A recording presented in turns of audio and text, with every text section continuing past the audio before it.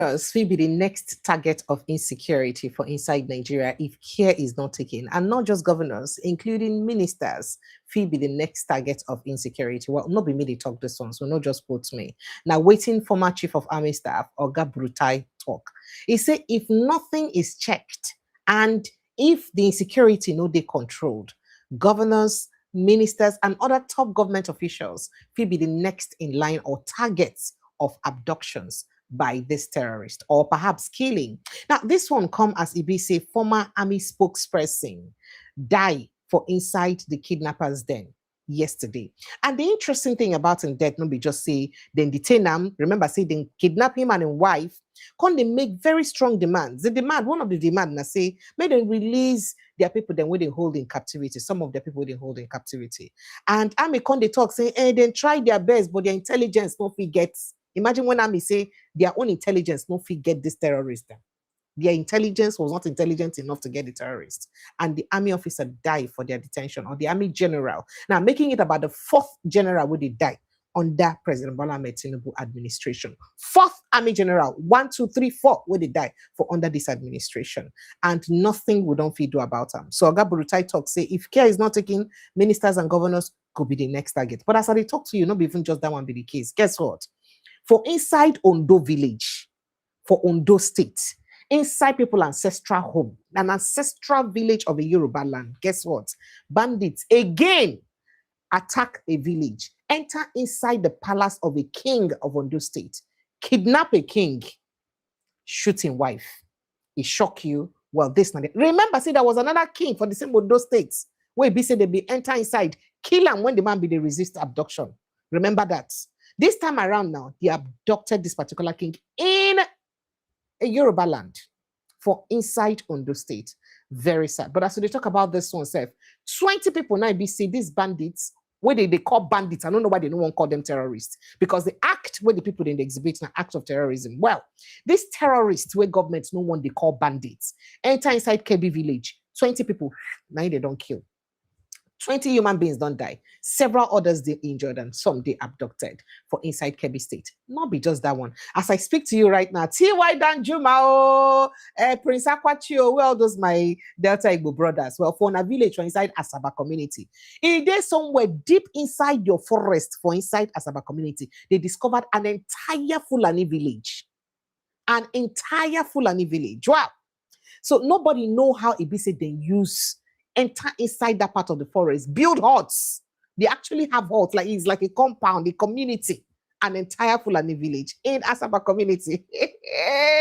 Inside Bush or inside Asaba Delta State. So all of these and more issues now we're going to discuss this evening. And we'll get a Friday, Sunday tonic for Inside the House. Prince Francis Chilaka will help us put a perspective to some of these conversations. My name is Precious Inye. They always sweet my belly to bring on an updates of all the things that happen for inside the country. Make a go back small break. When we'll come back, we'll go bring on a more. Oh no! Did I tell you what Oga Adams Oshiomhole said? How can I forget? He said, "This boy, I be that boy, I be this." People, I don't know how he put it, but people said, did he just copy to be boy that he cannot get the kind of votes he got in 2023 because Tinubu will beat him hands down? Say Peter Obi lack integrity. I agree with that. Peter Obi not get integrity because they say they hop from one party to the other. I beg, help us give us the integrity and scorecard of President Bola Ahmed Tinubu. Tell us how much integrity, give us the record of impeccable integrity of President Bola Ahmed Tinubu from birth, from when they born him. Till into primary school, secondary school, university. Tell us all in category and all the just lavish us, spoil us with the scorecard of President Bola Ahmed Tinubu where you say go win Peter Obi for 2027. That's now waiting the BC people don't challenge Adams Oshiomhole. Well, they come back after the break. I go bring in all of this matter and more after the break. Stay with us.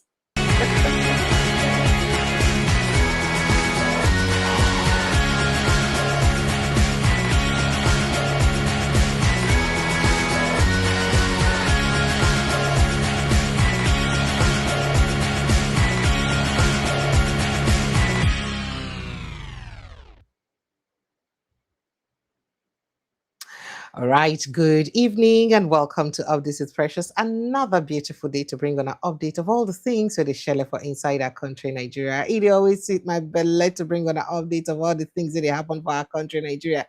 Make I go straight to inside our newspapers, make I go visit the papers and begin bringing them. I tell them as the hot, as in take carry on for inside news. Sharp, sharp, sharp before I go bring Prince Francis Chelaka to come join us. Now, pregnant woman, 6 children die in Benue boat tragedy. And then women protest over deplorable road in Delta State. Ebonyi 2027 youth group grills political candidates, sign peace accord. And then for vehicles, 4 vehicles, properties worth millions of naira raised as fire ravages mechanical village, residential building in Oyo. And then, and then negotiating with terrorists attracts 20 years jail term. Fallon on the one federal government and governors. As soon as they negotiate, one and also 20 years jail term. Who want jail governors? People will be say get immunity. Who want jail them? They are unjailable, so don't worry yourself because they'll keep doing what they are doing. Ondo bandits abduct traditional ruler, shoots wife. Very scary conversation there, but let's just move on. 2027, Obi not 2027, Obi not lost to ADC. He's having fun in NDC. Article's aide said so. And then Ugun APC picks Kubirat Adegunwa Balogun as deputy governorship candidate. Amechi lied. He couldn't vote for Buhari in 2015 because of Wiki. Say you think you said you made only you came here to Amechi can't lie to people saying now you make a Muhammad Buhari president. How did you make him president? When even you say you make the person president, you know even if you vote for the River State, Wiki power empower you, overpower you, outpower you. So you could not even vote safe. Now you're here making maths for us. Then he said more things. He said President Tinubu's thinking totally different from Buhari's thinking. They're 2 different people. But I thought he said Buhari is me. I took over from myself. Are you okay? All right, moving on. Obi has no reputation. Oshiomhole dismisses NDC's chances of winning election, and they say they're not going to win anywhere. They didn't go anywhere. I'm happy. NDC spokesperson thanks Tinubu for national honor. NDC spokesperson they thank Tinubu for national honor. You see what people will complain about the NDC spokesperson? Them okay? All right, let's move on. How Abacha dragged me into his school. Akpabio's daughter got juicy position in NNPC without merit. Oshiomhole 90 talk down and reveal and say, Akpabio's daughter gets say the yes, say NNPC employ Akpabio's daughter. Give a very juicy position where you know merits. So na part of what make them say make you know criticize NNPC. Well, other issues indeed their self-esteem they grand, but we could just visit them one at a time. My father never had diabetes. General Rabi's son challenges the government's claim because God. So the Katsina state government now come they give public statements. I don't know if it's on behalf of the bandits. I don't know. But they're giving the statement that explaining how the, what did they call him? The general way die. And they're, of course, trying to tell us that he died of natural cause. It maybe he get diabetes. And I wouldn't make the son of the man because no. Maybe about diabetes killer. You know, get diabetes. I don't understand. So government is not speaking on behalf of explaining to Nigerians how somebody will die in kidnappers then use that. And a man that our intelligence, army headquarters, defense headquarters say their intelligence no fits, gather information enough to use rescue him. But immediately he died. They could recover his. They didn't recover. That is the bandits carried the body hand over to family or government. I don't understand the way things happen in Nigeria. It would just be shocking. Yeah, you just be wondering what's going on here in this country. Hey, God, I beg you. All right, let's see. Killings. Church observes Christian Association scans Black Sunday in Umuahia. So can hold Black Sunday for inside Umuahia. Women protest over deplorable road. I told you that already. 7 vigilantes killed in bandit attack on Niger State security camp. And NSCDC arrested a 1-year-old for alleged kidnapping murder in Kwara State. Lagos police impound vehicles with covered defaced number plates. Whether you get they covered or your number plate did defaced, or you're facing arrests because you cannot be taking nonsense. Now, insecurity, ministers, governors may become targets. Brutai don't they want. On a don't they do, on a fee become the next target. And people should be worried about this. And then APC berate Adeleke over allegations linking party to attacking on Ataoja. Who do them now? Okay, on a good help us to give us evidence. 3 years later, Ikwano Umuahia constituents deserve more than promises. That's now waiting in the talk. And then Nigeria will overcome insecurity. Oyintoluyi, they talk this one. I could just go straight to other issues very quickly, and then I bring in Prince Francis Chilaka. All right, notorious terrorist kingpin Bello Turji spotted wearing night vision goggles. He wear night vision goggle as analysts raise alarm over terrorist military grade equipment. The kind of military grade equipment where terrorists they use. Our own terrorist, our own military self, it had to use. Wow. How do you expect the army to defeat terrorists when Tinubu governors reintegrate them? Primate Ayodele, they talk as they condemn the reintegration and rehabilitation agenda, mission and program of President Bola Ahmed Tinubu. Nigeria cannot continue like this. Peter Obi mounts Major General Rabi Abubakar decries worsening insecurity across Nigeria. Serap drags NNPCL to court, demands accountability over allegation of 5.9 billion naira spent on rebranding. we tried all our intelligence efforts to rescue him, but it was fruitless. We tried all our intelligence efforts to rescue Ogarabi, but he didn't get any fruit. And within defense headquarters, they talk after retired Major General Rabi Abubakar dies in terrorist captivity. It makes no sense to keep Nnamdi Kanu in prison while terrorists work free. Premier Ayodele knocks Tinubu's government over selective persecution. And then NNPCL, huge house of fraud filled with personal interest. Adams Oshiomhole accuses Senate of cover-up in Meleki arrest 210 trillion naira standard. 210 trillion. 210 trillion. I beg you, make I protect my mental health, Jerry. Negotiating with terrorists attracts 20-year jail term. Falana slams Tinubu's government over negotiations, reintegration of Boko Haram terrorists into communities. And then terrorists storm Kebbi community, killed 20 in fresh wave of violence. 29 then kill. Insecurity, terrorists imposed 20 million naira tax on Katsina community, threatening displacement of residents if they fail to pay. So we'll go pursue for year if we no pay. Hell, in a sovereign state. Okay, just when you think say you don't hear and finish, IMF don't they ask Tinubu right now. Say make sure say you impose fuel levy and telecom tax on Nigerians. Impose fuel and telecom taxes on Nigerians. Say because our revenue need to expand. So in case anything happen, President Tinubu went 2027, make on a tie on a gyms well because on a go to pay fuel levy and telecom tax. Well, that one I'm waiting. IMF, they encourage President Bola Ahmed Tinubu. Terrorist storm Ondo community, abduct monarch, shoot wife in palace amid worsening insecurity in southwest. Boko Haram terrorists attack Chibok village, burn secondary and primary schools inside Chibok village. The things that we would hear for inside this country. It's very sad. Oh, did I tell you that former Imo State Governor Achike Udenwa slams Kenneth Okonkwo with 5 billion naira defamation suits over alleged extortion remarks? Say, Shebe, you say we're start money. Come and show us. You say we're gang of criminals. The Imo State leaders of the Southeast leaders of NDC say they were the ones who. According to Witin Achike Udenwa, they talk for here. Not me talk well, they did here. Okay, all right. So that now the matter then will be said for Gram. Make I say would I get another thing we'll go visit very quickly. Only Katsina knows how dad's corpse was released. Family unsure of how General Rabe say now only the Katsina state government I know how they use releasing dead body made them come bury. Are you kidding me? Is this directly fingering the government of Katsina State for inside bandits? That is, then get association with bandits. Hey! Oh, sorry. Make I go ahead. Cholera outbreak kills 5 in Plateau. 11 cases confirmed. 9,000 European sex workers going to US, Canada, Mexico for 2026 World Cup report. Business they happen for World Cup too. Are you kidding me? Governor Bala visits Makinde over Oyo abduction, expresses support for his rescue efforts.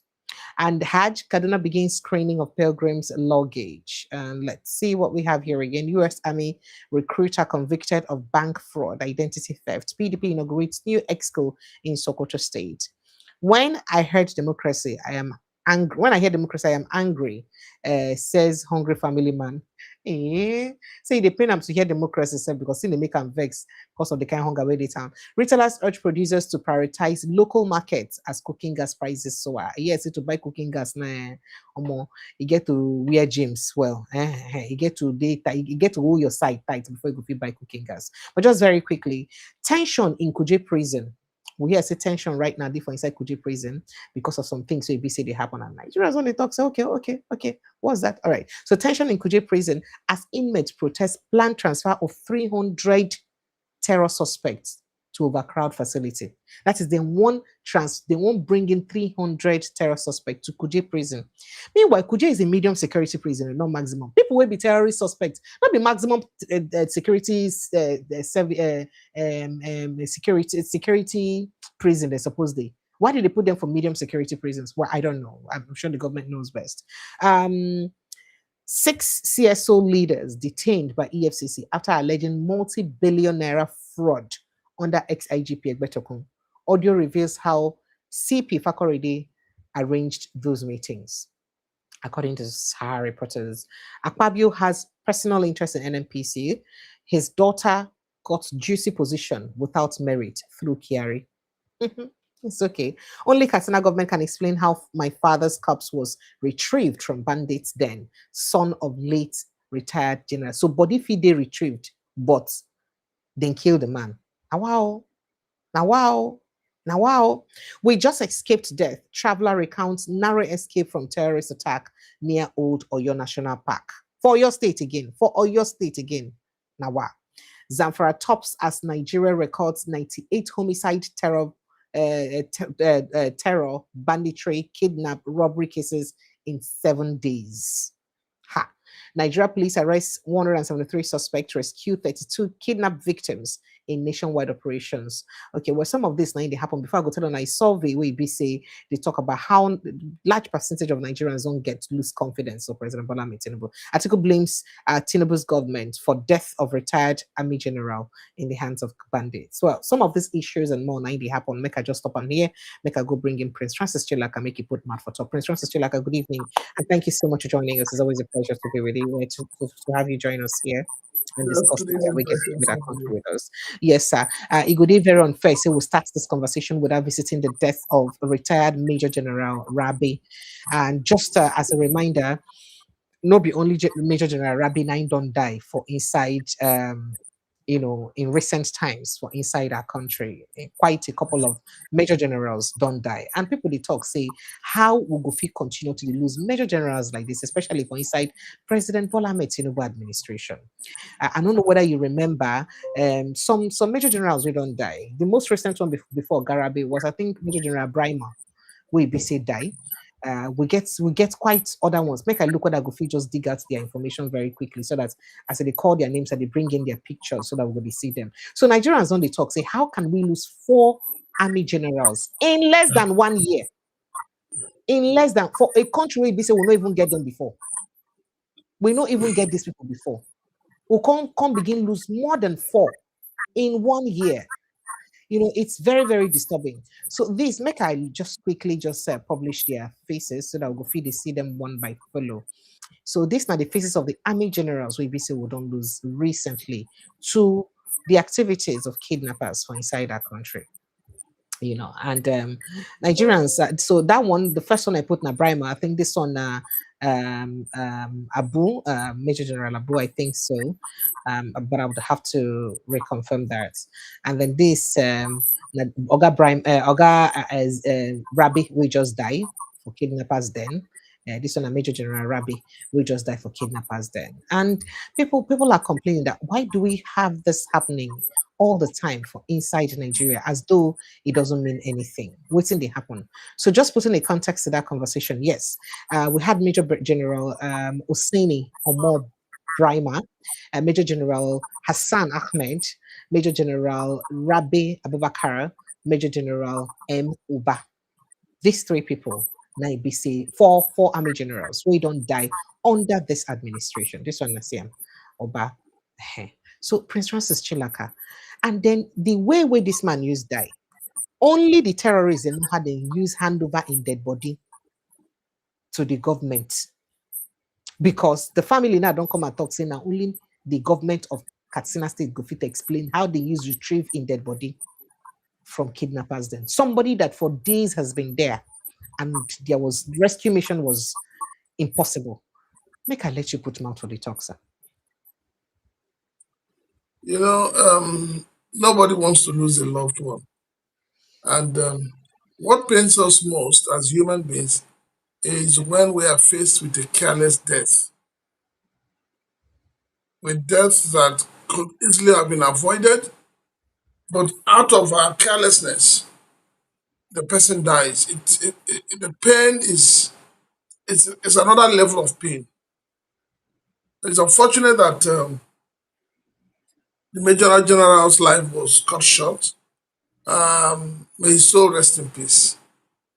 Man, Now, precious, my anger, my frustration, my annoyance when I saw when I heard about the death of this Major General was the fact that the Katsina State government took it upon themselves to indirectly insult the in, intelligence of the Nigerian people,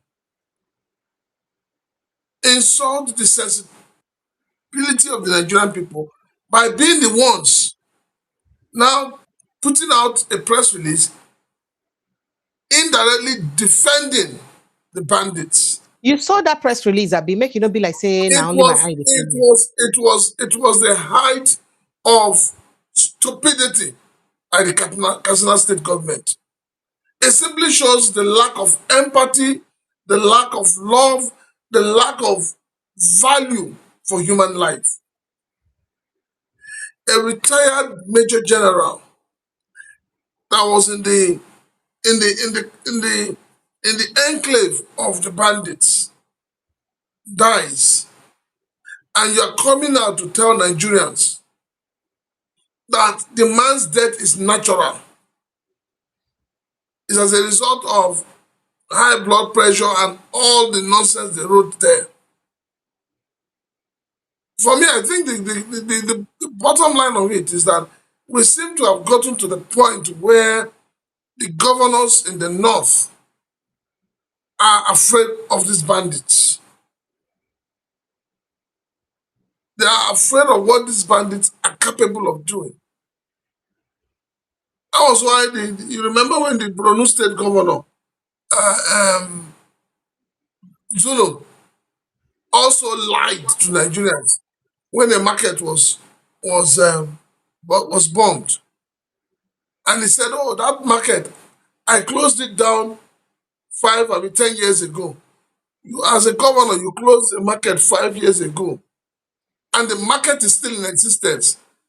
And your intelligence does not tell you, those who gather intelligence for you on a daily basis, did not tell you that the market is still operational. And you are rejoicing that the market was bombed. And you're saying that that is the market for terrorists." Honestly, I don't know how we got to this level of, level of lack of decency, lack of good governance. I don't know how we got to this level. Honestly speaking, it is sad. It is shameful. A country that is not at war, your generals are being taken out one after the other. It simply means that nobody is safe. That is what it means. That nobody in Nigeria today is safe as far as banditry, kidnapping, extortion is concerned.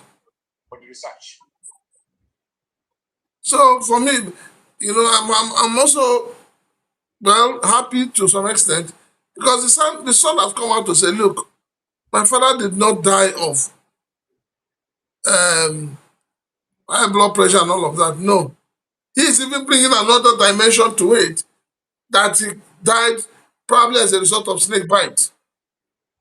Hmm. So you can imagine the mediocrity in the governance. You can imagine it. And yet you have everybody has moved on. That is where it pains me, precious. It pains me. Nigerians have moved on. The government has moved on.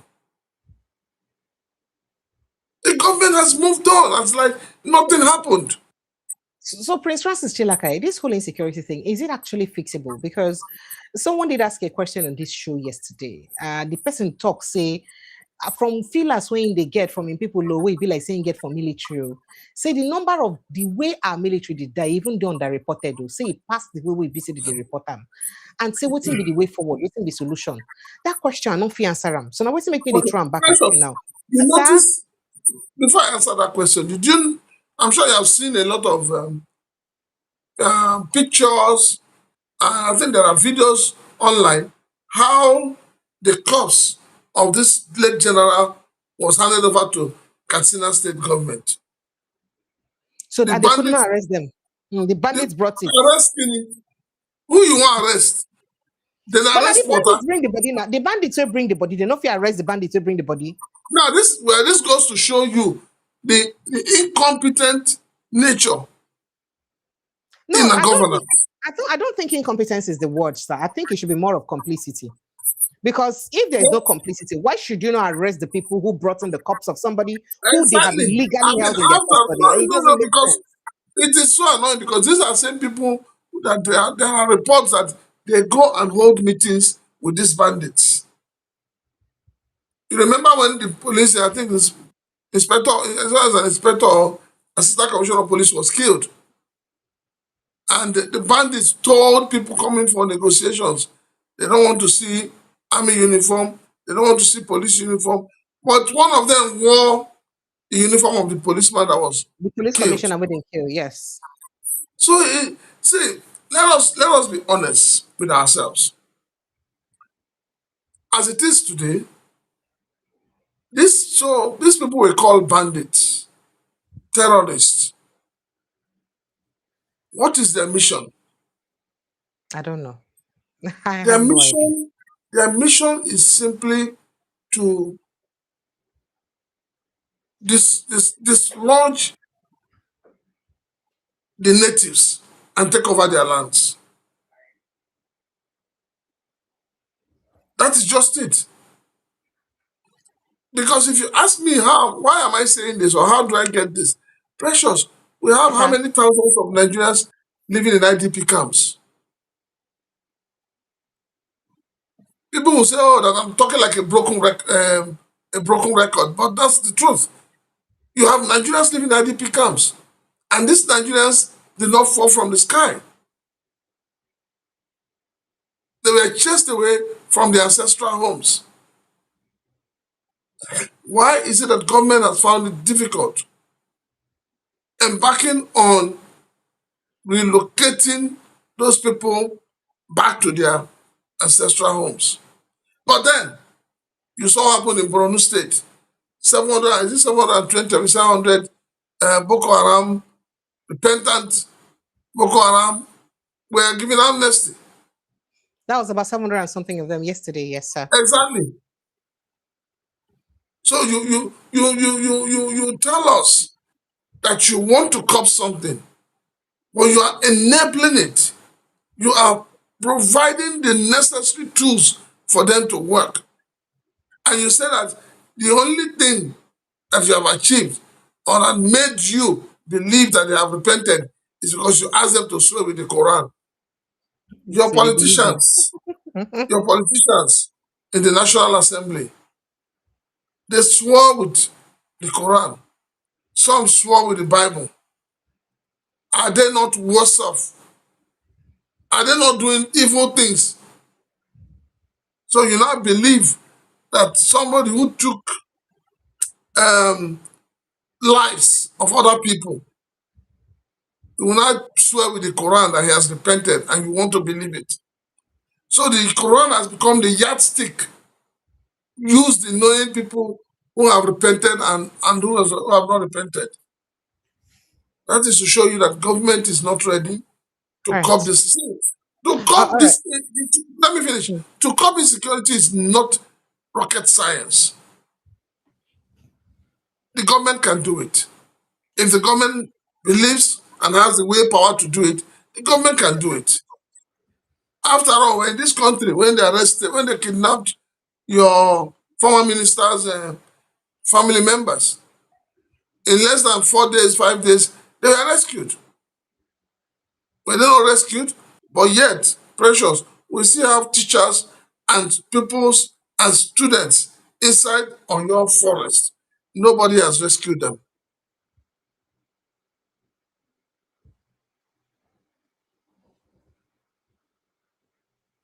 All right, sir. I'd like to say a big thank you to Uji Former. Thank you so much for the super chat. And he said President Tinubu hasn't governed sincerely from day one. He has only played politics. But let's look at more things happening. In Oyo State, in Ondo State, I beg your pardon. I did tell you that terrorists stormed a village in Ondo State, in Odeoria village, in our local government area of Ondo State. This same Owo wey be say they not just mad and sentence people wey be say their lawyer say he go appeal the sentence. At the same Owo for inside the same Ondo State too. Then kidnap Bale Adeniyi Adelana for inside a late night attack. Also shooting wife. Wound them. And that one not be all because series of attacks just happened recently. For inside Kebbi State, then kill quite a number of people. 20 people now then kill for fresh wave of violence for inside Kebbi State. I saw they enter village in their normal style. Wound people for Kebbi State. Let me even check that report. Terrorists killed at least 20 villagers following a deadly attack on Fasken Rafi community for inside Arewa local government area of Kebbi State in a fresh wave of violence that has heightened concerns over insecurity in the region. And they can't impose levy for Katsina community. Say anybody will no pay, just forget about the village. Pack your loads, they go. It is, and then for inside Chibok community, now so then born schools, primary, secondary schools for Chibok community.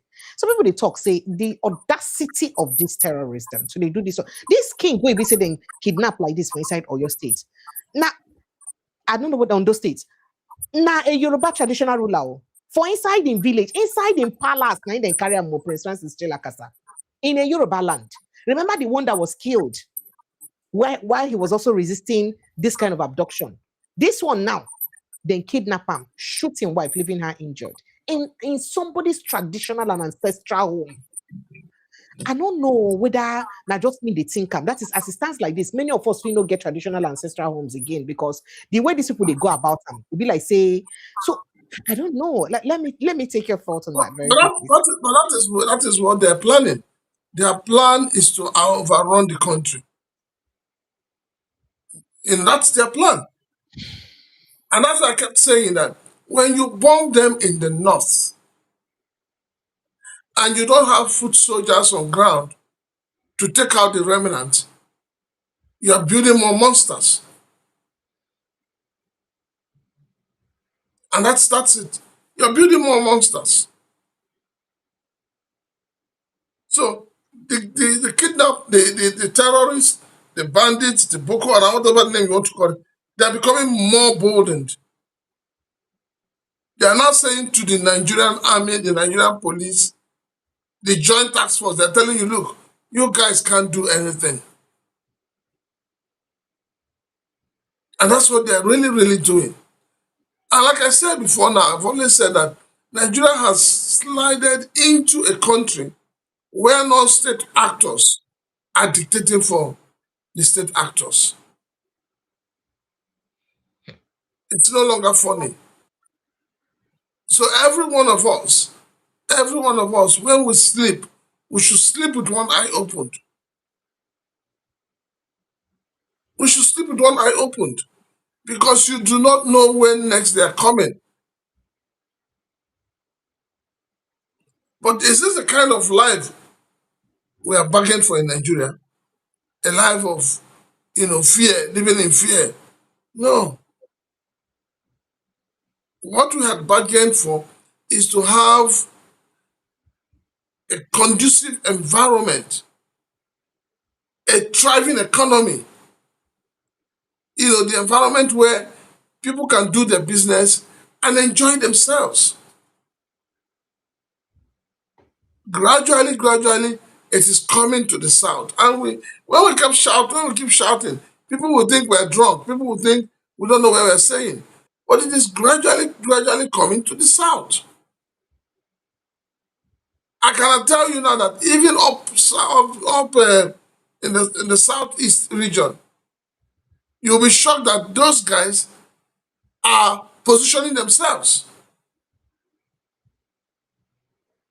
Because when they move into a community with their guns, their cows, and their sticks, they don't move in like when you buy a fowl, it starts with one leg to test. No, these guys move in with so much audacity. They move in as people who have prepared their minds to kill, and nothing will happen. So it's really sad. It's unfortunate, but this is the Nigeria that the government has bequeathed to us. A country where everyone now lives in fear. We keep asking ourselves, who is next? Very sad. So since we're still dealing with insecurity, let me quickly show you some videos that has got people talking. Nigerians, they wonder, say, wait, how can a thing like this happen in Nigeria? And they unaware of them, and everywhere is quiet and no one is talking about it. So residents of Asaba, Delta State, discovered an entire community of Fulani in Asaba, Delta State, inside their forest. They for basket, the inside forest, in the middle of forest, then clear middle of forest, build huts, they live there. This is it. Precious, what do you want me to say now? I don't What know. do you It's want me to it's say? actually big. You see, the point is this. It is not that the government do not know what is going on. So for these You people see, to even because build a hut like now, this, already now plant, that they're building, trees Precious, that have grown like this, that means they've been here for years. Precious, now that they Sir, have built this they even have children and their huts, family. See them and their children. I'm coming now. Now that they have built these huts and they're living there, do you think it will be possible for the owners of that land to reclaim it back? So that means they don't come to stay with that though. Ah, they not send you, they don't come to stay. But is They that how haven't you come? moved. Is that not trespassing in the law? According to law, you come to someone's community and you just look for a space and you start living, and there is no problem, and you don't have the right. The original owners no get right to complain like that. Well, the original owners, the ones that have complained, where are they? The ones in Benue that complained, they're in IDP camps. So where are they? Do you complain when you notice that it is one-sided, or you complain believing that something will come out of it?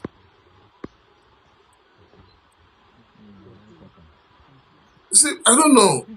You know why this whole thing pains me is that we are not at war. We are not at war, but we are more than people who are at war. That is the sad part of it.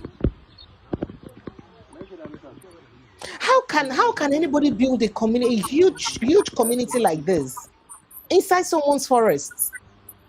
A land that is not ancestrally yours. Abi, is it just me that's thinking about it? Because I can imagine my father's village just happening. Precious. I'll ask you again. How many Nigerians are living in IDP camps? How many? Now, these people living in IDP camps, were they expatriate? Were they sent back? Were they repatriated back to Nigeria from Ghana, from South Africa, from Ivory Coast? Nobody wait No, there. Nobody wait there. Where we go they make am? are in Nigeria. They were living comfortably on their ancestral lands before what happened that led to them leaving the village to the city to other local government area where they could provide at least accommodation and light and water. But where are they today? They have abandoned, they have been chased away from their ancestral homes. They're now living in IDP camps. And then, second question, Precious, who are those occupying those ancestral lands?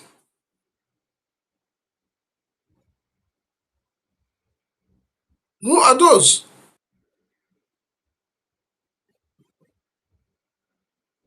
So I don't know. This whole thing is driving one mad, driving one crazy. Just so the person who discovered it, No. Can't even contact them and all that. I don't even have their contact. They even know that this place is as big as this. This is a community. Oh my And God. tomorrow somebody will not tell me, Precious, tomorrow night you not tell me that the owners of this land will want to go and claim the land. did they even rear chicken and goat? Remember now. No, they're not going to chicken and goat. They're not going to survive.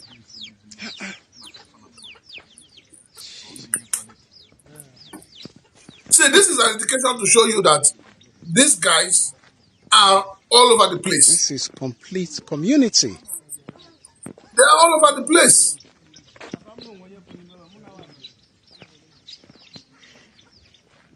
And there's nothing, they say, the way it is that This is the the entire government Fulani has community no in this plans place. of protecting the lives and properties Yeah. of the ordinary Nigerians.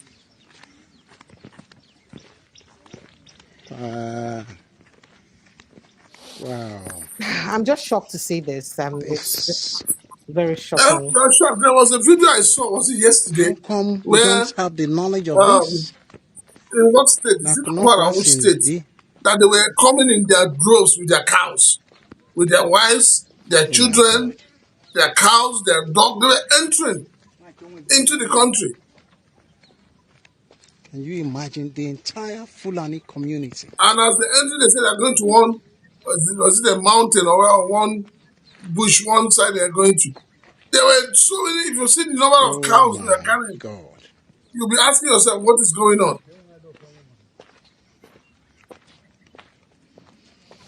How do they ensure their security? Nimofiani. How are they staying safe? Pressure, these people are safer than you and I. Hi, Kati. How are you? They are safer than you and I. As they are there now, they carry their AK-47. You get cutlass for house.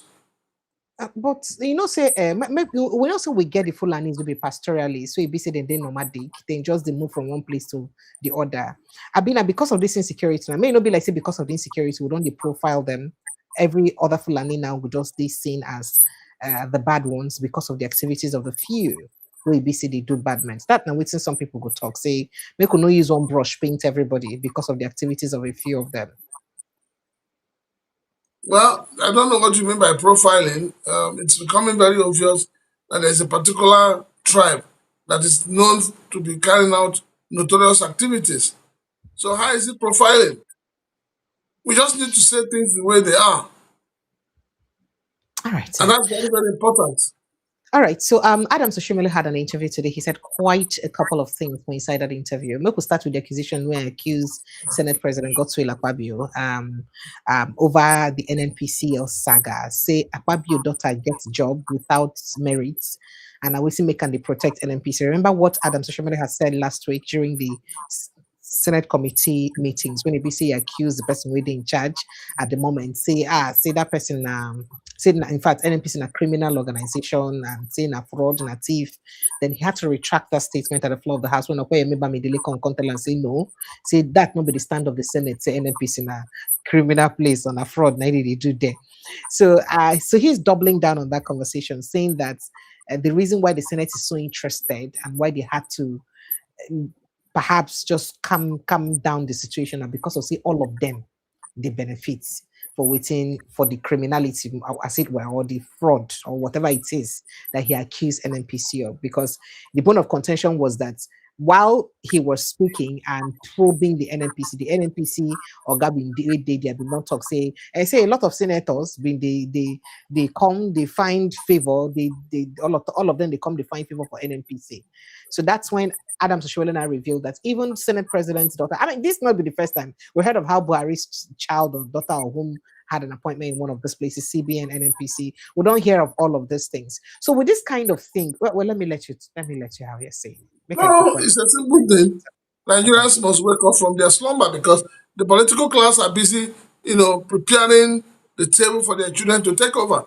Meanwhile, you and I will go there for social media. Will they fight over Akpabio? They fight over Kalu. But meanwhile, the people you are fighting over them, they don't care. They are not bothered. They're not even feeling what you're talking about. So Nigerians need to rise up. Nigerians need to wake up. Nigerians need to realize that 2027 is not a joke. If you want good governance and you want change of status quo, there are procedures. There are procedures. But unfortunately, where are we? Precious, where are we? When this son, you just call one DG because of your portfolio, either as a local government chairman or a commissioner or a minister. They will give your child an employment, whether the child is qualified or not. The issue of nepotism in this country, tribalism, it is your politicians that are promoting it. They're the ones promoting it. So whatever Adams Oshiomhole is saying regarding NNPC, a lot of us have said it before, NNPC has become moribund, sell it out. Okay, sir. All right. So moving on, let's speak straight to what he said about Peter Obi. He said quite a lot of stuff about Peter Obi. One, he said Peter Obi does not have a reputation. He lack reputation. I say go prove him. Say Ojukwu bring Peter Obi into Abga. And Peter Obi leave Abga. And he promised Ojukwu saying no go ever leave Abga. And Peter Obi leave Abga after Ojukwu die. And go to a political party will be the direct opposite because saying won't become vice president then and say they fail election. That is to Atiku Abubakar and they failed in 2019. And then not long he also left the PDP and jumped to Labour Party. He has left Labour Party now. He has moved to NDC. When they talk about the drama where they say they go on between Western Sirake Dixon talk about obedience, as it were, indirectly for the NDC. So because of that, Peter Obi no get integrity, he no get reputation, he no get character. Then he said another thing where he said that President Bola Ahmed Tinubu will win the 2027 election hands down. And then he did say that Peter Obi could not handle the insecurity in Anambra State when he was governor. He could not tackle Bakassi boys, quote unquote. But there was something he said at the end of that conversation. This was in an interview with Sean Okembaloye's YouTube podcast, One Mic. Make I look for that and wait. Make I look for that video. So this video is courtesy of One Mic. What were the four first major decisions that Governor Obiano took when he succeeded to be as governor of Anambra State? We saw the visuals where Governor Obiano was bringing down using bulldozer. I think he started it. Using bulldozer to bring out the houses of kidnappers and so-called Bakassi boys that got out of control. And Peter Obi could not fix security in Anambra State. He took the intervention of Governor Obiano, who took over from him, to begin to destroy the properties of those who he believed have used their crores for kidnapping. Where wife kidnap husband kidnap wife and ask the children to bring money. He got to that level. Oh. And Governor Obi, as he there was, I was a governor then, my state was safer than Anambra Obi. So if Obi couldn't fix Anambra State, if he couldn't fix Bakassi boys, and Bakassi boys got out of control, and he took the intervention of Obiano to now intervene, you think that is the guy who will have the courage? Look at it recently talking about we should do ethnic profiling. Fine. But what did he say? What should we be doing? Everybody knows that these are not perfect. But a statesman must provide answers. Say, this man is driving left. If I get a ticket, I will drive right. That's a specific choice. So you as a voter will say, okay, I think I like right hand driving, not left hand. There has to be specific new tools that they will bring. We haven't had other than this buzzword, do the right thing. What is the right thing? Senator. What is the left thing? Senator. So Tinubu will win, hands down. And these people will not even get the kind of vote they got before. Senator. Many times, Senator. So did you hear that thing? Abi, is it just me and this boy, or is it something else? Tinubu will win, hands down. And these people will not. Was it just Well, me? I think he's talking about people, not boy, because if he's talking about boy, then Adams Oshiomhole has lost it. Adams Oshiomhole, you said Peter Obi has no integrity. Beautiful. I agree with you, he has no integrity. But have we seen him massaging the leg of a woman in an aircraft? You that you have integrity. Your integrity, we saw it. Where you were busy massaging the leg of a woman in the aircraft. That is his personal life, so we cannot No, use that to judge him. he's a public servant. He's a public servant. The very day you bring yourself out to the public to serve, you no longer have a private life. As a leader who has integrity, is that the kind of integrity we're talking about? But let's face what he said. I'm coming. I'm interfacing. Adams Oshiomhole should tell Nigerians how he became the multi-billionaire he is today. Is it from being a labor activist? He used labor activism to deceive the people, not knowing that when he was doing all of that, he was eyeing governorship. You talk of integrity. You foisted a man who does not understand leadership on your people. You see, I'm really sick and tired of Nigerian politicians. They don't read. They don't research. Each time they want to talk about Peter Obi, oh, Peter Obi left this party. Peter Obi doesn't like to be challenged. Peter Obi doesn't. Is Peter Obi your president? Is Peter Obi the only candidate that is in opposition? Peter Obi has come out and told Nigerians that the process through which some people are elected is unacceptable to him. And nobody wants to probe that process. Nobody wants to sit down and say, okay, what is this man talking about? One other thing I need to say, Precious. Adams Oshiomhole has told so many lies. And I'm disappointed at him at this age. There's an age you get to in life that you do not tell lies anymore. You speak truth to power. In this conversation, he lied? Yes. He lied. It is Peter Obi that started the demolition of houses used by kidnappers. He should go and find out. In 2014, go and find out. For 5 good years, the Inspector General of Police came out and said that Anambra is the safest. They never talked of Edo when he was a governor. It was while Peter Obi was governor that who do we believe? Who do we follow? Do we follow the ranting of Oshiomhole, or do we follow the empirical facts put out by the Nigerian police? You and I know how Anambra was before Peter Obi took over power. You know what Ngige went through in Anambra State. So anybody talking about the handling of insecurity in Anambra State, go and find out. He's talking about Bakassi boys, or whatever name he wants to call them. It was not Peter Obi's time. Bakassi has already been sorted out before Peter Obi came to power. So a lot of people said it may have been in the administration of Chumo Kemba Mbadinoju. If he started there, who did Mbadinoju hand over to Peter Obi? He handed over to Chris Ngige. So what are we talking about? It's like what APC is doing. This is what APC is doing, gaslighting everybody. APC is telling you now that the problem inherent in Nigeria today is as a result of 16 years of PDP. Is that not madness? Is that not madness? They are not looking at the problem they have created with the 2015 election that brought up Major General Buhari.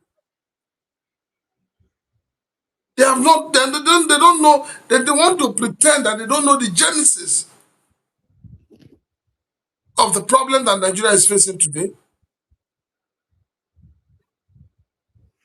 Okay. Just as you're speaking, when Buhari handed over, or when, as President Bola Ahmed Tinubu would say, when he handed over to himself, how much was petrol? How much was dollar? But how much is it today?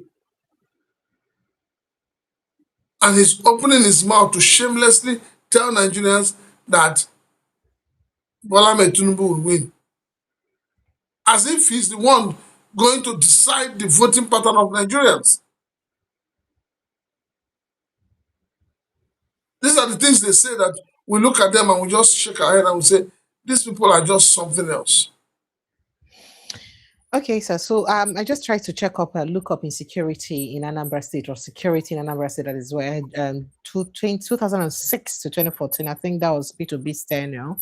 And I hear there was crackdown on kidnappers, that he famously signed laws making kidnapping a capital offense and was known for demolishing properties and hotels belonging to kidnappers. Yes, that's I was trying to fact check some of those things he said. And then zero bank robberies happened. He didn't have any bank robbery.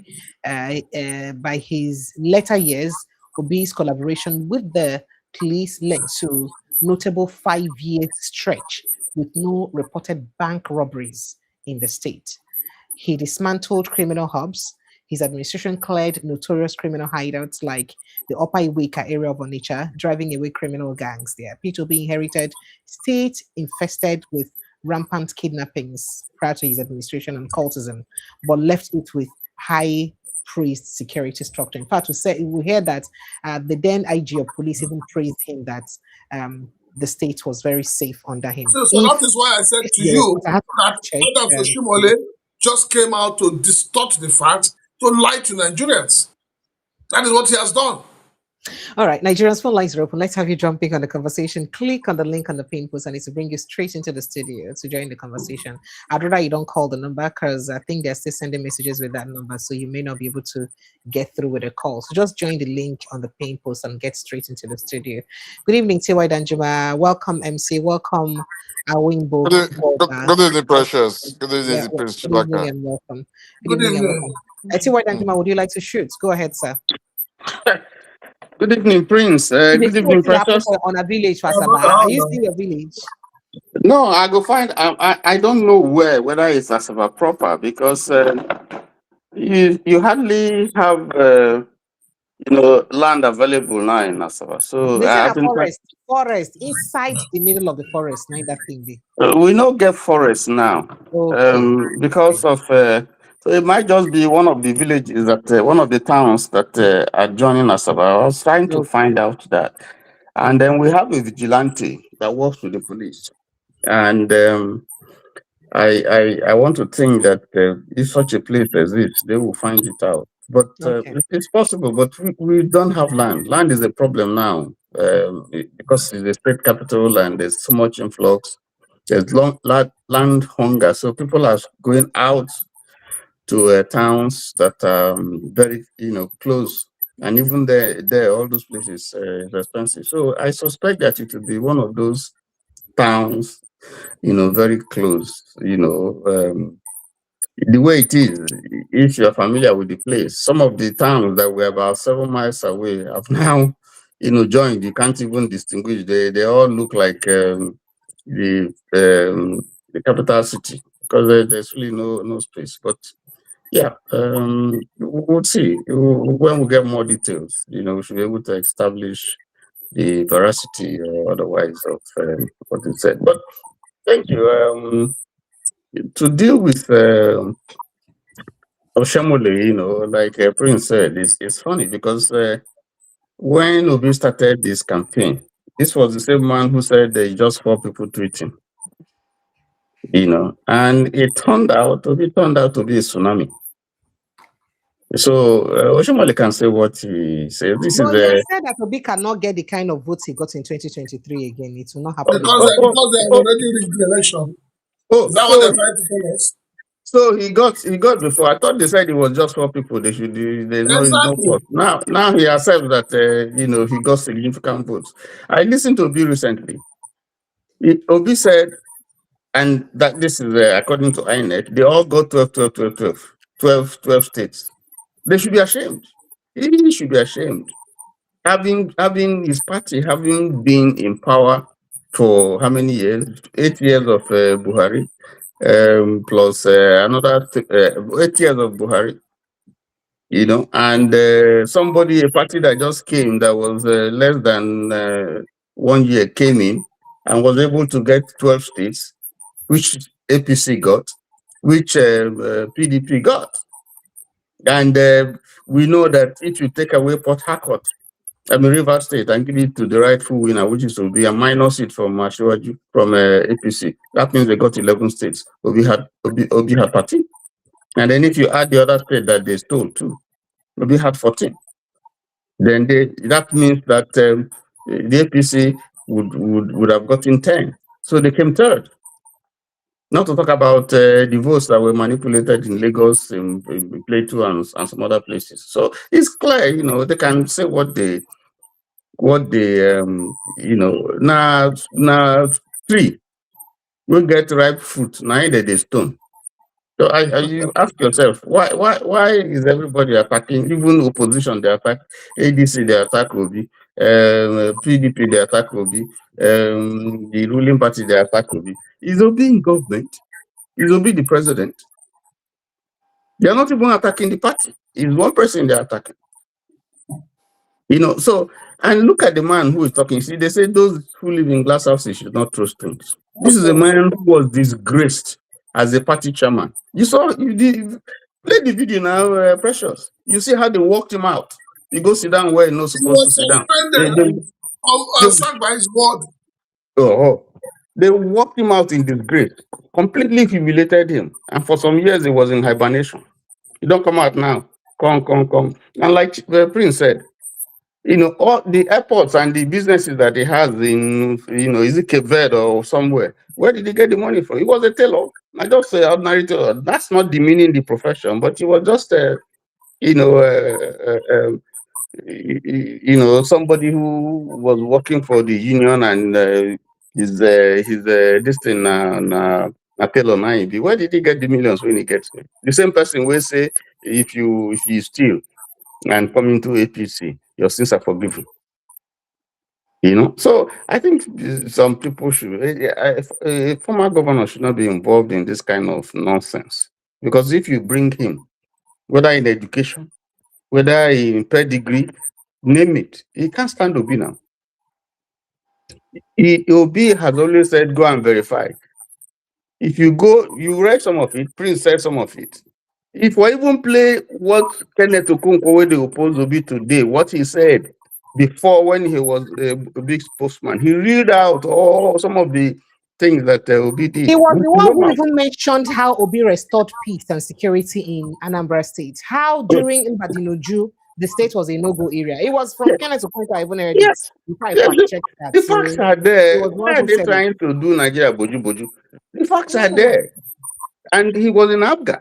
It wasn't this is opposition, this is the things that PDP people said, and the things that police people said, the things that Magnus Paco said, the things that Okonjo Wala said, and you can name them. There are so many that they said. The things that Bill Gates, the things that World Bank, the things that WAEC, said. There's so many things now. The computer, this thing when you buy, the thing that Pan said, there's so many. So why are we? These are facts that are known. Why is an old man like this beginning to come and lie to the people because he wants to play dirty politics? I don't understand it. And he's trying to compare his own administration to that of Obi. When Obi came, like you said, Precious, after Mbadinura and Gigi, that state is close to me now. By 4 p.m. Upper Uruka, everybody don't clear from there. They can't find you there. If you there, anything you say you take. Obi cleared that place. And the big men that were giving problem in Anambra at the time, the Chris Ubas, the Semeka Falls, the Otokoto Saga, and all those things. So bad that they even put Ngigi under house arrest. AIG Ige, arrest the governor. Or put a governor under house arrest, whichever it is. Obi cleared all those nonsense. He stood. He didn't have one single member of his party. Not in the local government, not in their House of Assembly, not. And he still was able to survive, despite the fact that they impeached him and so on. At the end of the day, he was able. He did. It's Oshiomhole just playing politics. Look at the election that they held in Edo State. Was it free and fair? Is that how they are going to win? Is that what they are depending on? Look at what is happening in the state today. The insecurity that the governor promised, that is what they are seeing in the state today. He promised them insecurity. And he's giving them that insecurity. I beg.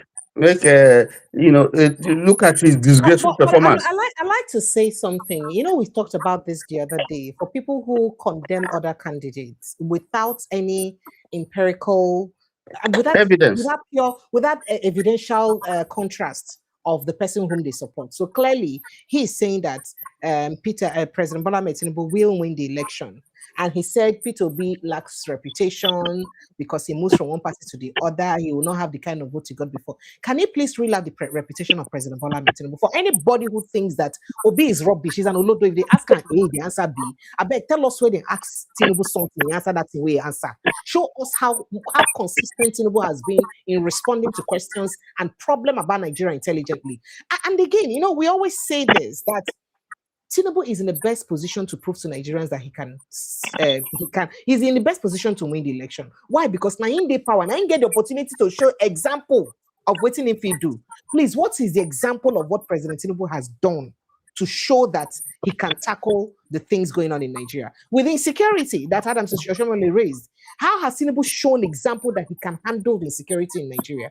Because if you look at the statistics of insecurity, it got worse under his administration, even worse than it was in Buhari's administration. So how has he shown that he's competent enough to handle it? So when we talk about this, instead of just going about to castigate candidates, rubbish them, they're foolish. People who criticize Tinubu criticize him based on what they're saying he's doing and not doing well. So when you're talking about this, can we talk about, okay, Peter Obi is rubbish, I agree. Sabi anything, they ask an A, the answer B. I beg, tell us, how many times tell us the track record of President Bola Ahmed Tinubu intelligence and how they answer things very correctly. Can we Precious. You see that leg where they come also. Leave that table. The table, now only 2 legs remain. Only 2 legs remain for that table. But they say Tinubu they fix Nigeria now. President Bola Tinubu, they can idea them to say, go and verify. But here they say he's fixing Nigeria. Precious. They idea them to say, go and verify. Precious, I don't want to drag. So they cannot verify. I don't want to drag Tinubu into this discussion. I would rather drag. You will drag him because he's the benchmark of comparison. So we cannot say that we cannot drag him now. You bring him into the conversation. That's where Oshiomhole, because nothing they're supposed to pitch. I rather pitch him because if you want to bring Tinubu inside entirely different matter. I want to tackle Oshiomhole. And I think because now I bring this matter. He has to remove the law that is in his own action before he could see the strike that is someone. That's a governor who spent a good part of his existence fighting his deputy and fighting women, whom he later went to go and apologize. That's somebody who if you look at you want to do the analysis of his work.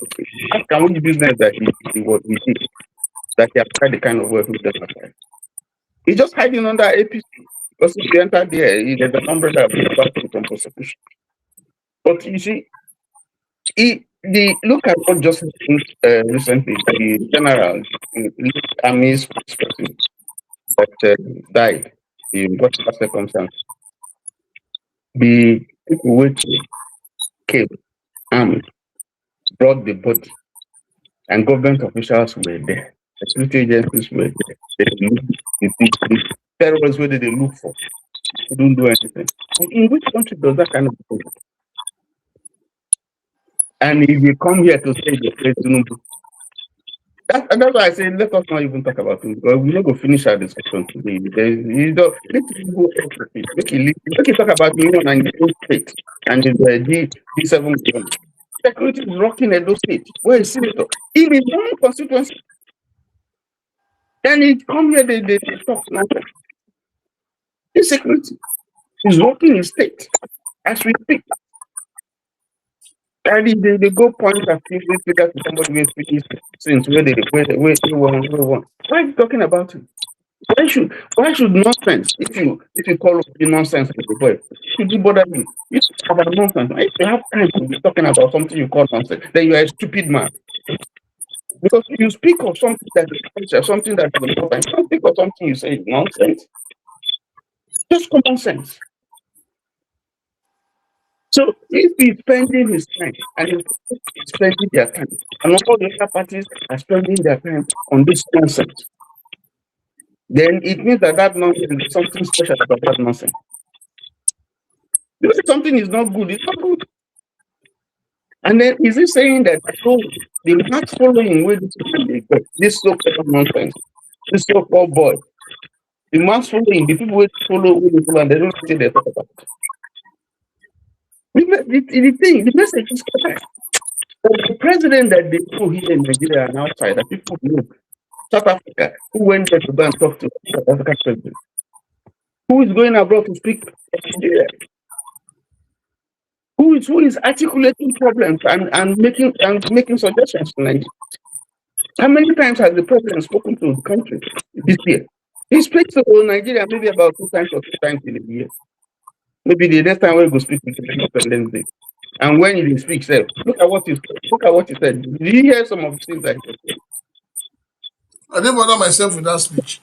Oh, the governor when no to read the common, they would have given it to a primary school person. Say, make it go there, make it go read on behalf of the governor. Even he was there. He was telling him what to say and what to. Is he not ashamed? Is he not ashamed?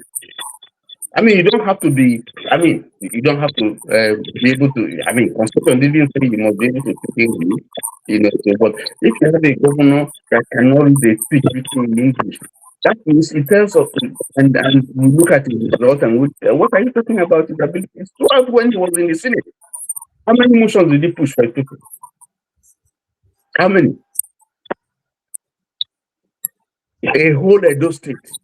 We don't produce those football, produce I think and so many people like that. Now they go you put someone like that and you put all the candidates, both learned and technocrats, and then you say another one and win. It's not possible. We know that the president I will give you a message. Even before where does it happen? The president, he has one position from that state. How can you do people in state? Okay, so another fear that we have now is that the IMF has now encouraged President Bola Ahmed Tinubu to ensure that he begins a taxation on fuel and telecommunications. And Nigerians are worried that if anything, we're talking about the tax reforms the other day, that if anything makes Tinubu come back, this tax reform, because he's coming down now with people. And it's interesting how the administration thinks that the tax reforms are targeted at high income earners, no low income, and we'll fix it here. How it be say people where they earn low, they pay the taxes indirectly, because once you tax companies that produce what they eat, pasta, Maggie, where did they use chop or seasonings? So you're taxing them because those people go add the cost to the. You don't expect the company to bear the cost of those taxes. They go add the tax to their cost. That means the poor man, one as one, and the tax. They pay the taxes indirectly because they bear them. Now, there may be likelihood of the president heeding to the instruction of IMF to add fuel tax and telecom tax. Prince Francis Chilaka, where would that place Nigerians if the president does that? Well, the poverty in the land, I don't talk about they do press up. But the IMF, when they tell and that's in them for their countries, they get small subsidies. How did they encourage them like that? You know, as we get IMF, we still get another. We get IMF, we get IMF. So it depends on the one they advise the government. And as an advice, it is not compulsory for the government to take it. That is why your president have several SA, several PA, assign them. Say you, everything that has to do with anybody want to encroach on our land, hand the day. You take care of the poverty in the land, hand the day. That is how to show leadership. That is how to promote good leadership. So for me, it's you know, whether you like it or not, this government don't decide say, like we hear where, and that's the truth. Because if you look at it, you ask yourself, in going to 4 years now, what can we beat our chest and say that this is what we have benefited from this administration? So let us start from there. Okay, sir. Tell us, this is the yardstick. The way the electricity they promise you now. This is 5 days now, we don't have electricity. It's fixing Nigeria, sir. It's a gradual process. Taking bold economic steps. Bold steps that nobody has been able to take. So tell me, where is the light? Where is the electricity? So everything President Bola Ahmed Tinubu promised Nigerians during campaign, he has kept to them. I respect him for keeping to them. He says, look, I will broaden the tax net. I will reduce your purchasing power. Where are we there now? 144 Nigerians are in multi-dimensional poverty. They don't, some there for 0 stage, some there for 2, some there for 4. So those are the things, those are the promises he's made to you. He has fulfilled them. So why would you hold him accountable again? Why would you hold him responsible? There's no need to hold him responsible. So anybody if you say he never complete, if the road they never complete, where they start them, carry your own cement and everything, can't complete them. That is where we're headed now. All right, thank you so much. All right, we have some other people in this call. I see you. Thank you so much. Ufoma, would you Ufoma? Thank you so much. I see you again, CP, and you're well done for all you do. I appreciate you. All right, welcome, Oga Awin Bolga. Sorry, MC, I'll bring you in. Let's have Oga from Ghana just quickly drop his thoughts, and I'll bring you in. Good evening, sir, and welcome. Mr. Awin Bolga, can you hear us? All right, if he's busy, MC, just go ahead, please. Yeah, Precious, good evening. Good evening, Prince Chilaka. Good evening. Yeah, you know, when we have idiots comes on TV, Oshiomhole the one that they measure is an idiot. Okay, can you give him a break a little? Let him quickly go ahead. Prince Francis Chilaka, do you have a parting shot? Let me quickly take your thoughts, your parting shot before I let you go. My parting shot is Nigerians should go and get their voters card and get ready. Forget every nonsense anybody is telling you about Peter Obi or no Peter Obi. Peter Obi is not your president. He's neither your vice president. He's aspiring to become one. Get your voters card, vote your conscience. If the hunger, the poverty in the land, you're okay with it, vote continuity. Thank you. Good night and God bless you. Thank you. It's always a Good pleasure to night. have you join us, Good night, Prince everyone. Francis. Good night and God Yeah, bless good you. night. Thank you. Yeah, good night, Mr. Thank you Shaka. so Yeah. much. All right. Mr. Winborg, I think the network has kicked him off. So go ahead, please. Yeah, MC. as I was saying, as I was saying, yeah, I Mm. said when you have idiots come out to make noise, and everybody knows that Oshomole is nothing. When the former No, no, governor you're was in not that, calling me idiots. That's an Precious, don't honorable no senator. no no no no, don't Sir? interrupt me, please, please, please. You know these Hey. people. We don't need to please. We talked about this. We don't need to the papa these people ago. They don't mess that. They don't mess everybody rich. You go see person where they mess you up. You go see they say don't do this. They're not they pity these people anymore. These are all criminals. You see, the way the former governor was in that, he was in charge of that state. Unaye Oshiomhole cough. He placed Oshiomhole where Oshiomhole belong. Oshiomhole could not venture that state. Go the rubbish with the why you feel say they do what they do. They do what they do. They make sure say they rig from A to Z. That was that election was just a coronation.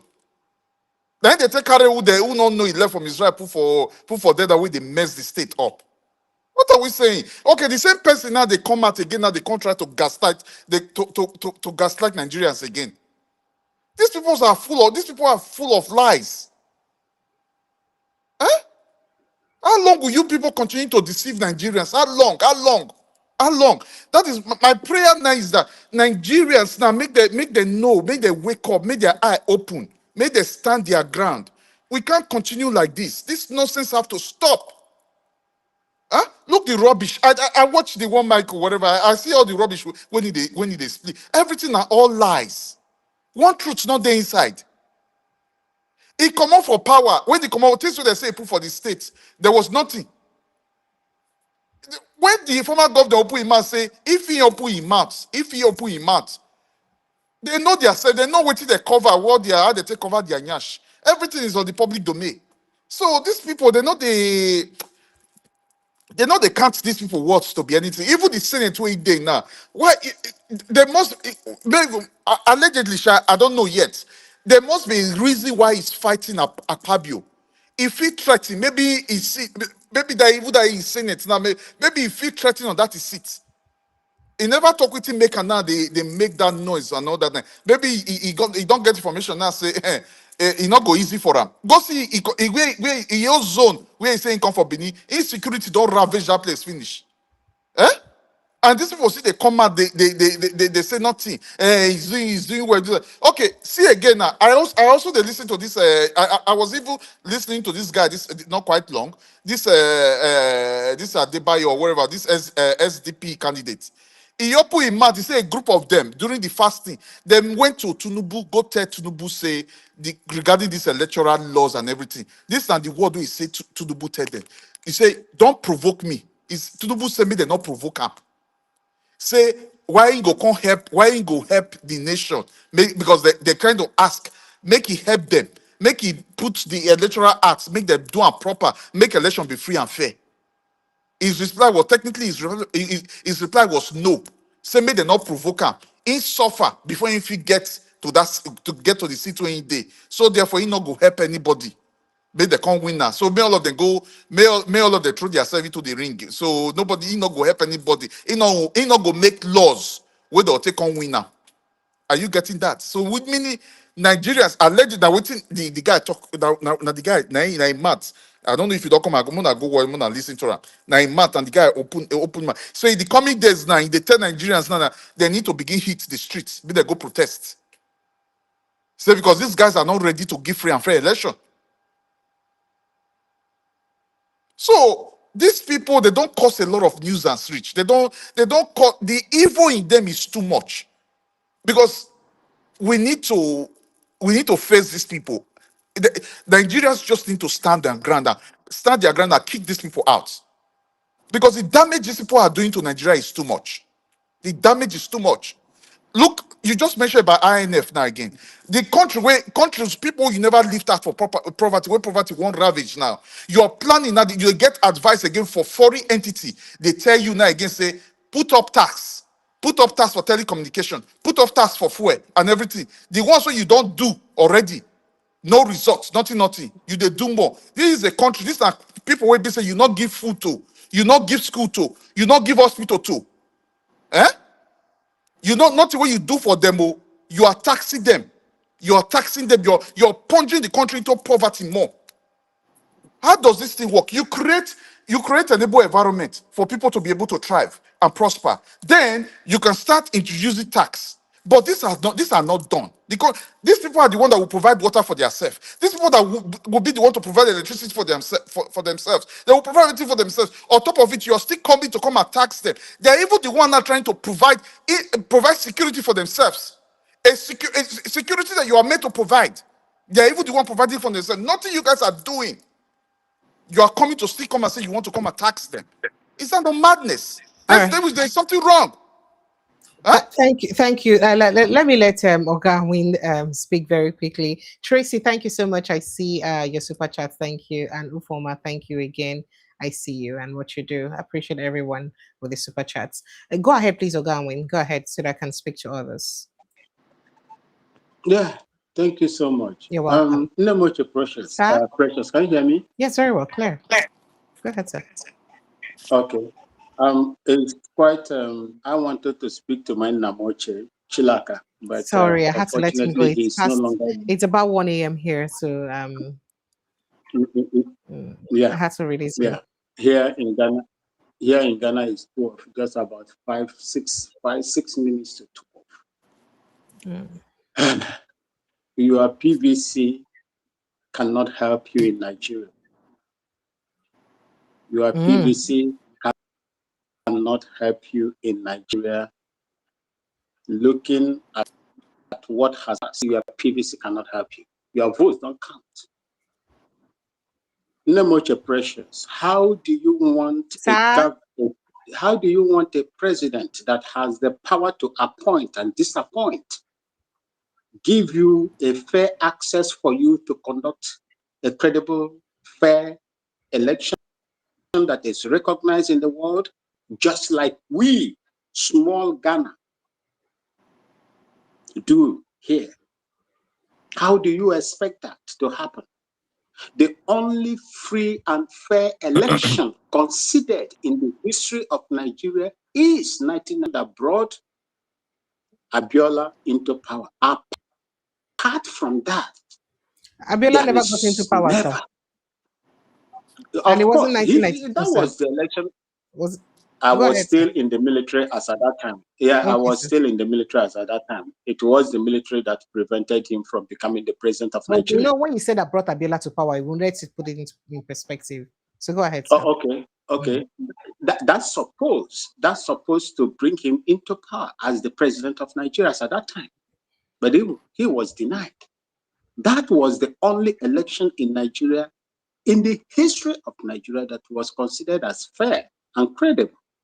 Although there were some sort of malfeasance, electoral malfeasance that went on as at that time, because we, the military that time, observed everything that happened in Nigeria at that time. 1992. Your vote, your PVC has no authority. 1993, not 1992. I kept telling him it wasn't 1992. It was June 1993, sir. Those people that controlled, overthrows.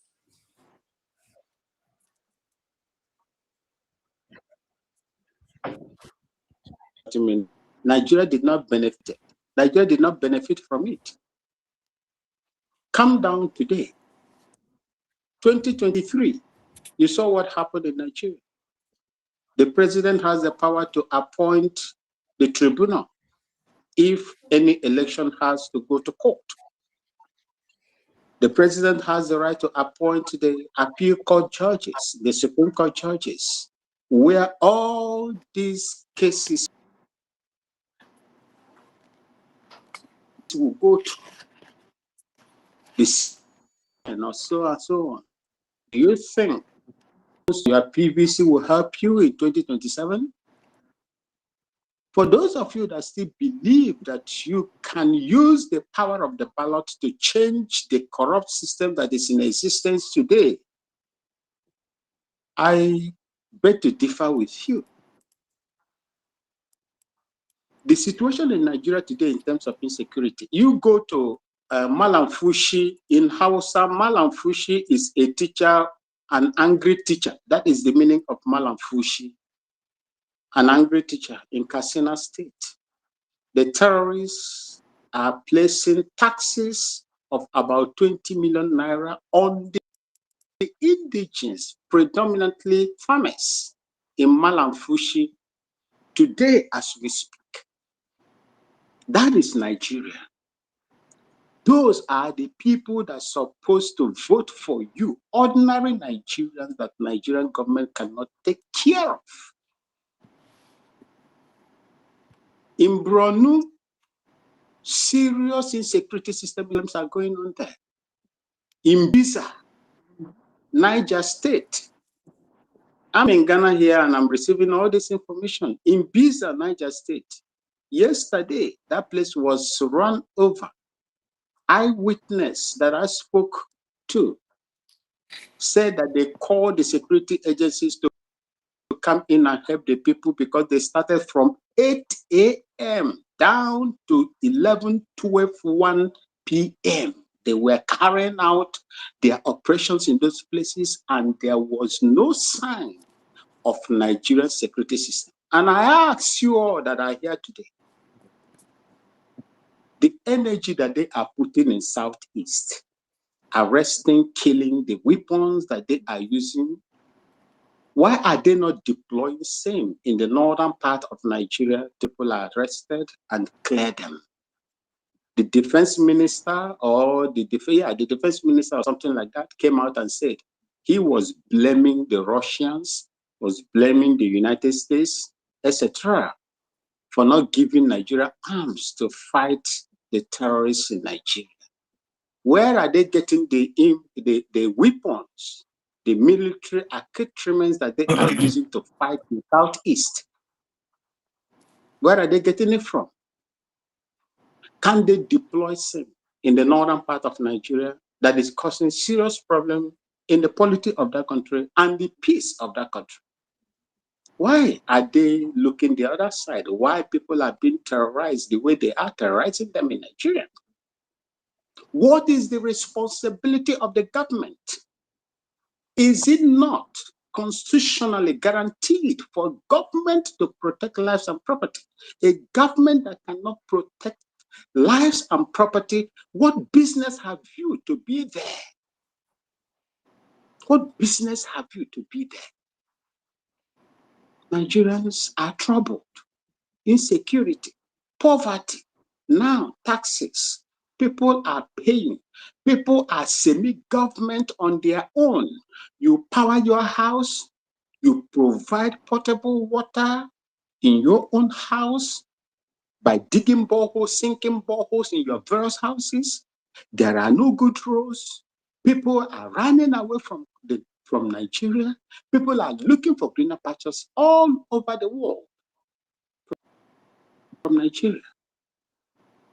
With what to Nigeria? Do Nigeria out anywhere for greener pastures? With what God has given to you. NMPC, I was listening to Oshiomhole audit report about 130 something trillion naira. NMPC cannot give account of it under Abakiari or something like that. What is going on in Nigeria? Why is Nigeria troubling the citizens? Why is Nigeria? Why can't you stand up and defend your right as an indigenous of that country that have right to speak and rise in that? Silent. Look at the treatment Nigerians are getting all over the world because you have so much corrupt politicians that are squandering the commonwealth of the Nigerian people. The commonwealth is supposed to serve everybody and nobody anywhere in Nigeria for greener process. Why are you not holding this people account? It's what is happening to that a country that's supposed to show example in our continent is lagging behind, whereas the smaller countries are making ways in terms of democracy in that country. Most of the insecurity are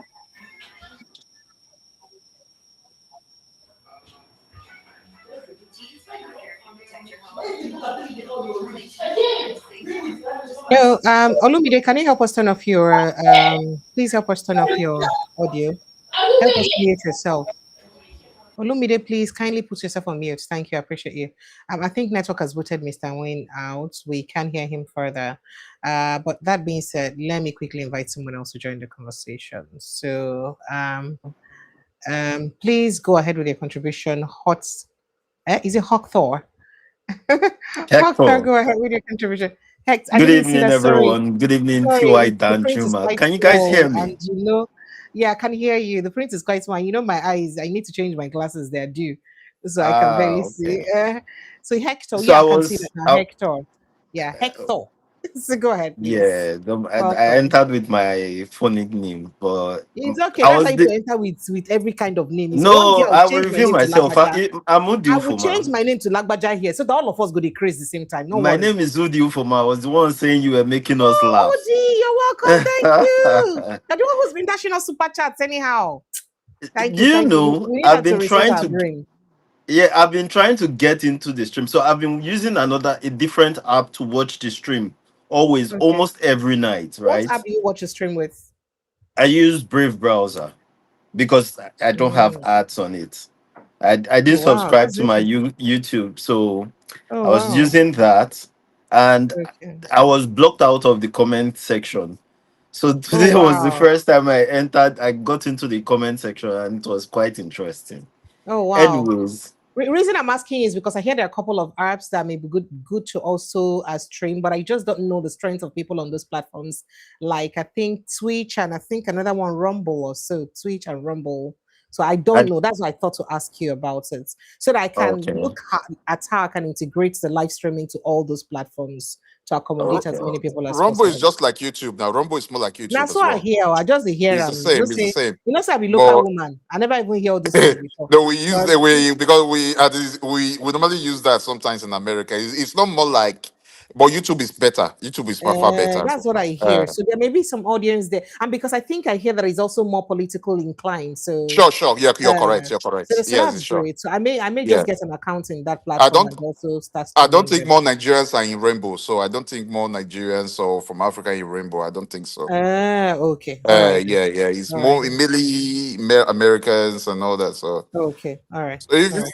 yeah, All right. So go ahead, please. Hector. Okay. Go Okay. ahead. Thank you very much, You're welcome. Madam Precious.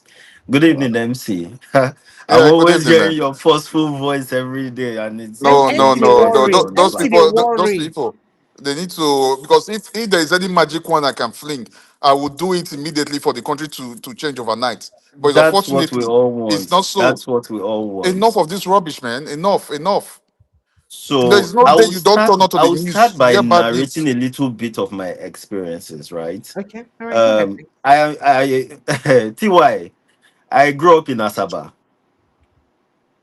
So I'm sure before you ask like two or three families of my surname, you'd have heard you know the family background. But that's that aside.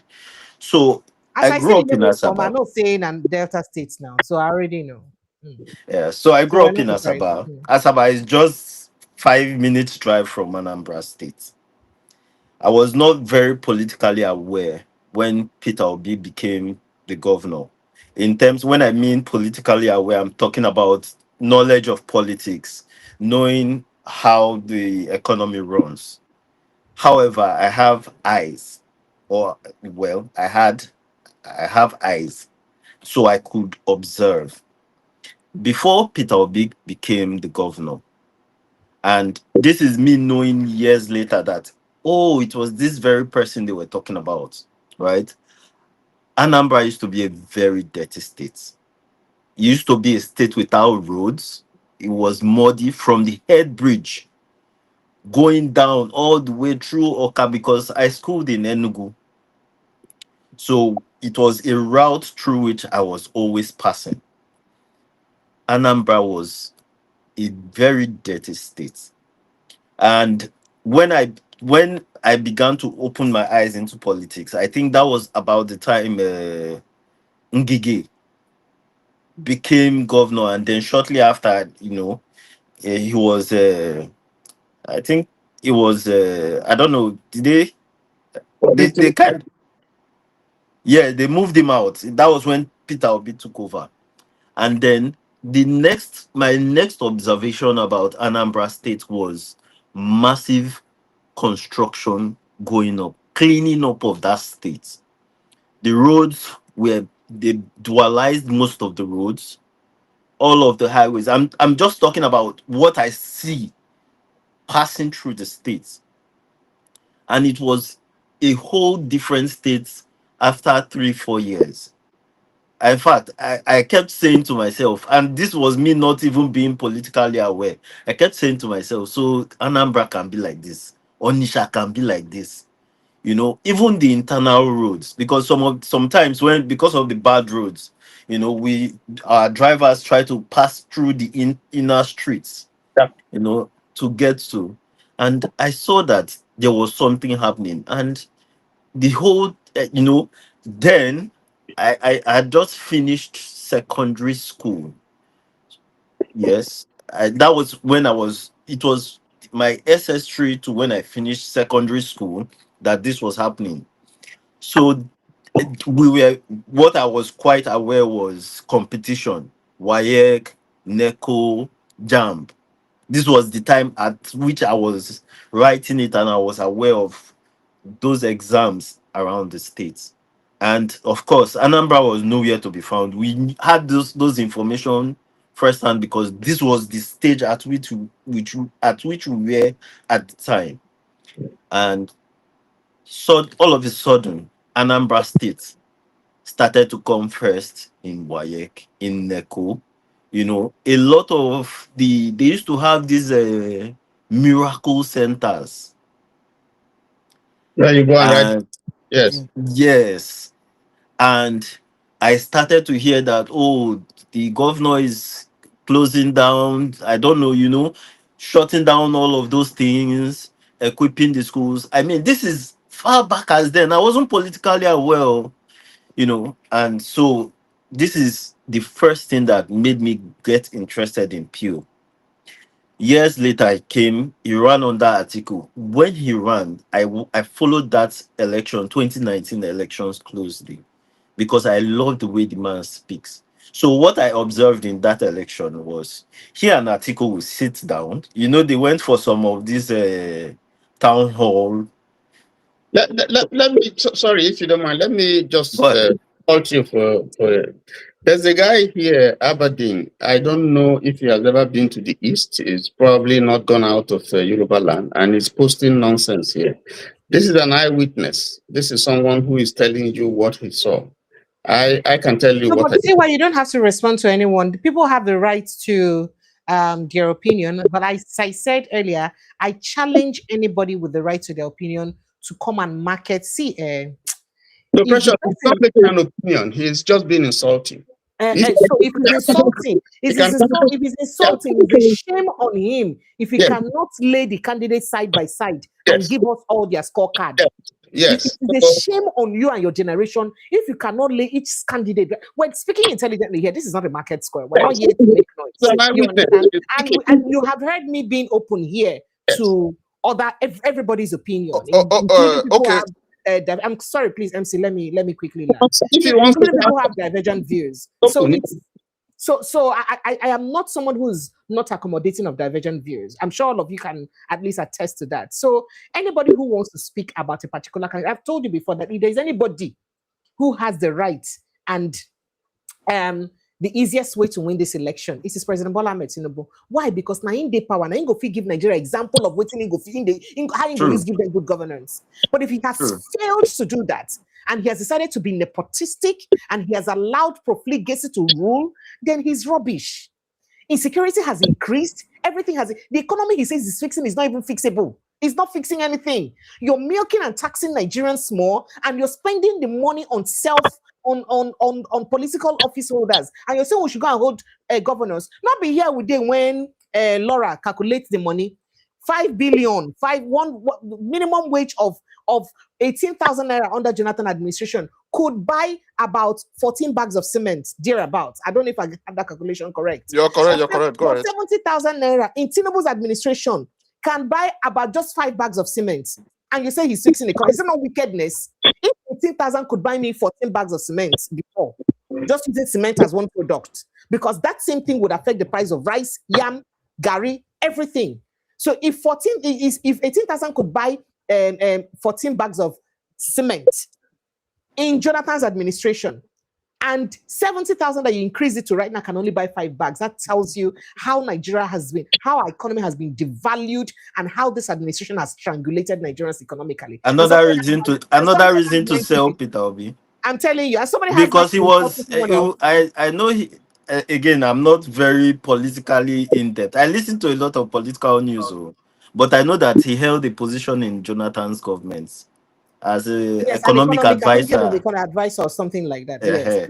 So I'm just speaking. Let me quickly address what Danjuma just raised. I beg you. So anybody who's coming here we're not here to do Emiloko tribalism. I am from River State. You're from Delta State. For all I know, we're both Niger Delta. None of us be Anambra person. Will not be Peter Obi sister or brother.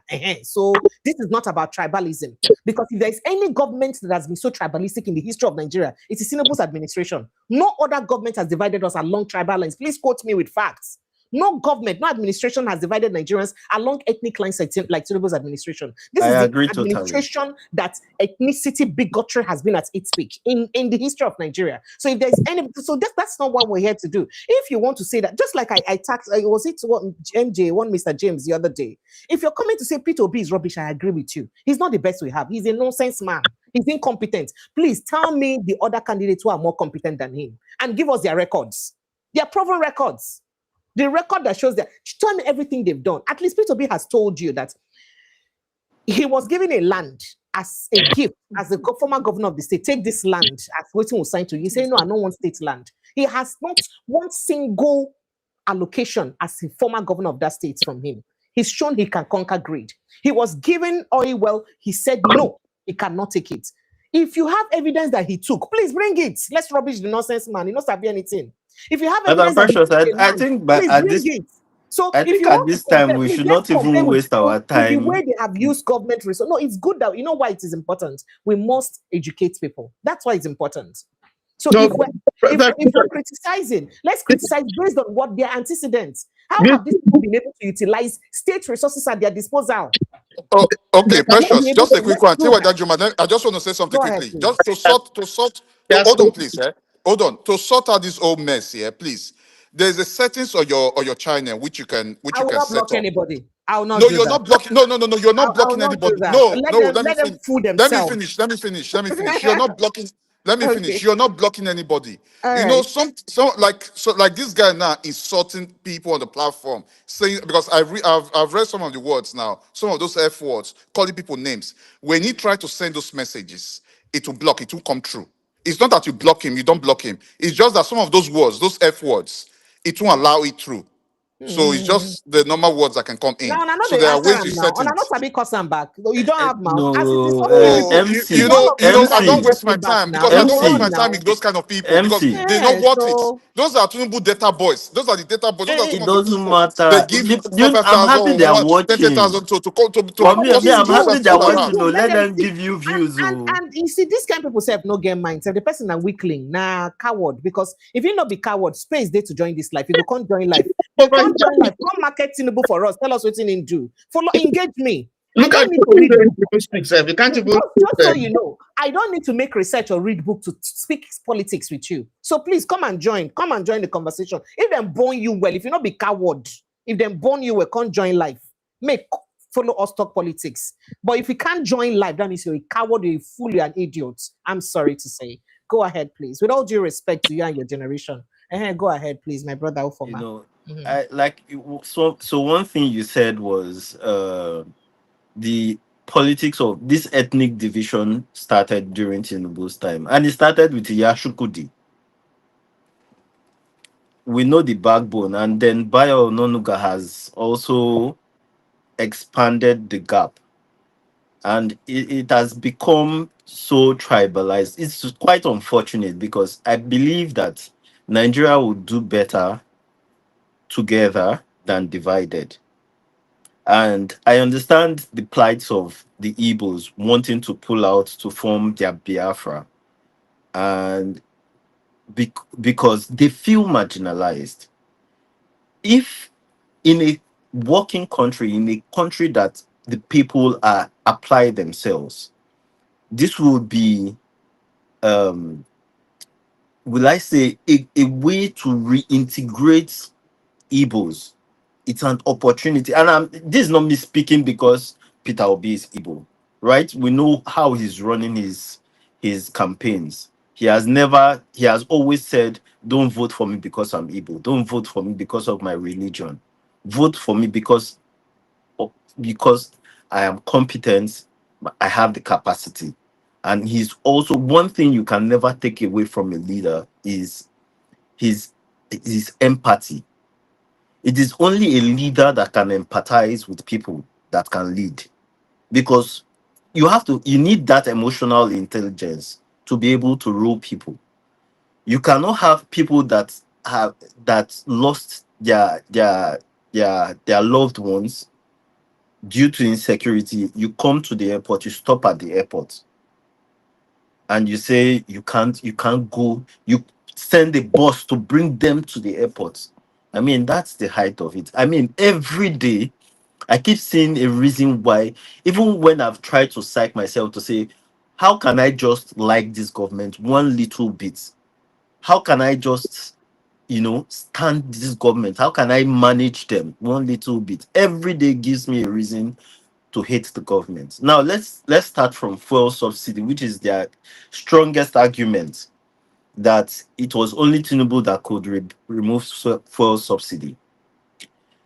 I listened to Peter Obi, I listened to Tinubu, especially during the campaigns. And I want to put something out there that people do not talk about, especially when it comes up. They always categorize all of them, saying Atiku, Obi, and Tinubu all said they will remove fuel subsidy. However, I listened to when Peter Obi said he will remove fuel subsidy, and he was very strategic about it. So the first thing he said, first thing he's going to do is that he's going to probe into the fuel subsidy corruption.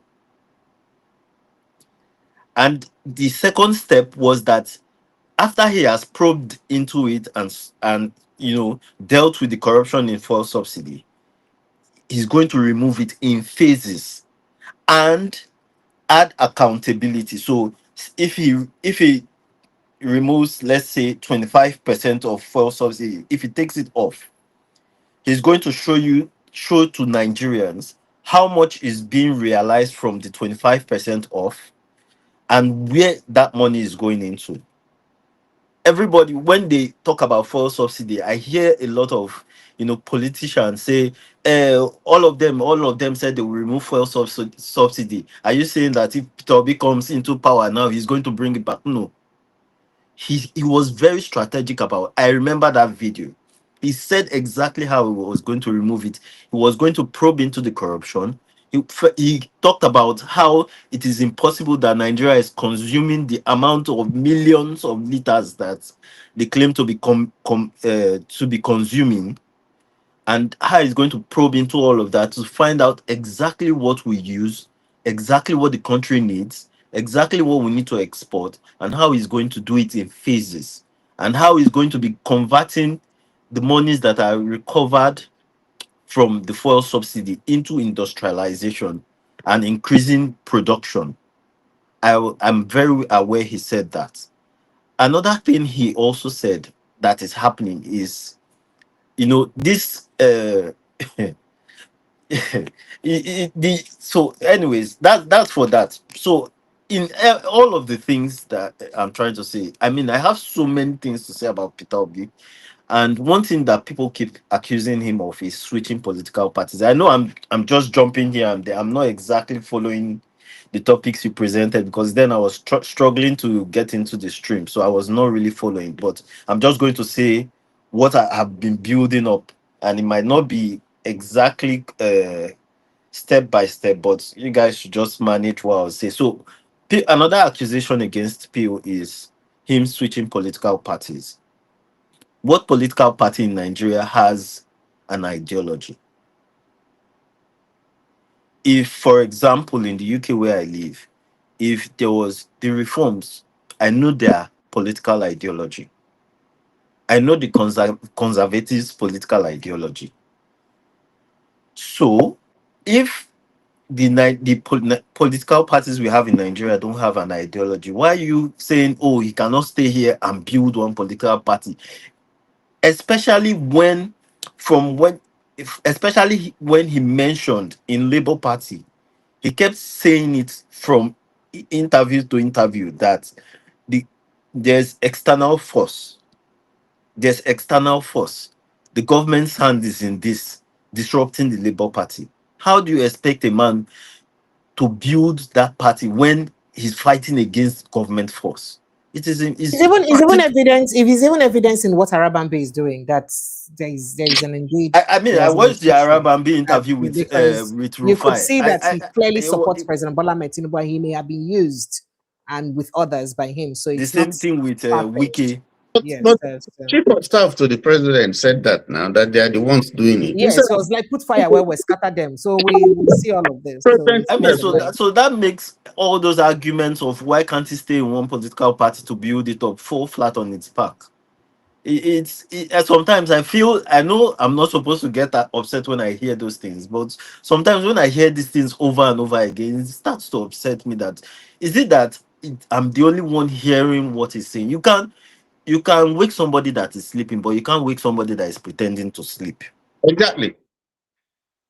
So you can only fix a political party and build it up if the the crisis in the political party is generic, not when it is influenced.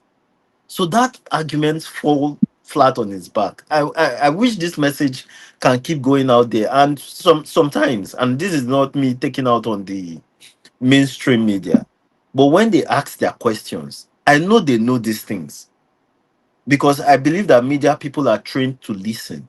So I know they know these things.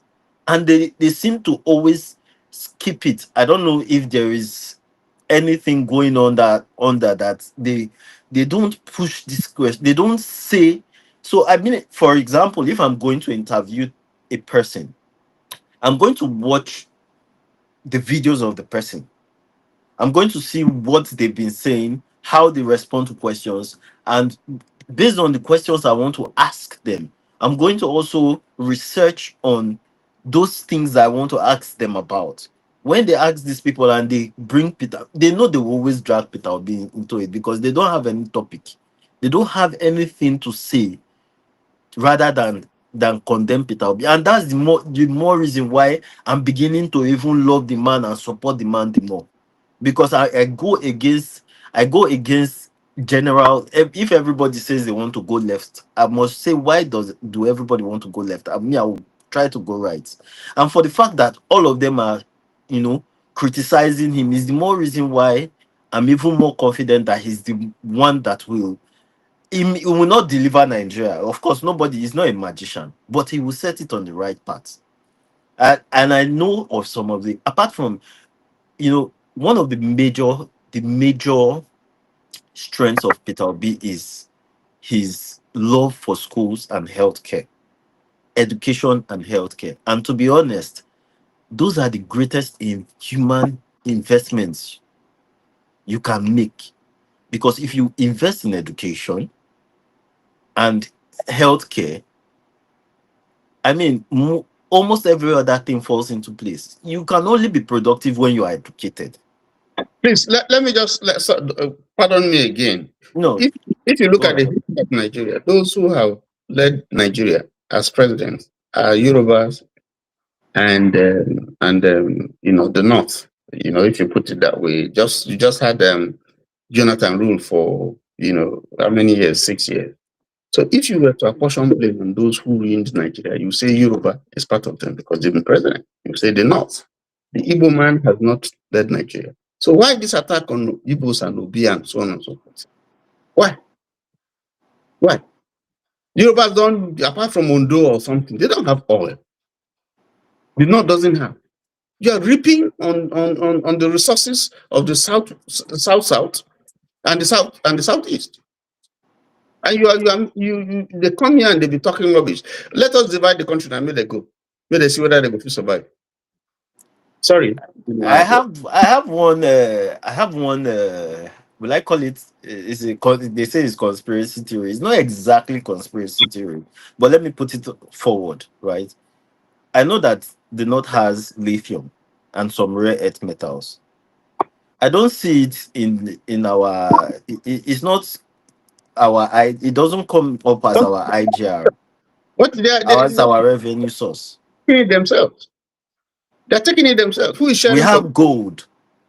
Because if I believe that if oil is being shared if oil from the south is being shared, then the resources from the north should be shared. If we call ourselves one country, this is my belief that the resources should be shared.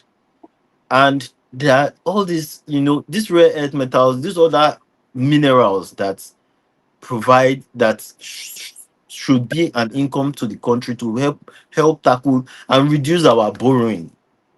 Because now it seems like the North is making money and keeping their money and sharing from the oil resources. Yeah. And the country is borrowing. I mean, after Buhari left, we're at maybe 87 trillion in debt.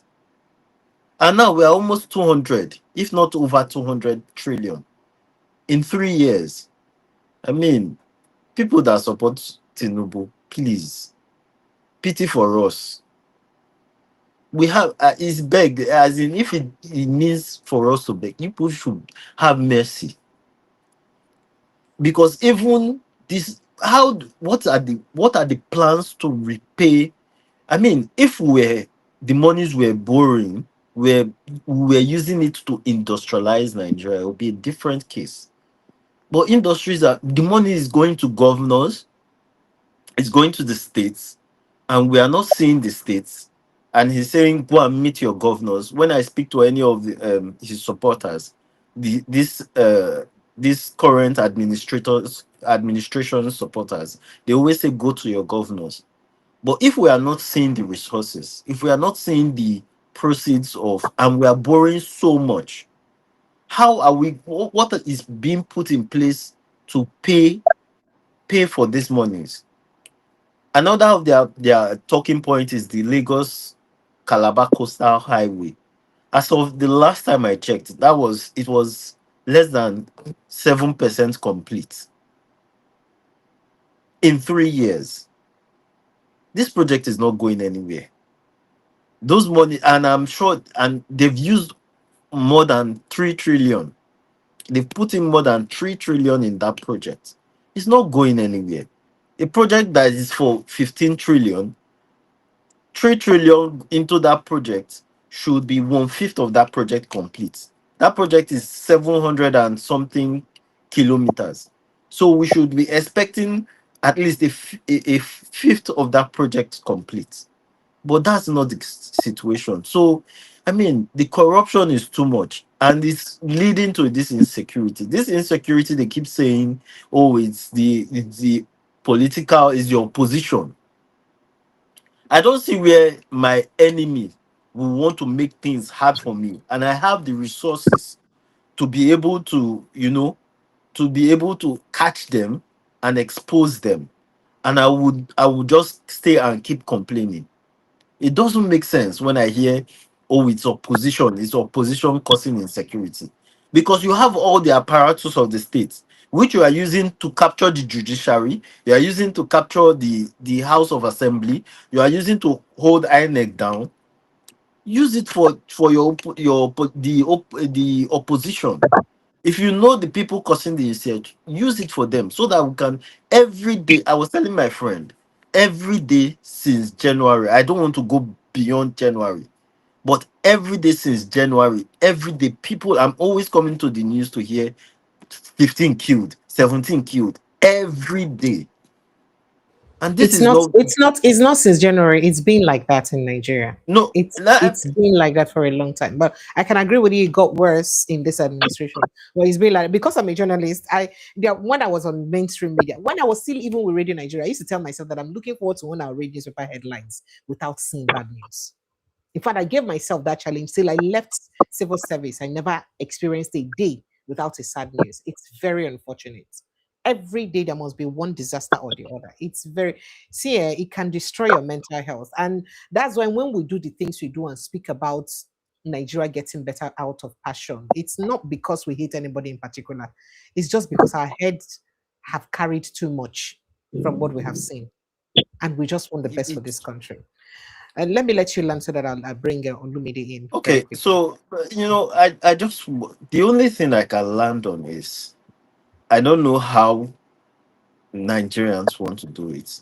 I know most of my people back home, I tell them whatever you need as support for this 2027 elections. Let's not retreat. Let's not say, oh, there'll be electoral violence and all of those things. Let's not preach it before the time. Let's prepare for it. 2027 we should and we must take our country back. It is enough of these killings every day, enough of this, like you said, bad news every day. The economy is in total shambles. Our naira has lost all its value because there's no value again. Today I was speaking with my colleague and he says, how much is the Nigerian naira? When I said it's around 1,800, 1,900, he was like, what? Because he couldn't understand why 1 pound should cost that much. So Nigerians, please get your PVC. And I think if it's possible, Madam Precious, just a suggestion. This is your platform, and I know you run it fantastically well. But just a suggestion: if we can get a video of the process for which people should register for their PVC, and keep and check the INEC website to ensure that they've registered properly and see their polling units, get familiarize themselves with their polling units before time, and we can play that even if it's not every day, every other day. I would really, really appreciate that. Thank you very much. Thank you for the primary assignment where they give me. I appreciate you. Olumide, you're welcome. Go ahead, please. Yeah, thank you, Precious. Good evening, Good evening and Precious. welcome. Go ahead. Good evening to T.Y. Danjuma and other members of the platform there, and everybody listening. Um, Unfortunately, we are at the crossroads in this time. At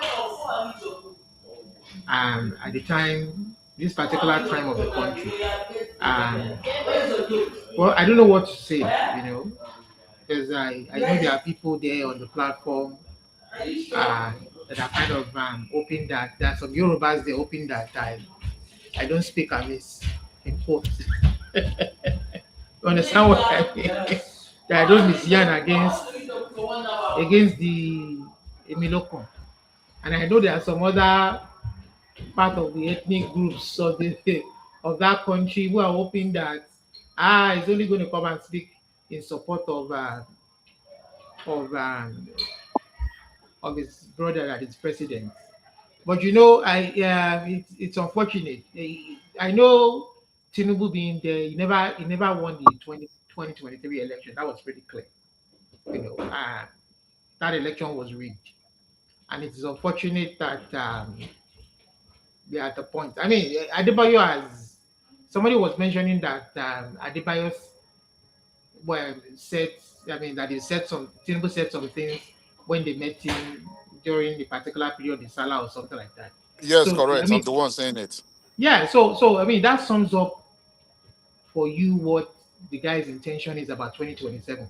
I'm not going to come here and discourage people, people like Hector or Mr. Chinansa, he already left, or even you, Precious, to our MC. I'm not going to discourage folks who are encouraging. I'm telling people to pick up their PVC, and because like what Danjuma typed in the comment section, and the best way to change a government is through electioneering process, a democratic process, which is true. I mean, we don't want to go the route of what the current government, APC, was going to do if Jonathan didn't hand over power peacefully to them. You understand? They were ready to take the country to war. And I don't think that is the proper way to go about it. But we all know that except the angel of God or the Holy Spirit ministers to Tinubu on the day of the election, the day before the election, that election is not going to be free and fair. Except Holy Spirit come or Jesus Christ come by himself. Say, Tinubu, I command you, or Angel Gabriel come, put sword for your neck, say, I command you, make this election free and fair. It's not going to be free and fair. That is for sure. From everything that we have seen, you can see how they are preventing people from getting access to their PVC cards and registering for the upcoming. And July 1st is July 1st not the deadline to complete the and you can see how they are preventing people from getting their cards and all the rest of it. And even when people get these cards, I mean, even when people do this registration and they're supposed to come and pick up the cards, we saw in 2023 how they were destroying cards and they were deliberately disenfranchising people in some parts of the country where they knew that the votes were going to swing very high to a particular party. And we saw all that, and you can see all the machinations that this Amopiton guy is doing in favor of the government in power right now. So, but my own advice is that we don't want any war. We don't want to carry out.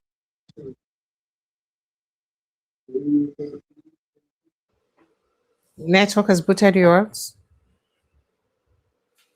All right, I think network has booted him out. You're muted. Olumide, you're muted.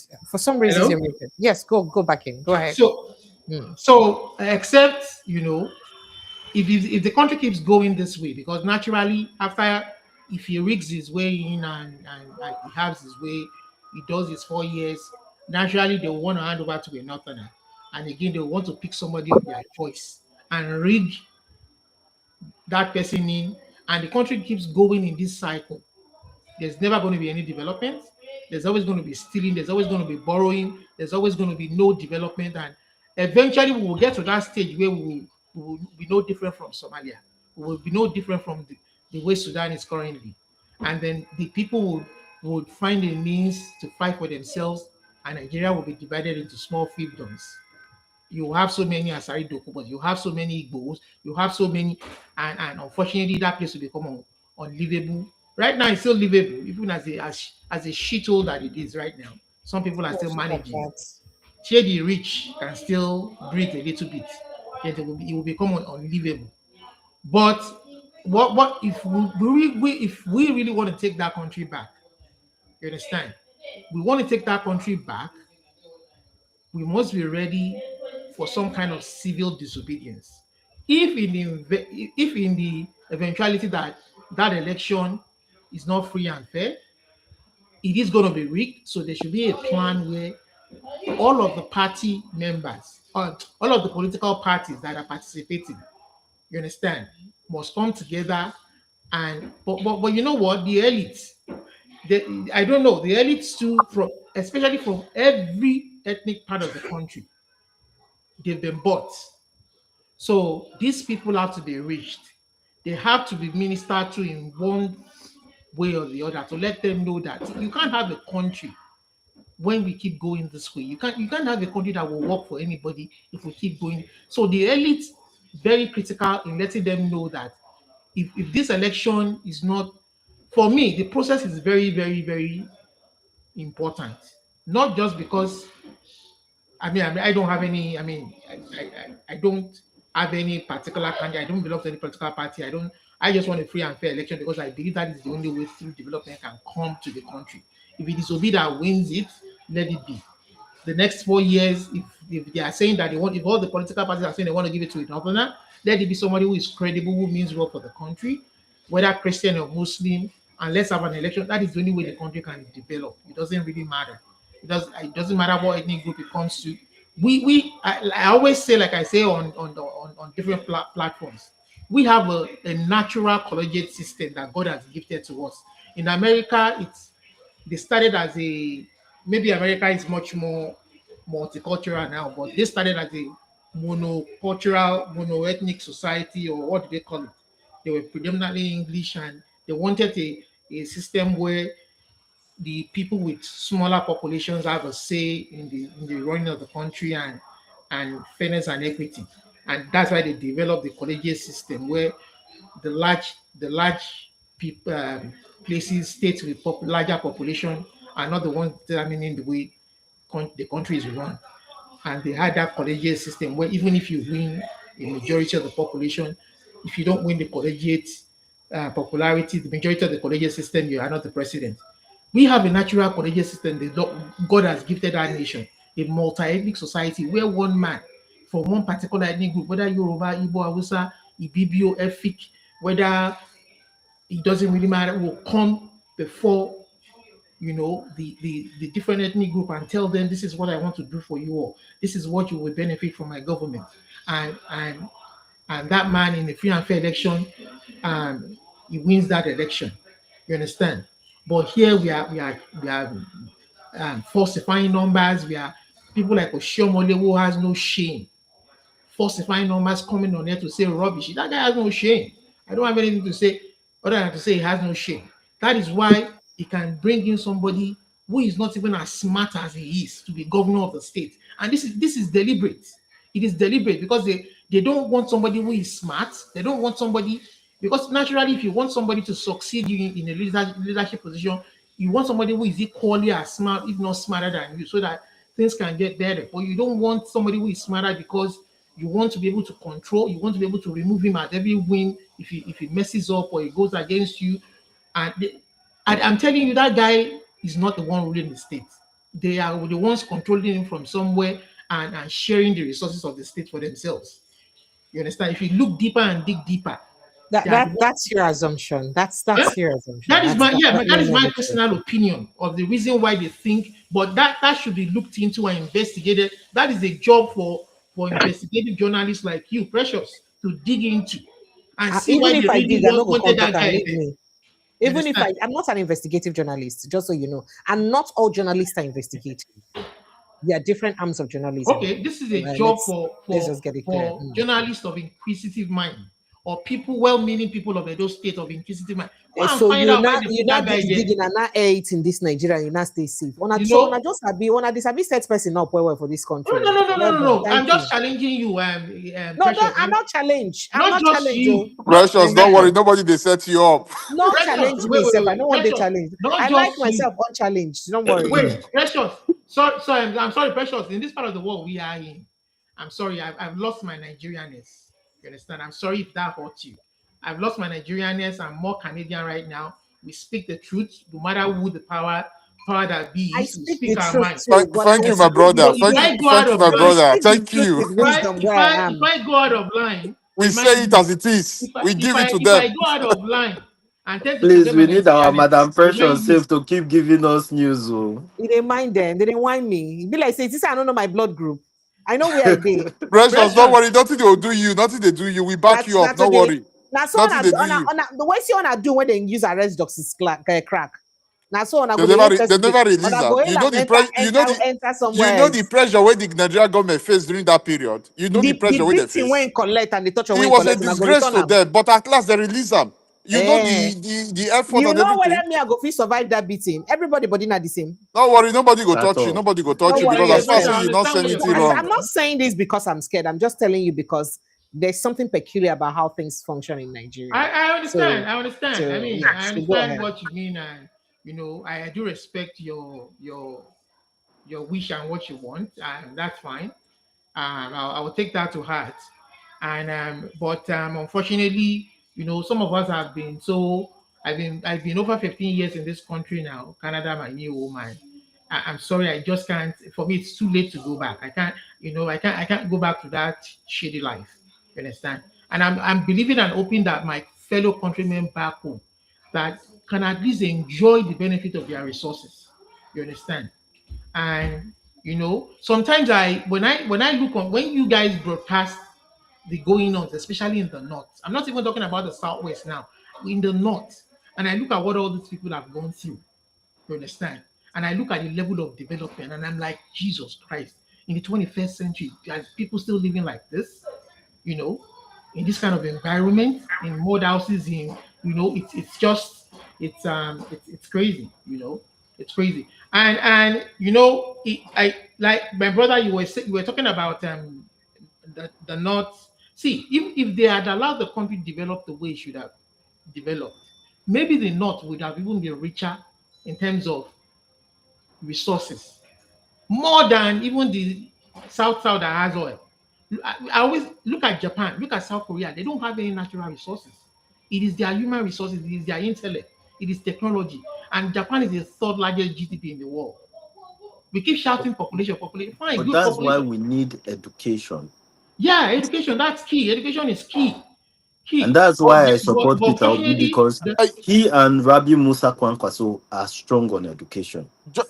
Just a quick one. Like you just said about the North. The North is known for farming because of the mass lands they have.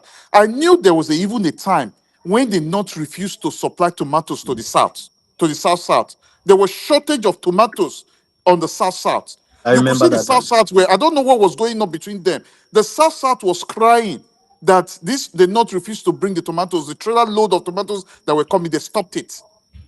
I think after it was resolved, then tomatoes became surplus on the market again. So, like you said, the North has every opportunity to even become more richer than the South because agriculture is the main key. there Not are other human, minerals they have. human capital development.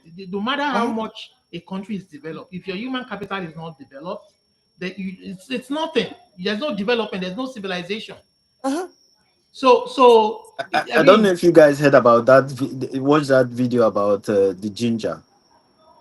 Yeah. There was, Precious said it yeah, yesterday. He yeah. The talked ginger about it was yesterday. okay, yes. Precious So, talked about it yesterday. so, I'm even and so surprised when and she was it, saying it. and that's and just and one of the cash crops we have in Nigeria.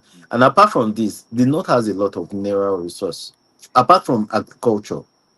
So, I, the thing Even the I whole of the hear, country, the whole of the not only the North, the yes, every 36 part of the states is country. look I'm at just blessed Benue, saying, for with instance. Look at mineral what they've done to resources. Benue. Look at what they've done to Benue, for God's sake. I'm just saying, why You are know, we not industrializing Nigeria? Anyways, that's the general question. And this is the Because it's reason a why, leadership problem. Leadership problem. exactly. And and this is the reason why, and I'm not campaigning for him. This is the reason, the reason why I'm drawn to Peter Obi is because he's the only person that says what I want to hear.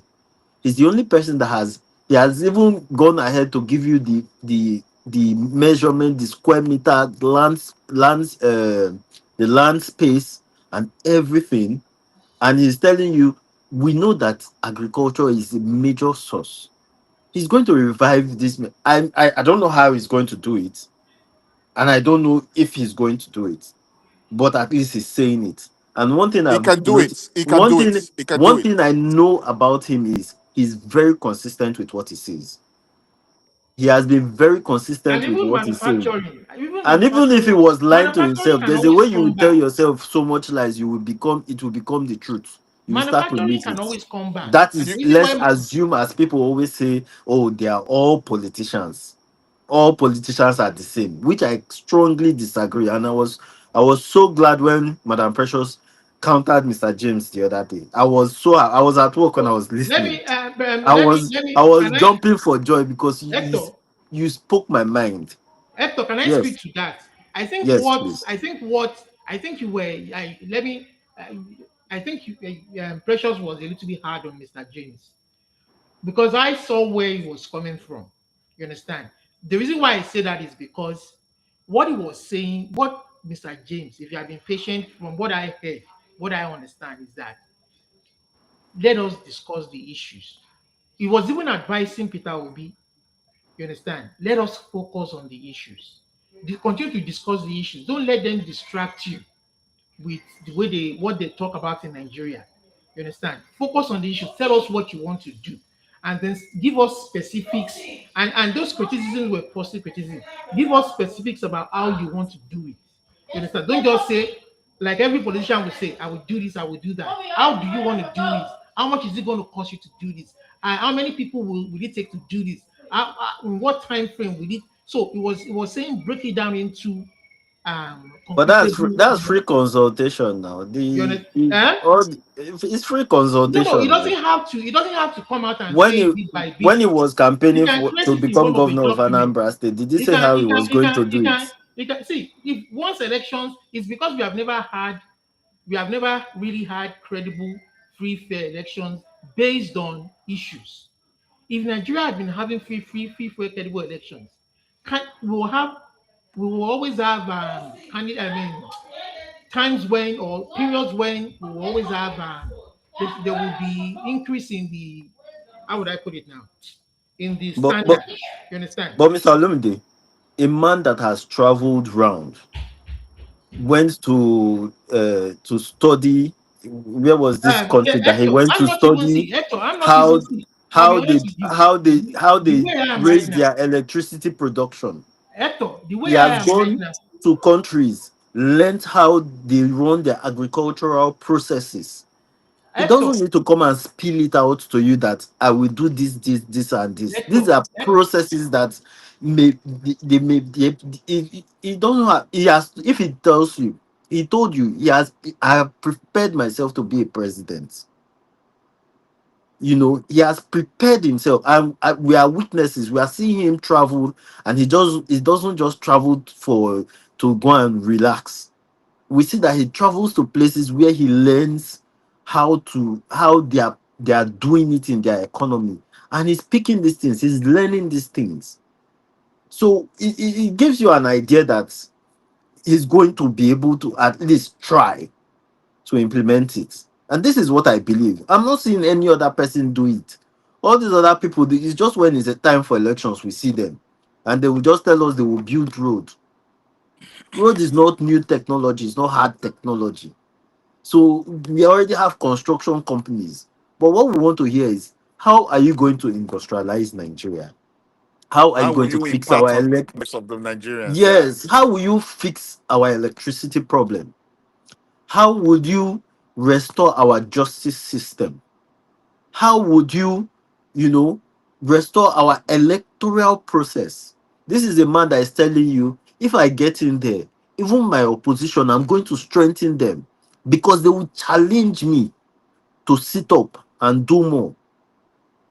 There are certain things that I hear. I don't know whether it's just because it's me hearing it like that, but when I hear it makes me see into the mindset of the person and what they are thinking of, and makes me know that okay, even if we don't know whether he's going to do it or not, let's try this person. Is a breath of fresh air for me in politics. This is not somebody that is going out to castigate. He's not calling people's names. These other guys that are they cannot say 3 sentences without calling his name. They cannot go through an entire interview without calling his name. This is not politics. This is not how you want to govern the states. And then something else that is different. Mr. Olumide said Madam Precious was harsh uh, on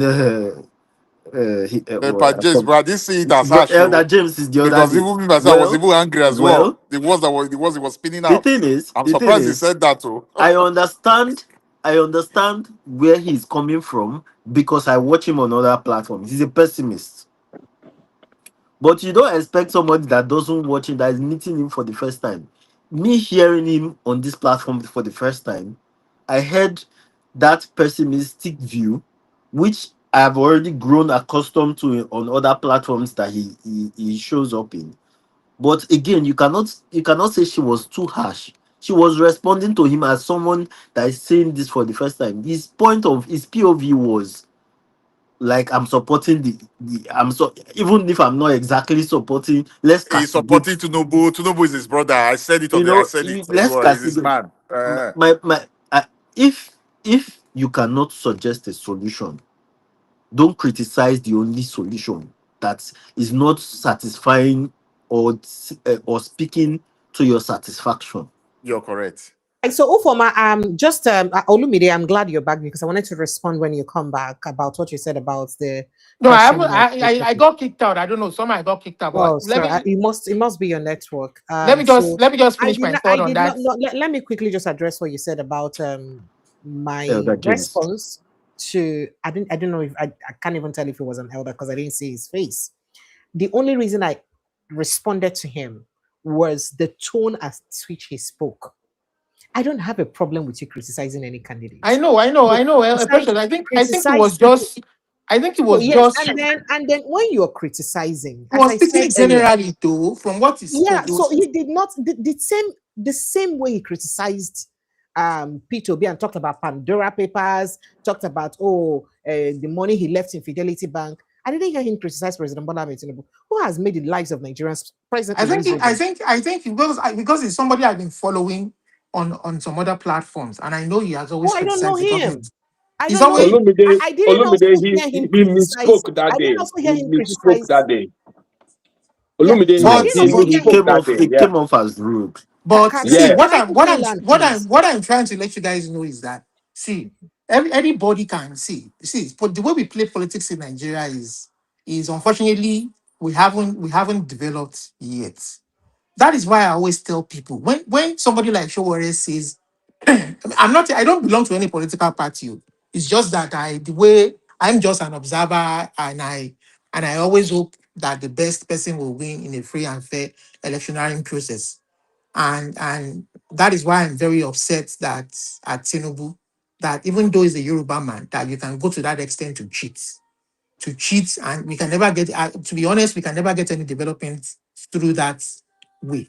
Never in that way. Nigeria will never get it. Africa will never get development because the whites don't do that to themselves. I always tell people, go if you want to look at standards, if you want to look at because I have a scientific background. By my training, I work in the healthcare sector. I have science background, and we believe in evidence-based data, evidence-based information. And when I say that, we want to look at the to achieve good results, to achieve consistent results that you can reproduce over and over and over again. You have to look at the way that thing was done in the right way. Democracy, there's no single way of democracy, but look at all the countries that practice democracy in the Western world. Look at Norway. We talk about US, we talk about Canada, we talk about UK. Look at Norway, look at Sweden, look at um, what other countries do we have there? Look at Iceland. Look at all these. If you go to all these, there are some European countries, where this Scandinavian, look at the way they practice democracy in their country. It is, I mean, it would tell you how beautifully democracy works there. They have a way, they have a system, they follow rule of law and everything. We don't have to copy UK, we don't have to copy US, but this is the best form of governance. You understand? So when somebody like Showore says, you know what, I don't want to be part of this, I don't want part of that, leave me alone, I want to do it my own way. You don't have to overly come over, see him as an enemy. But I get where people are coming from because of the way Nigeria is, where things are not done in a free and fair. If Nigeria organized election in a free and fair manner, and Showore sees that he has lost and his own style doesn't really work the way it should work, then perhaps he will come out to say, you know what, I should do it some other way. But you can't force him to be part of an organization or a movement he doesn't want to be part of. He has his own way of doing things. You understand? Especially for somebody who comes from a US background and knows that they believe in their own rights. That's what I'm The saying. more reason why he cannot get there anyway. So so Yeah, I mean, so I mean that's what I'm saying. Mr. Unfortunately, Lumide, Nigeria has not allowed him to see the truth. You understand? I think it doesn't. Yeah, I personally believe it doesn't have that wide national reach. You understand? It doesn't have that reach. correct. But But because Nigeria has not given him the opportunity to see that clearly, he will continue to claim that is electable. I personally believe he should have started from somewhere like maybe senatorial, governorship, before coming out to be president. And you don't have a wide reach, especially in the north. Most northern people don't really know you. You understand? You don't have that reach, most especially Mr. in the south. Olumide, But You know Mr. what? Olumide, Yeah. so I've heard you a lot of times talk Uncle about Olumide, free, you fair, and don't talk finish. credible elections, and I like the Mhm. fact that you continue to you stick to it, because we know that that is the process that would generate the change that is required in Nigeria. However, you know that the current administration is never going to give you that free, fair, and credible elections. I We know, know Correct. well, it. the rule of law, not So just free fair. for me again, I'm about solutions. For me, it's about encouraging people to register and On register vote. their view. Which I say I won't discourage, but what I'm saying is that unfortunately the guy there is not ready to hand over power. No, You You it heard know, will not. what you It heard will what not be Ovie ready. that, He said. didn't get You there heard in what the Ovie said credible yesterday. way. See, Ovie So it's is not. a It's not going to. It's not. The only person that Precious, did can I it come was in? an angel from heaven called. Ovie is an APC agent. If you guys, He whether is you not. know Okay, agree, so, agree, okay. I don't agree. Olumide, can I quickly address what I want to address so that I can listen Sure, to sure, Mr. sure. Obi? Okay, so addressing what I was addressing them, because I think it's very important so that I'm not misunderstood.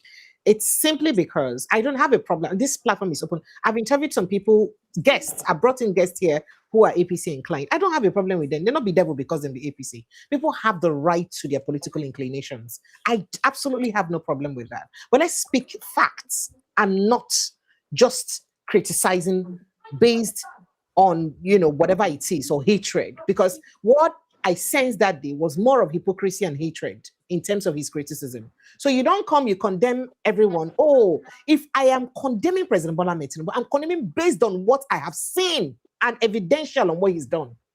I have never come here to insult Tinubu, that Tinubu is he not Tinubu? Who is his father and mother? Who is that? Those are baseless.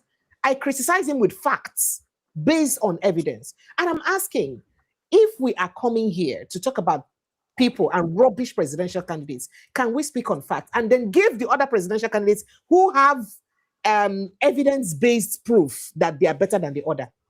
Please. So let's educate others. Let's educate I agree. ourselves. So I what agree. Mr. James said that day, he just condemned everything about, Peter Obi, Yeah. is it not the Pandora paper? Is it not okay, who is better now? Oh yeah, the person, I know that there are better people than Peter Obi. Then tell me the scorecard. Give me the scorecard of that better person, so that we actually see with facts how that person is better than Peter Obi. He didn't give. Truth is So that if you there's could no keep, better person please contesting right let me now. quickly land, please. So if you can keep a blind eyes to whatever it is that are the inefficiencies, inadequacies, ineptitude of the person in power, and you decide to criticize the person that is not in power, you're not, I don't know. I don't Not know what fair. to classify you as. It's very unfair. So that's Mhm. why I had to talk. Because the person who has everything in this world to prove to Nigerians that he can win second term is the person already in power. Yes. You cannot Bam. come and tell us that it is your enemies who are causing insecurity because they want to use it to put you out of government. That's what they did to Jonathan. You were part of those who were perhaps disparaging Jonathan during his time. So are you saying that was part of what you also did to remove Jonathan? And if that's the case, we saw what Jonathan did. The man went to South Africa. He got people to try to do away with all this nonsense. What happened at the end of the day? So you cannot tell me your enemy, they won't bring down your government and you're helpless. You're just busy complaining that the enemies that are trying to use insecurity to cause my administration. You cannot name and shame the enemies, destroy them. I don't know. If a person then won't kill you and your family, you go there quiet, allow the person to kill you, destroy your name, because not your immediate children, they die. You should be able to name, shame them, and then prosecute them, use the law against them. But you're not doing that. And you're complaining, and people are dying. So that's pure ineptitude. You're not doing your job. And that's what I'm saying. Bam. You're coming to criticize other aspirants. You're not criticizing aspirants based on the facts of what they had done in the past and what they're doing presently. You're just disparaging one particular candidate. Why? It's just like what Adams Oshiomhole did today. You go there, and the only presidential candidate you see that you can really talk about is Obi. You do not even state the facts about what you said Obi did. Obi was not the one who started Bakassi. He started with Mbadinoju. And Obi evidentially worked on insecurity. In fact, Anambra State, he even was giving accolades by the IGP, a federal government that was not in his party. He was an opposition. These are facts. I am not Obi's daughter. I'm not even voting on election day. But let's not hide the truth because of our sentiments. And if we're talking about facts, please, track record. And I have said it before. Can we speak on people's track records? What is your ability? The only one reason in this life, and I've said this before and I'll say it again, I don't care who it hurts. The only one reason if I have to vote, I may vote Peter Obi, is because among all the aspirants, he's the only one who has a proven record that he has conquered greed. Yeah. None of them. I'm sorry. Chowere has not shown me that he has conquered greed because I have not seen, perhaps that opportunity has not presented itself for him to show that he has conquered greed.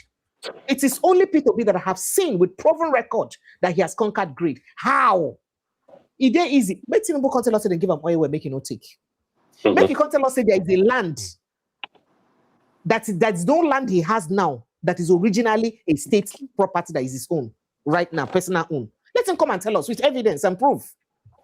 Do you understand that? Let him tell us that he's never taken 1 naira pension from Lagos State. All of this is credited to Obi. He can show all of this. Well, I just... I'm coming, please, sir. And I did not hear this from Peter Obi. I did my independent verification. And interestingly, that verification was done under Soludo's administration, who does not like him. And I got that fact. He doesn't have any property that he took as a state governor. There is no state governor. Look, I know politicians. I have discussed with politicians. I have followed the antecedents. Why Wike go come and say, you say you don't have money, 2 times governor? He said that because, say, as governor, now you may control the resources of the state. You feel sign any unsignable for you and your... Madam Precious, I live for Port Harcourt, so every time when they call Port Harcourt, I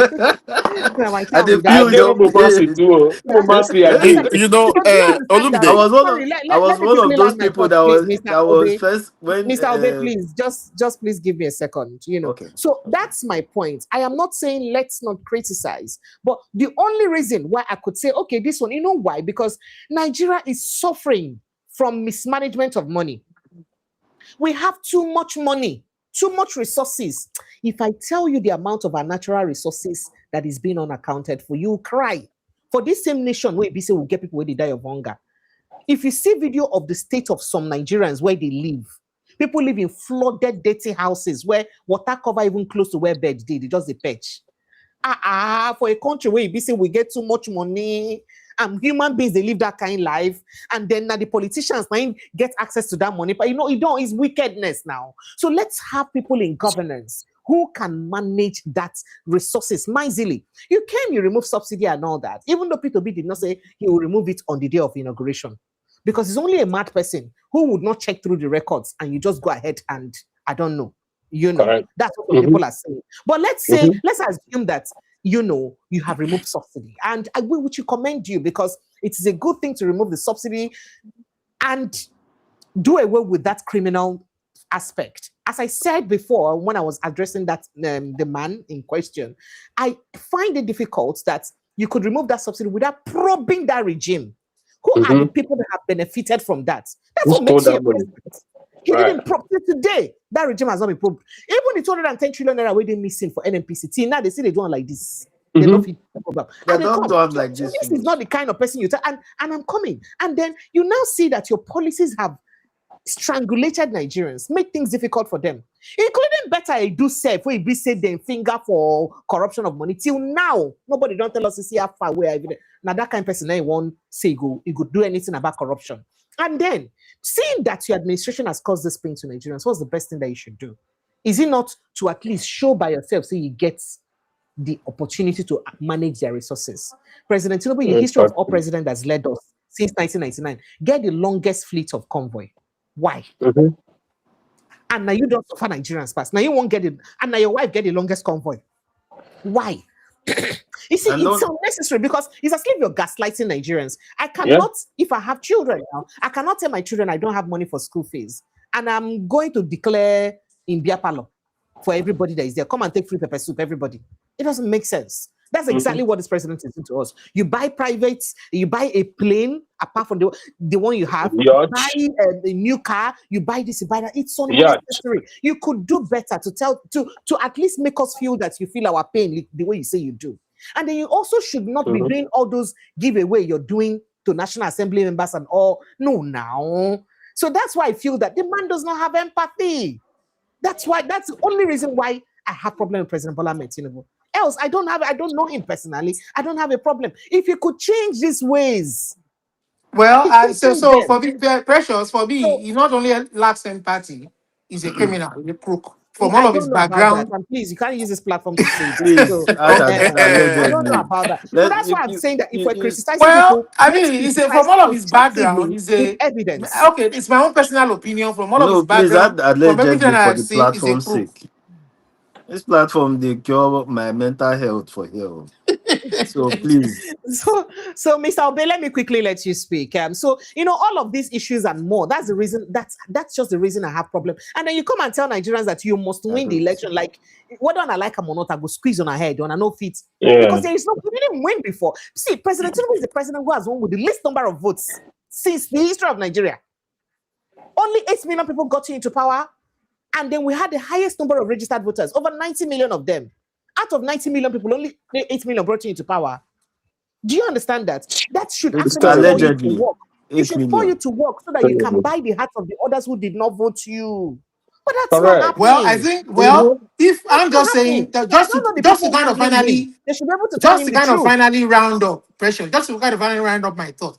The Nigerians should be ready. This election, from the way I'm seeing it, this guy is going to rig it. This guy is hell-bent on rigging it. No. There's no way the election will not be rigged. This is normal. But Nigerians must be ready for civil disobedience. Now, Hector, you gave me an assignment to educate people. I have gone to Twitter, INEC official Twitter page, and they talked about going to their different centers to register and doing online registration. I don't click the online portal. I need it common. They say page unreachable. I don't just here. I can do a video and show you here now. I don't click and say that's what I've been working on since. It's unreachable, and this is the same complaint that most Nigerians are complaining. Next thing, now those people will not have PVC. You see, it's not. It's there is no. I'm sorry, but from everything, I can confirm what you just said. That even myself, I just did it here now. That is proper. He won't win for any reason because the majority of Nigerians are almost dead. Based on his administration. Nigerian matter. Precious, I can confirm what you just said now. I just tried to open the website now. The website is not opening. Good. I just tried to open it. I would change the VPN as well. It's still not working. Thank you so much. TY actually mentioned, used a statement that day after that mass goes with Oga. TY know him. I know him. Even Olu know him very well because we meet somewhere. So meanwhile, TY knows his angle of argument. But that day, TY said surprised. So TY said he misspoke. I think that was the word TY used, that he misspoke. That was what happened that day. Because he is not, on a good day, he's not in that kind of position, as it were. You were talking about Oshiomhole, my former governor. Me, I be there Asaba for 4 years, I be 3 to 4 years. So I was always doing on Onitsha. Asaba now, any shopping on Onitsha, we they do. Nobody they buy anything for Asaba. They go head bridge, they go enter market. I was a customer because I was SUG welfare director in the Fecotech. So I was there for about 3 years. So we knew exactly who Obi was and what he did. So when this guy is talking, you will know that he's just a program talker to authenticate his 8 cap that is wearing, number 8. That's what he's doing there. Because to me, it was a disappointment to comrades, as in talking at level because it's been politicized. It's a disappointment to comrade because we know where we're coming from. All those things. When I was in Uniben in school, when we were in SUG then, you see them coming to parliament in the hall, they'll be fighting. Then when they now finish parliament, they will go inside and be drinking beer together. You'll be thinking that the House of Rep and the president, they are their enemies. They will fight, they will throw chairs. Well, that is all drama. Then when they get back to the hostel, you see them drinking beer, laughing and clapping and doing as if we don't succeed for today.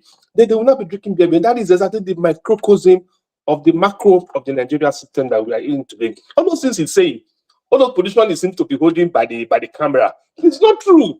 That he want to criticize this, he want to say military, you're not doing this, you're not doing that. Not lie, you. He just playing to the camera.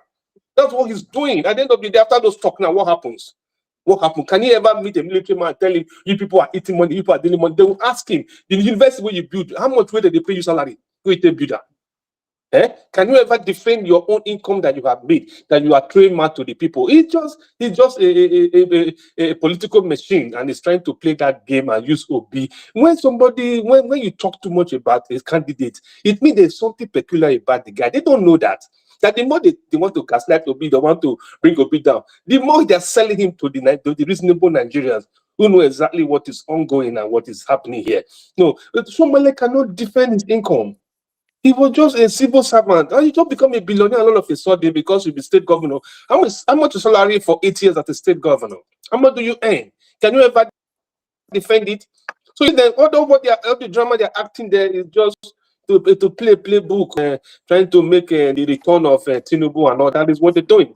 I don't blame them. They are just trying to earn their own income, and they're trying to appease the paymaster so that he will continue to look their way. That's what they're doing, because they're all wicked, they're all selfish, they are all unreasonable Nigerians, and it's just a big shame on them that they cannot even see beyond their nose. According to who was saying it, was it not a Sanusi?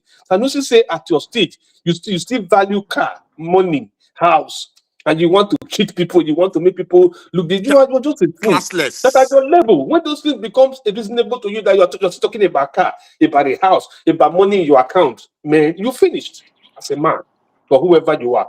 So service to humanity, they lost it because they just want to be relevant. They want to rub the legs of people in the aircraft and all that. And that's exactly what matters to two kind of human beings. You're talking of Obi. Everything it's saying about Obi, we've all heard the story. They all countered. You don't know what to say again. Two people tweeting in a room. What did they not say about him? But tomorrow, the more you say, the more his number increases. They're ready to ring the election. That was why I was telling you that he can't get the number he got before because they want to suppress it. They have gone to do all the INEC thing and all that. Let them wait. When Nigerians will come out to them, they will be very surprised because Nigeria we are taking it. But when they go beyond the limit and they break the limit, they will be surprised what will happen. That is the same Nigeria that you think that you can use military to pump inside. It will be impossible. Then they will not understand that the game has changed. But this time around, let them not think that the playbook of just go and announce result at 3:30 will work, because it's going to be different case at this level. So they should be forewarned and they should be forearmed too, because we're going to take it this time around. Thank you.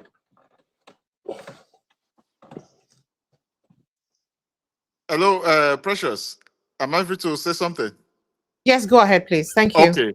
Mr. Lumide, I just my answer is to your one of the question you asked before is regarding Showore. For me, yeah, I feel if Showore was sensible enough and he was smart enough, he should have worked with he should have go to Peter Obi and learn from him. Please leave him. No, that's not true. That I don't agree with you. I'm sorry that I'm not even answering you. He has the right to what he believes in. Let me finish. Not your business what I'm now. trying to Sorry, say. you. No.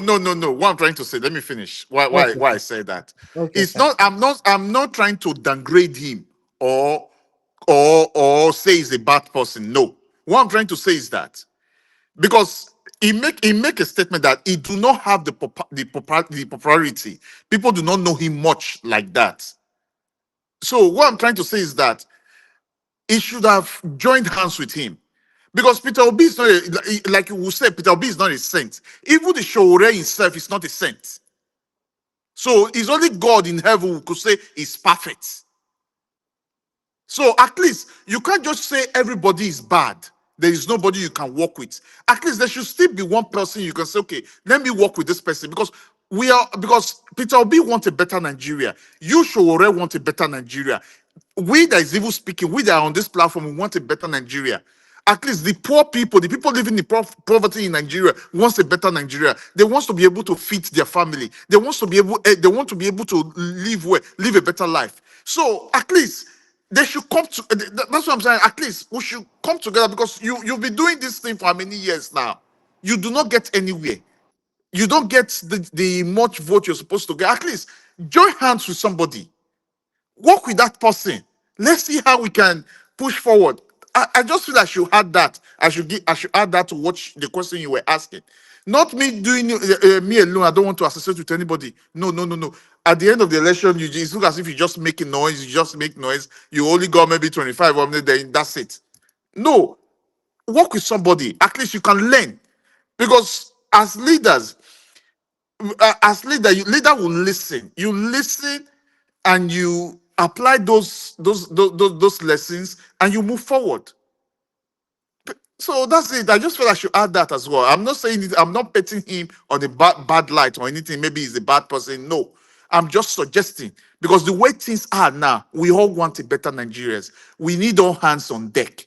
So at least, like Dr. Kash would say, we need the sinners as well. Come in and repent from your sin. I think that was the reason they would say, okay, maybe those ones that have done bad before, if they are willing to change, good, come in, they can change, because at least they've seen most of the things. Because even the people that brought in this administration in as well, even the guy in question, even do shege to them as well. He dealt with every one of them. The people that brought him in, he also dealt with them as well. Those people are also feeling the heat.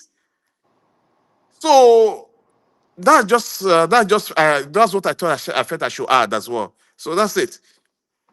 All right, thank you so much. Ufoma, stop it, I like it. Stop it, I like it. Thank you so much for the super chat again. I appreciate you. Thank you. T.Y. Danjuma, you want to say something? Yeah, I think we should move forward. The facts are there for anybody to check, so there's no nothing you're going to say to someone like my brother said, who is pretending to sleep. You can't wake him up, because it's just all pretense. There are people here who are just like a piggy. No matter how you try to wash them, you still go back to its natural habitat. Why we grant them the right to their opinion? But I think in the platform here, we're here to learn.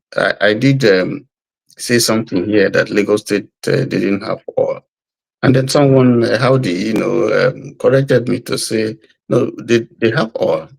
I fact checked, and I found out, Lagos State has oil, but it's offshore, not onshore, and that it produces 400,000 barrels per day. Not much, but they do. So, and that's why we're here. We're here to find solutions to our country. We're trying to see areas where we're failed. It's a search, and we have an array of political parties from where people choose, and we're looking at who best can deliver. Anybody who says that this government is working, that things are working well in Nigeria, he knows that he's not speaking the truth. You can't say it outside. Let him go to the market and see it, and see whether it will come back. So, and I want to single out to Lumide, because what he's been posting is not giving us anything constructive, which will benefit people, but it's just insulting people here, which I find but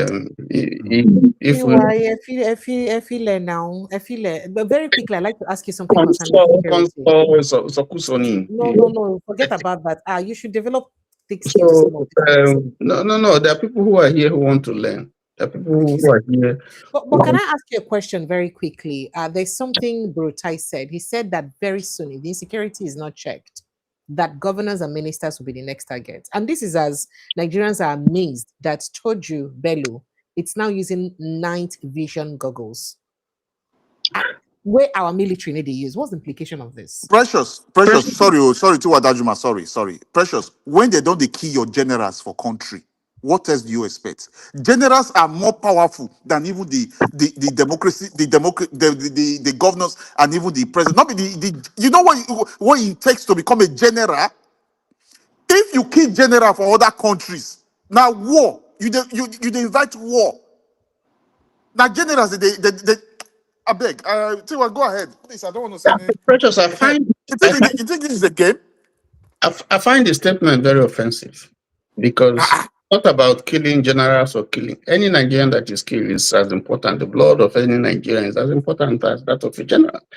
You see, when beggars die, they are not commenting. But the heavens, according to Shakespeare, mourn the death of princes. There are Nigerians who have been dying that are not reported.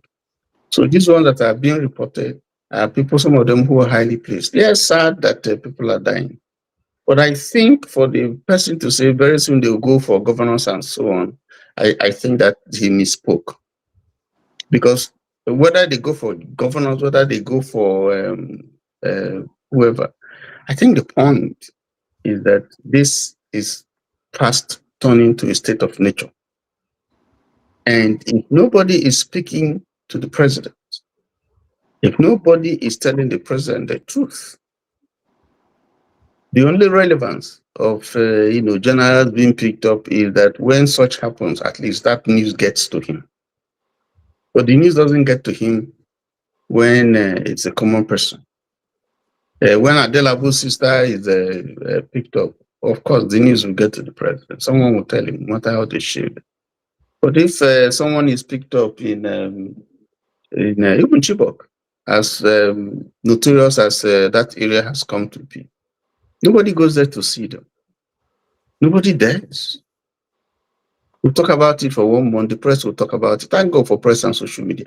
Can you imagine what Nigeria would have been without press and social media? Because the first thing you see is that the military authorities, the security authorities will deny. And even where they accept, they will give figures that are far less than what has been what the situation is. Why? There are situations, yes, that you want to protect, you want to keep certain things away so you don't cause stampede, you don't cause bad blood, and so on and so forth. But you forget too that there are locals, there are people. We're living in a global, an age where you have people who can send these things into social media and so on.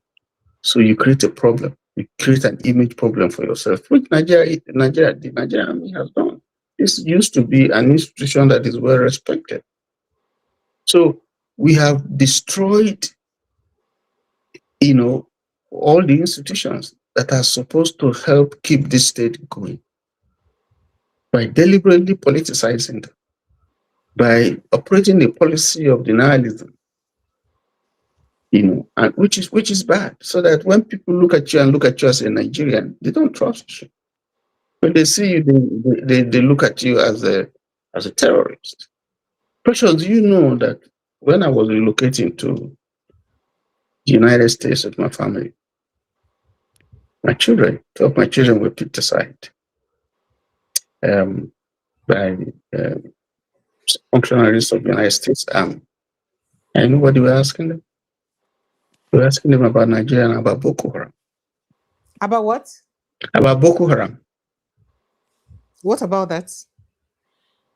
I am not from the north. We are not from the north. But because they have seen the passport then, yes, but that they are Nigerians. I mean, they carry Nigerian passport. They're asking them, what do you know about Boko Haram? Where do you come from? And my children had to tell them, Nigeria is a big country. We come from the south. We don't have Boko Haram activity in the south as at that time. But even up to now, we don't have Boko Haram there. In the area where I come from. But it's creeping in already. It's over the place now. So these kids have to begin to educate them. Why? Because they don't know. When they see you, all they know is they know Boko Haram. All they know is all kinds of things associated with Nigerians. Because that is the optics. That is what they see. And the government is not helping the country. So when we begin to deny and begin to lobby, to couch this whole thing and paint it white and so on, they laugh at you because they have embassies here. They have representatives here. They have international organizations, NGOs, who know what is happening. So all those who are telling all these lies, they just laugh at you because they know more than you do. There are agents here. There are satellite systems that are observing what you're doing. So it is a shame. All those people, like people who I see here who are making comments and so on, they are only fooling themselves, I'm sorry to say, because the facts are there. They're very, very clear, particularly in the age that we are in. I think what we should be discussing is how do we solve this problem. Look at Awibon, call from Ghana to educate us about our country. I was just laughing. There's nothing that he said that we don't know. Yeah, but that's Ghanaian coming to tell us. I don't mean to demean him. Coming to tell us about our country and all that, and that people should know that voting is a waste of time.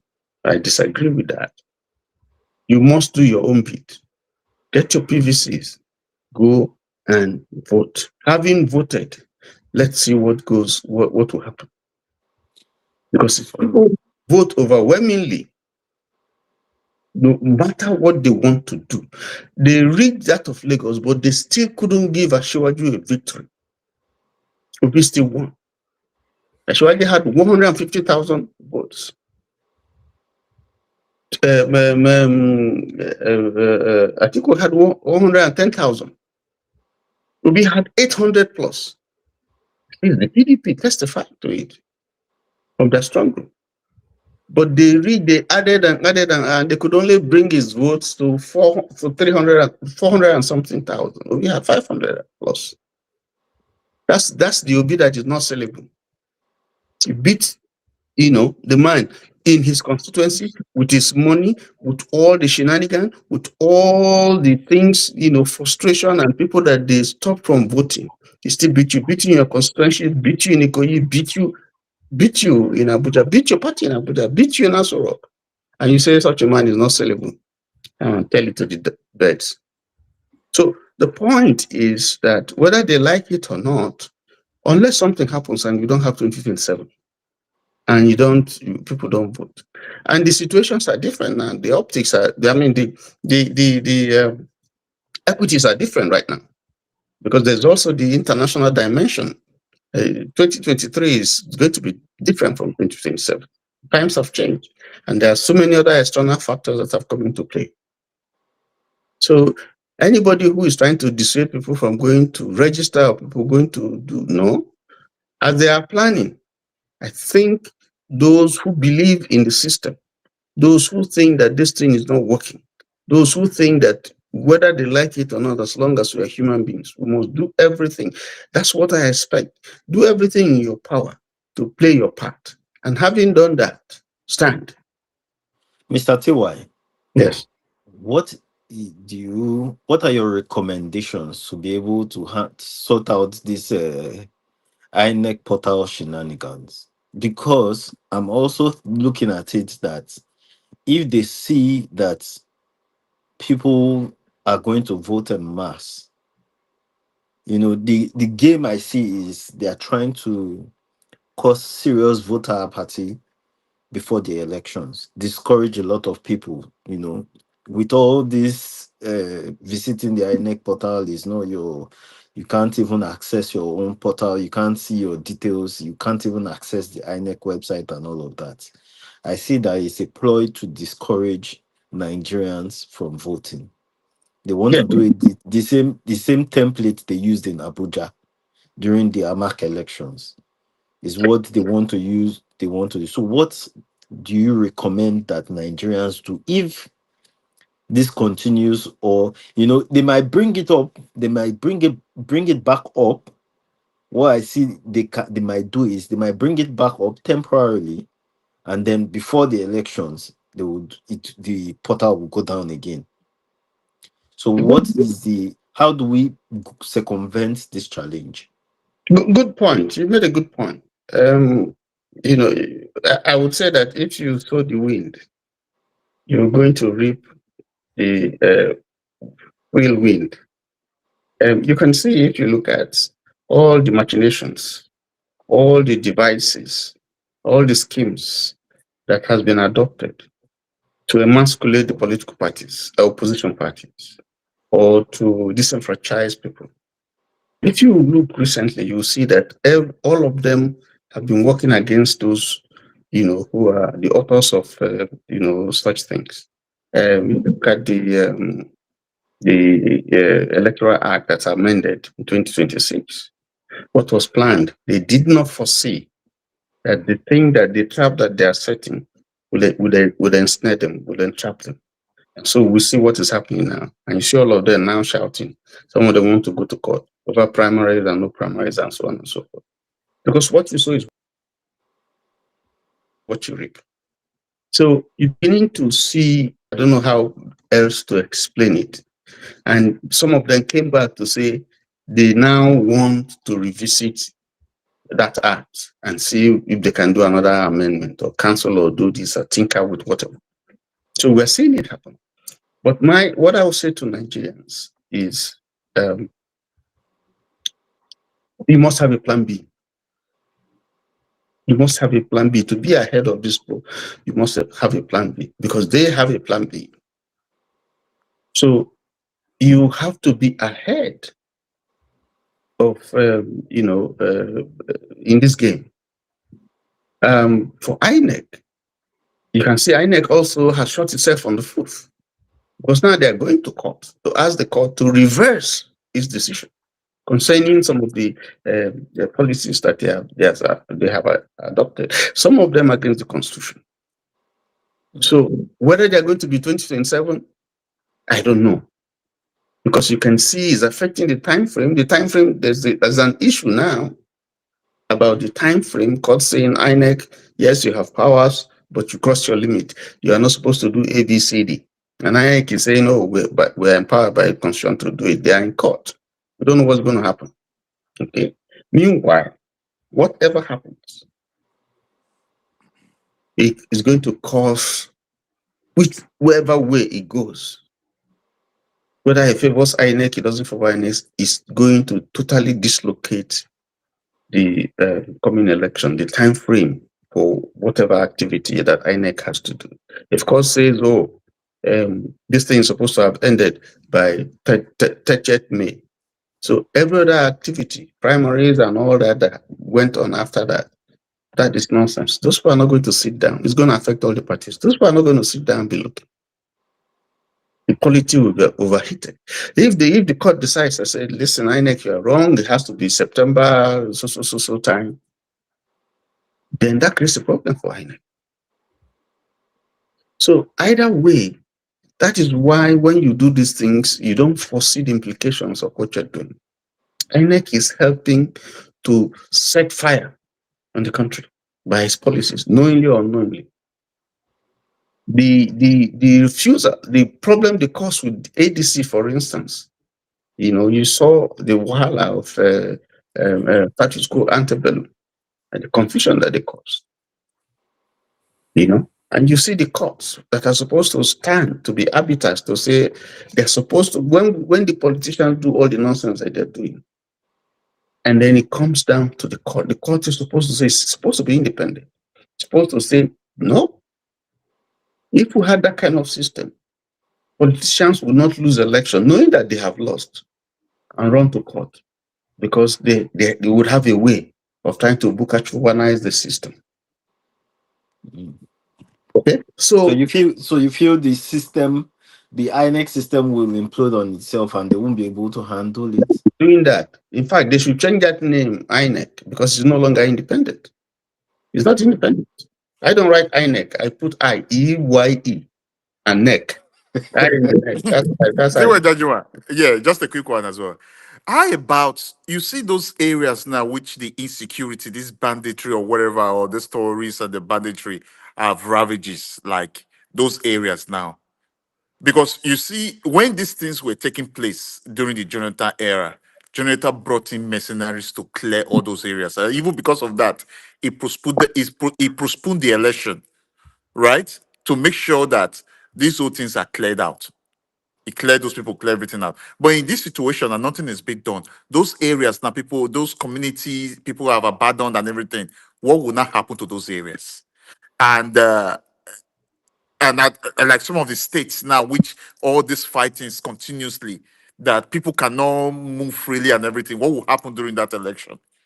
It's all part of the issues that are compounded. People who registered in their former places, some of them dead, some of them have relocated in IDP camps. Some places, some towns are desolate because of insurgency. People are mourning, they don't have relations, they can't find. You don't expect, that's another problem. You expect them to Can you hold an election in those places? You expect some of those people to go and vote? Are we doing enough awareness? Have we helped them enough for them to think that election should be what is primary in their minds? That's the whole confusion that has been caused. But all said and done, the only rescue that I find is for Nigerians to do their own part. If you do your own part and it's overwhelming, look at the 2023 election. If you put the votes of the opposition together, it far supersedes that of the ruling party, which means that Nigerians voted for opposition. That's that cumulative effect of that. Obviously, yeah. Yes. So, in other words, the ruling government is not popular. It's not the choice of the people. The choice of the people is opposition. T.Y., I think that INEC is intentional in everything that we're observing today, based on if an institution like INEC could be set up to fail during the last election, and nobody within this time frame has said, okay, let us look at what happened to the glitch or whatever they used to classify that thing. Nobody has looked into that thing to say, okay, there was an investigation, there was the findings, there was a cause and effect and all that, and then tell the population or the people who you are responsible to, who funded you with tax money, that this is what happened that transpired during that election, and this is why we have ABCD events, to clarify that event. But the Nigerian system had intentionally played down or ignore. And you have a president that you think has the intention to actually give us good governance. I think it's very intentional that they are like an establishment organization which they are doing the beats of the master. Because if that didn't happen, nobody called for it, nobody, cry out for, call them out on it, and they didn't do it till now. Another election is coming now, and they started showing us that, the system can fail. Internet is not working. Kinikon. They are saying it systematically, and they are not even looking at Nigeria had seen this before. Nigeria went through it in sadness, and we came out with this champ as an election. Then you never looked at it for 4 years, and you'll be funded again now to do another one. And your portal cannot even open to check information, talk less of uploading. And we think that we are just, and then INEC is there to conduct an election for us. That is exactly the problem I have with the opposition. This is actually the responsibility of the opposition. In fact, the opposition, there is no reason why the entire opposition should not be shouting by now, saying, what is going on? What is going on? Better it don't matter. See the kind of dust he raised and all that. Till now, no opposition has queried the government about the whereabouts of Better Edu's. They say they are suspending her to do investigation. What is the outcome of that investigation till today? We do not know. This is what the opposition should be doing. They're quiet. Next thing you say, 3 years. You're not saying anything into that event. Yeah. You're not saying anything. So that's why, I don't know if you've noticed that for the past 2 weeks or so, I've been talking, day after day about this INEC issue. It's deliberate. But the opposition made a great talk about them. They are the ones. This protest when they do now, they should actually be protesting to INEC. INEC, why are your servers not working? INEC, why would 50 people come out to register in a day and you will only register only 5 and say your network is down? INEC, what are you doing? If then, I beg. Sorry, just a quick one. Let me add to what Precious said. I about Aerofire will come and tell the whole Nigerian say every month or every year you take call and say 1 billion they leave the federation account. What has their pressure? Because the opposition, have they said anything about it as well? Aerofire Puma tell you that say 1 billion they reach. Although Peter Obi says something that we need audits, may they bring audit, may they audit the federation, and may they audit everything. I know Peter Obi says something like that too, but I don't hear any other opposition don't talk anything concerning that as well. Let me also add that to it. The only opposition in this situation is only the Peter Obi camp now. I think it's not an opposition. No. He not the talk. He want to do election. I'm not sure that guy is intending to finally rule Nigeria. He's just a distractor because nobody talks about him. He doesn't come in the picture of argument, in the picture of opposition. No, he doesn't talk. He's a system person. He's actually coming to also do the bid of some people if he eventually can even near that corridor of power. It's Obi's system. Obi thing is the opposition talking about here. So they are the one that Yep. should be shouted because Yep. Atiku as it were, as strong as he is, and as a government person, a VP, he's supposed to be on top of Tinubu's head. Why is he not doing it? Why is he not talking? Why is he not talking? That means there should be something that is actually ongoing. Whether it's just coming, I don't believe that guy, I swear. If you want to rule this country, he will have done it better. He's missed it already. But for him not to be in the topic sentence, rather than sending Okonkwo to come and fool himself, it just showed that he's not ready. He's just a detractor. That's what he came to do. Obviously. My brother, to be honest, I have one. Well, again, I will call it both allegedly and conspiracy theory that I wanted to speak about article, but I've just been considering whether I should raise it. Being my first time on the platform, and is quite a serious conspiracy theory that I've been trying to follow, and you just scraped the top of that theory. To be honest, when I look at article, his side from after the campaigns in 2023, I've been seeing Obi go everywhere. Yeah, some people say, oh, why is he recording his charity Yeah, and everything? But you could see that he was preparing himself for 2027. correct. You could see that he kept on doing those things every week after week, month after month, from 2023 to 2026 that we are in. I didn't see anything about Atiku. No. And Atiku has contested how many times now? 6.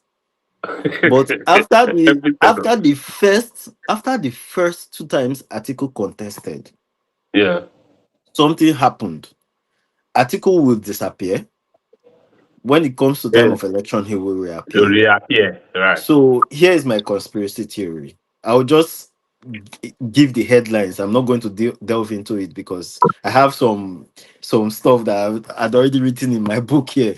This is my political book about article. But let me just give a summary of it. I feel it is how would I put it now? Is a kind of political game. He's not really. I mean, if he could contest and maybe win, yes, good and fine. But I don't feel that is his goal. I feel that it's just the same way some of these politicians, they come out, they create a party. Some of all these smaller parties, they are just for. It's a way of making money. Let me just put it that way. They just come out, then make noise. Then the bigger political parties want space, and they'll just settle those smaller political parties. Okay, take. They'll just so those ones they'll just be there. They will just talk 1, 2, 3 times in the media, and that's it. They've been settled. So for me, I feel there's a kind of business going under the carpet that Atiku will only turn up when it's time for election because it's a serious presidential candidate. If you've contested the first time, you've contested the second time, and you really want this thing, you will be in the face of everybody till the next elections. So you can see that Tinubu, everybody seems to know that, oh, this man has been planning this thing for 30 years. Somehow he's been in great because somehow he's kept himself politically relevant and in the face of Nigerians, one way or the other. Either promoting people, putting people in like being a kingmaker. Everybody knew him as a kingmaker. So when he was his turn, he said, "Oh, Emilokon," because you will see that this person was seriously vying for that position. I can't say the same for Atiku. Yeah. So I just feel that there's some kind of business being conducted under the carpets that we don't see. That this man, he only comes, and whether it's to divide votes, reduce vote of opposition, but I don't know. So it's just allegedly. Let me just say, there's something I want to say here. Kenneth Okonkwo has been in the news and he has come under quite a lot of criticism. The same thing with Aisha. Some people have criticized him, but there's something good about what has happened. In my own view, You see? You mean the Banzigat NDC? Yes, NDC Okay. and just the entire political spectrum. You All right. see, we have as citizens left politics for the politicians, and they have hijacked the system, and they are beginning to dictate to us what throw to us whatever nonsense that they arrive at or they decide. I think what has been happening in the past 1 month, take Aisha for instance, is putting her party on the questioning and interrogating certain things within the party, which I think is right. Okay, and you see the authorities now, the leadership begin to respond to them and begin to look at, a question or set up a system, a committee to investigate whatever accusations or whatever ill feelings that have arisen following the primaries and so on and so forth. The same thing with Kenneth Okonkwo. He's made some what I consider outlandish statements against Obi. And I think that now we are left to determine who is telling us the truth. Obi has gone to court now because the time has lapsed. It lapsed on the 10th. So Obi's lawyers have gone to court. So we want to see who is telling us the truth. Is it Kenneth Okonkwo or Obi? We need such interrogations. We need such interventions because it will help our democracy mature. If at the end the court rules that this was the case, of slander, somebody will go to jail. That is, if his lawyers are pressing for a criminal charge, or someone will be sanctioned. And then that is going to guide our political system. It becomes a reference point so that people will not come out and be saying all kinds of rubbish. I think the mass of the people now need to take the country in their own hands, because that is the only way deliverance will come. If we're waiting for Obi to show leadership, I think we can only show leadership, and all the other the president can only show leadership, and it's up to the masses to either respond positively or negatively to the leadership of all these contestants. Nigerians haven't done enough. It's just a pocket of people, a few people, because there are issues that are dividing us, very mundane and primordial issues that are causing division amongst us and blinding us to seeing the real picture of what is happening. There's hunger in the land. It doesn't know tribe, doesn't know ethnicity, it doesn't know religion. That's a fact that is established. There's unemployment, there's insecurity, there's capital flight, so you can go on and on and on and on. So until we come to realize that it's up to us, not INEC, not the court, to first of all take the first shot and say this is what we want, and we'll come out en masse. If we are few, they're going to win.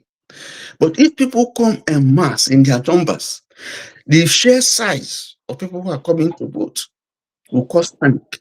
I mean, you at what point? How can you continue to rig without getting? You get to a point where you even contradict yourself. Mm-hmm.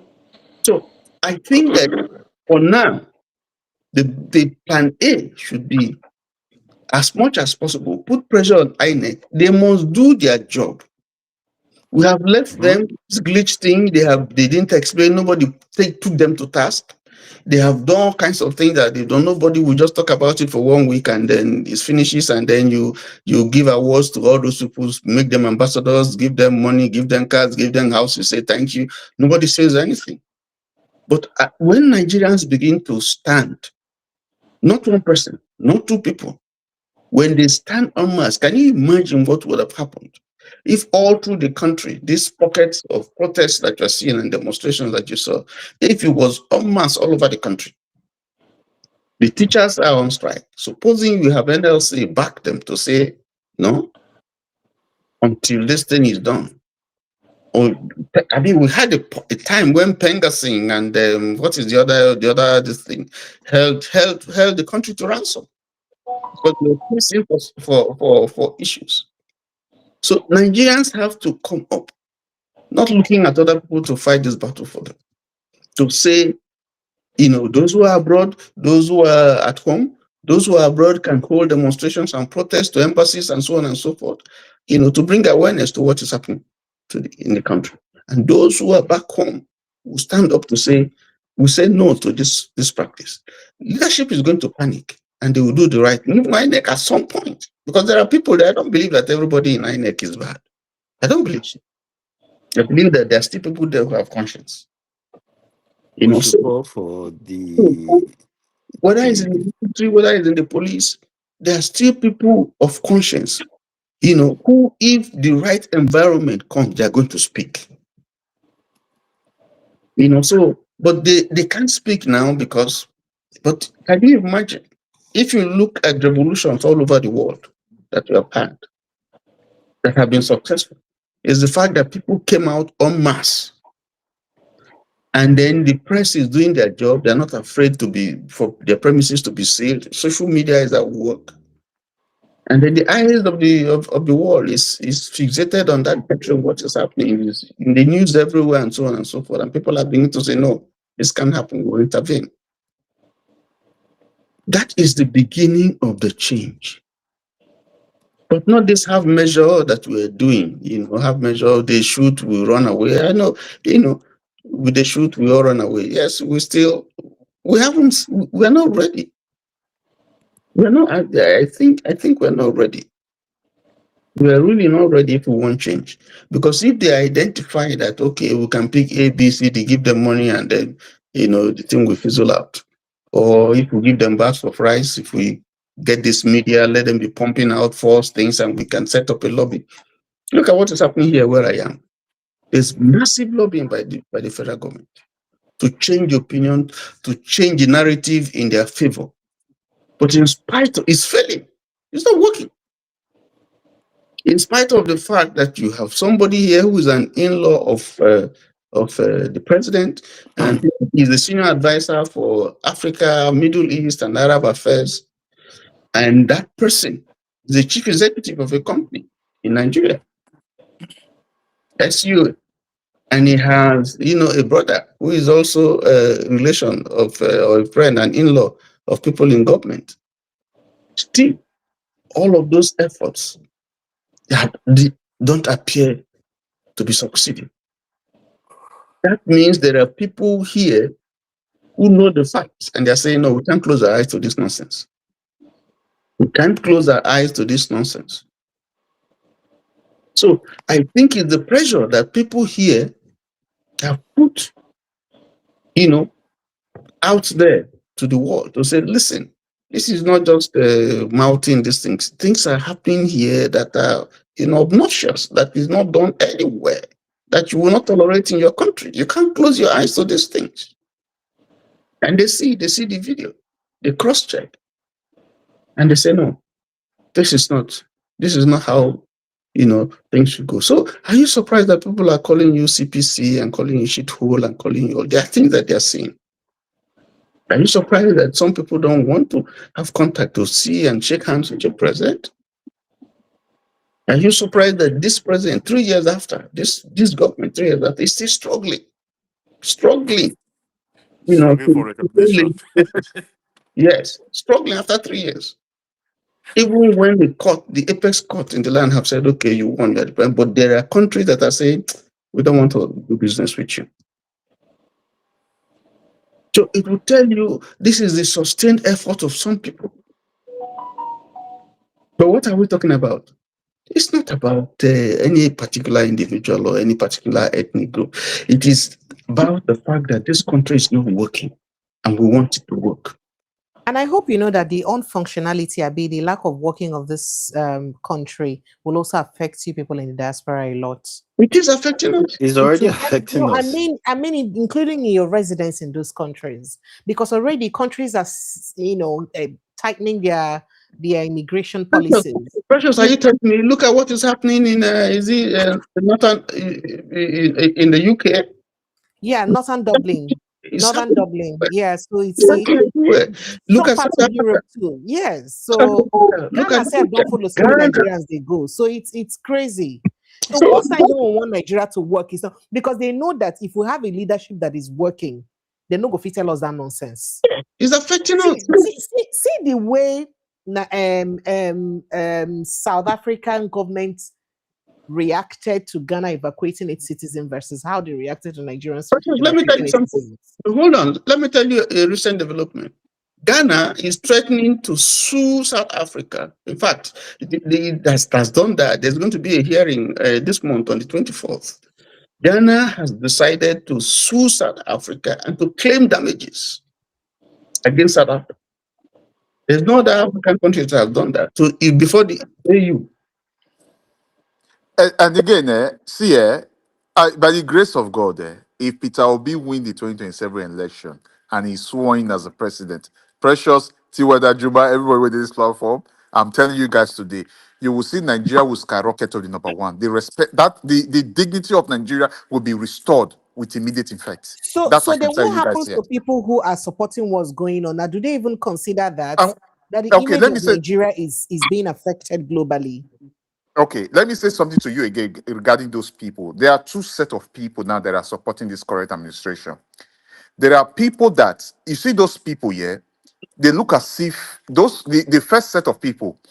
Those are the people that they look as if there's something wrong with them. They are not normal. They're not okay. It's like they're sick or something. So I believe that is prayers that can cure those people's sickness. Because you cannot see someone that is doing evil to you as a human being. You will still be clapping your hand towards that person. You'll be supporting that person. The person want to even kill you. You will still be clapping your hand. You will be praising that person. And the second type of people, which can still we can still say maybe they can still be rescued. Those are the people that are just in for the money, what they can get, stomach infrastructure. Those people can still change. You can see that those are the two set of people that are supporting this administration. So, but those other ones, so you can see what I've just said. So, we just need God intervention as well on those other areas. But I can tell you that once Peter Obi take that seat of power, the dignity of Nigeria will be restored all over the world. It You will see doesn't the have to be changes. Peter Obi. It can be anybody who can just restore our dignity Yeah, I'm back. just saying it. It I'm doesn't just have to saying be it. Peter Obi. But for now, but for we me, just I'm need just to saying get it. Nigeria back to winning ways right now. Uh-huh. So he's the person that I see at the moment, which among everybody that have bring themselves out to say they are vying for that position, they are vying for that seat, is the person that I've seen that I felt it can impact those changes. That's why I'm saying it. If someone like Alex Oti now, which I've also seen his good work as well, also come out. Yes, I'll know. Okay, good. I'm still seeing on that person, and the other person I might still be looking, which I'm not. He even have that credibility. Is this a Donald Duke, which I felt he's supposed to work with Peter Obi. So those are the but for the others which are throwing themselves into the race, I have not seen any one of them. So that's why I said that's the reason why I use Peter Obi, because I feel Peter Obi is the preferred, is the leading candidate as well. Because you even see after 2023 up to now, Peter Obi have not rested. He has not rested because he felt bad. He felt bad in 2023. He knew he won the election, and everybody, we all knew that he won it. But what they did, that nobody know. But Of that is which, why that is angry with him. He didn't fight for it. He let it go. yeah, but He didn't it's not that he fight. didn't fight. He tried to fight by following the law. He feel that he trusted the law. That is the other area. He trusted the law. He felt MC, the law can do the right thing. MC. Yeah. Go ahead. Precious. Sir? This fight is not Obi's fight. Thank you very much as well. Yeah. Waiting for Obi to go and do the fight, then they miss it all. The man has done his best. The man has done all he just did. You see, it is Nigeria needs to be. That's the point. We are the ones that is trying to lead. Okay? We are the ones. In fact, I can tell you, you see, these obedience are very dangerous. If Obi makes any for. You see how they criticize him. Okay, so the obedience, if they had taken, or not, let me not say obedience, anybody who he said is correct or who feels that something had gone wrong, the glitch. Explain to us what the glitch is. You saw Dino Melaye when he was when he was there with the INEC person, INEC what is his name, Mahmoud, when they were about to declare, trying to compute the results. Yeah, who is Mahmoud again now? Mahmoud, the former naked. So the one that they have compensated, Precious, no, Precious, just want to get your mouth. I don't even know what he's talking about. Hi. You don't know his name. Remind me his name now. I don't get old. I don't forget it. As for me, self don't old. Gray hair full my head. They even pass there where it is. Okay. From head, the other places gray hair full am. So I don't get sense again, sir. The one that Namo Peter replaced. Maybe you go know now. So if Nigerians had said, if people had joined, what's his name, Dino, but they saw it as the party thing. If they had joined to say, listen, we must resolve this thing now, and everybody has said, well, yeah, today, if you know, we're not going. What do you think would have happened? Or can you imagine what would have happened if after the election of 2015, Jonathan said, I won, and he refused to go, and he used his power as the president? What would Nigeria? What do you think will happen to Nigeria? So when people do things, they don't look at the the consequences of what the seed that they're sowing. If Nigerians vote overwhelmingly, and the vote is against the president, and he rigs it, I can tell you what will happen, what will befall the country, something you would never anticipate. I wish I could be that confident in Nigerians. That's what I feel. If they come out all over the country and vote overwhelmingly their choice, and then all over the country it is tinkered, not just some places, all over the country is tinkered. You see, what they do is, for instance, let's say River State, maybe a candidate will win. What they do is they go to one remote area, that's where they overrig. You don't cook the number. Yes. So the antidote to that is, if Nigerians overwhelmingly vote, you are not going to go all over and tinker and everything is, you see all the, what is the form? You see this thing painted. It can't happen. It's impossible. It can't happen. Even INEC itself, we ask the same questions. Let me say something quickly again. The image Pressure showed us this earlier today. That program regarding the data, he said data state or something. Those camp, those forests, or where these people, they said they found these people. Do you guys not think that that's a part of the ringing machine as well? Maybe rigging of the election or something. There are those because I feel that some people cannot just go there and build that kind of community in that place without the government knowing about it. No, it happens. In many places, this is just, I want to establish that it's Asaba town proper, I find out, because I haven't heard the traditional ruler say such things. If it is, it will be in the news. And but I believe, it may be from the language that was spoken. Definitely that is an Yoma language. So it's somewhere around that area. And there are places, like I said, in the state capital, there's no land. You hardly can find land.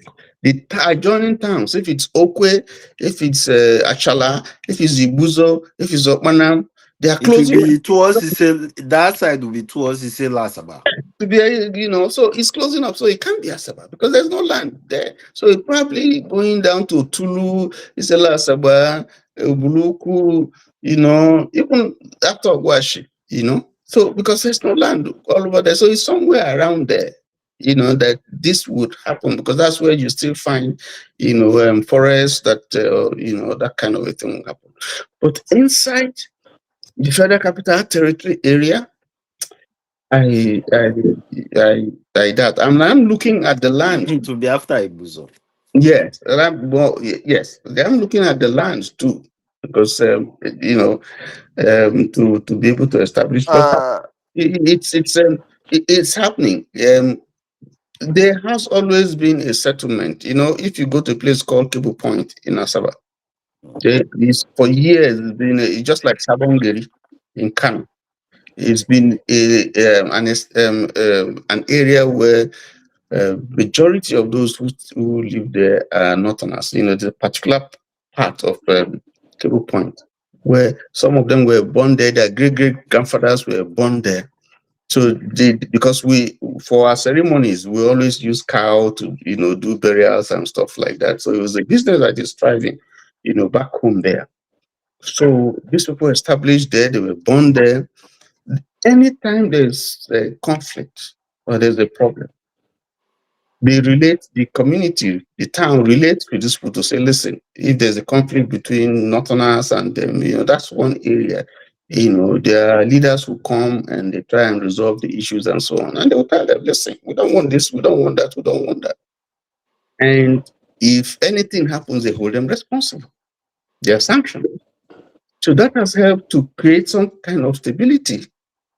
So I know that if it is within the Federal Capital Territory, for instance, if it's within Asaba, they're going to call those people to say, who are these people?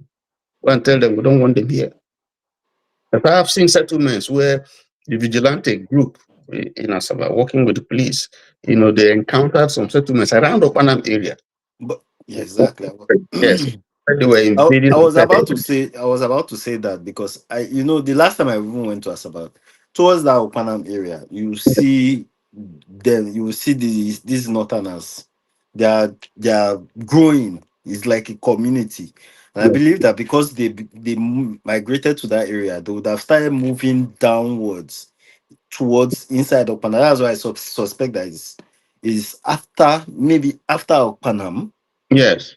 Or all those areas. Yes, or between Asaba and Ibuzo. Although that area has started developing, but there is still some areas that have not fully developed. Yes. So it's one of those two places I suspect, if they are saying is within Asaba. Yes, because the last one I saw them go over there and they were burning all those places. They set them on fire. So if from what I saw from the video that Precious played, it looks like they weren't people there apart from the women that we saw. But I don't think I saw men. It looks like maybe they're on hiding or they evacuated or something. I don't know what happened. So what I suspect is that the next thing we are going to see is that they're going to invade those places and set them on fire. Because you can't. Okay, Juma, just a quick one. You saw the comment I made regarding this Adebayo earlier today.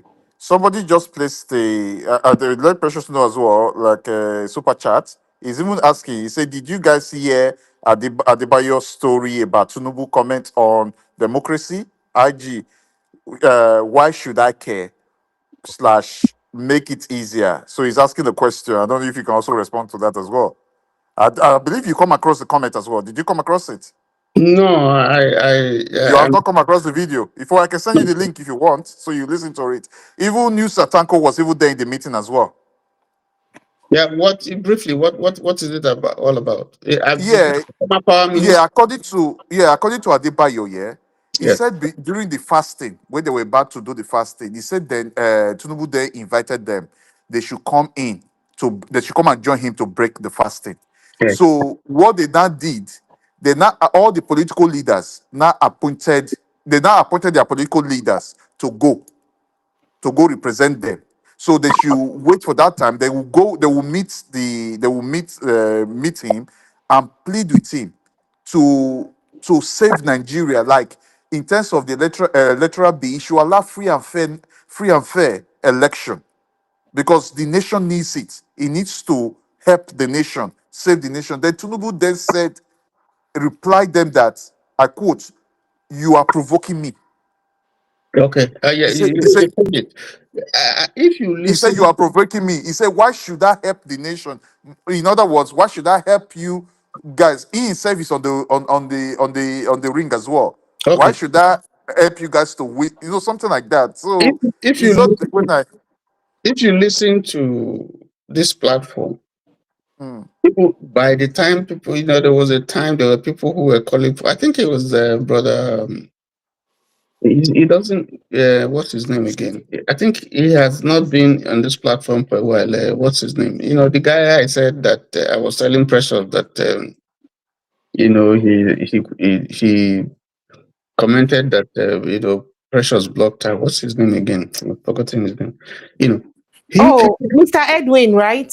Yes, Edwin. He kept on harping on electoral reform, and Yes, yes, he was saying it. Yes. I remember that Precious and I kept saying, "Listen, how do you think that this president and the Senate, the Congress, the legislators would put pen to paper to pass a reform that would threaten their continued stay in power? It's not possible."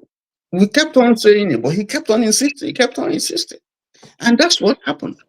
That the electoral amendment that came up was one that would preserve them, in the Senate and in the House. That was what they did. There were so many other issues that were discussed when they went to all the geographical zones that were not included, which includes the status of women, affirmative action, and some other things that they didn't include. But they deliberately chose those ones that they are more interested in that will favor them.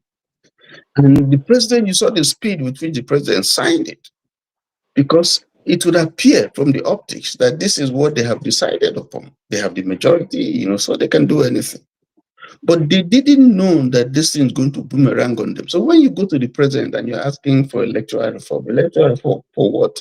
That will take him away from office? This president is fixated on staying. He's not looking at his age. He's not looking at the fact that, if you look at his physique, if you look at him, you see, Baba Tidagba. Baba can't, this job is challenging. So expecting the president to do a miracle or to do is just wishful thinking. He has done his best. He has done what he can do. The problem is beyond him.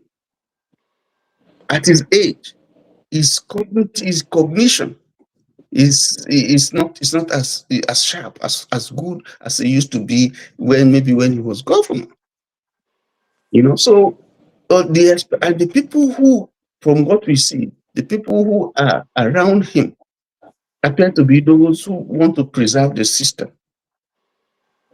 So such a situation, anybody who is telling Just a quick one. Sorry, this is the word. Allegedly, he say, "Why should I help the opposition? I suffered when I was in the opposition, so you people must suffer." Tinubu, allegedly. So that's it. Yeah. So if you said that, you can see the mindset. So that is why I said that all those, if you're looking at those people as your savior, no, you're wasting your time.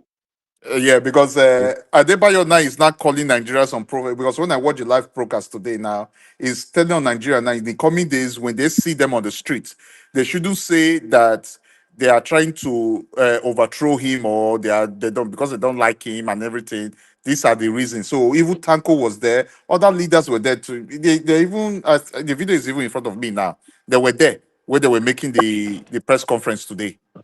So that they are Nigerians now, they will be hitting the streets regarding the whole of this. So this is what we've been asking for. Where will be like when Peter was saying that the opposition, where are the opposition?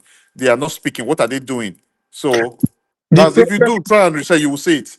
The problem with some of them is that they can't open their mouth and speak. You see, Precious uncle said that they should stone them. I just laughed. I thought that they should stone them. Eh? If Amechi is a man of principle, if he's a man of principle, if he's a man of integrity, like his boy, Yeah. I I'll be expect saying it. that he would He will say, join forces. I have told you before that I am not running for VP, I'm running for president. And that's where I stand. I have lost, I'm going back home. I'm going to strategize, I'm going to do X, Y, Z. No matter what kind of lobby, no matter what kind of talk, you can only acquiesce when they show you certain things to say, see, we have this thing against you. So you either take it or we're going to expose you. Those people are not going to come out and campaign for you because they know at some point EFCC will pick them up. They will do to you what they did to El-Rufai, or what they're doing to Malami, or what they're doing to Tamboa, or what they did. They will do to you because you have skeletons in your cupboard. So the only people who can do it is you and I, who have not eaten with them. Okay, so if you eat with them and you have gone to Tokoto with them and done all those things, they will tell you, say, listen, let us, don't push us too hard, like living in bondage is telling Obi, don't push me too hard, otherwise I will reveal, I go show. So let him reveal. If he reveals and we see that, what in it talk, this will be with it and this person. Now, so it's going to affect Obi's political fortune. But if it comes out that he can't prove it is a lie, or he reveal whatever he revealed, just like he revealed the receipt and there was nothing in it. If he reveal or he failed to reveal, and then they go to court and the court rules and the ruling is against him. I say, Tiwa Juma, do you know that it's not only Obi that is even suing in now? Another person has joined now, former governor of Imo State, has yeah, also joined. 5 because billion. So we are now looking at 10 billion now on his head. He indicted them. And let nobody from the southeast go out there to begin to beg, to say, if it's a Yoruba person, I'll tell you that's what they're going to do. To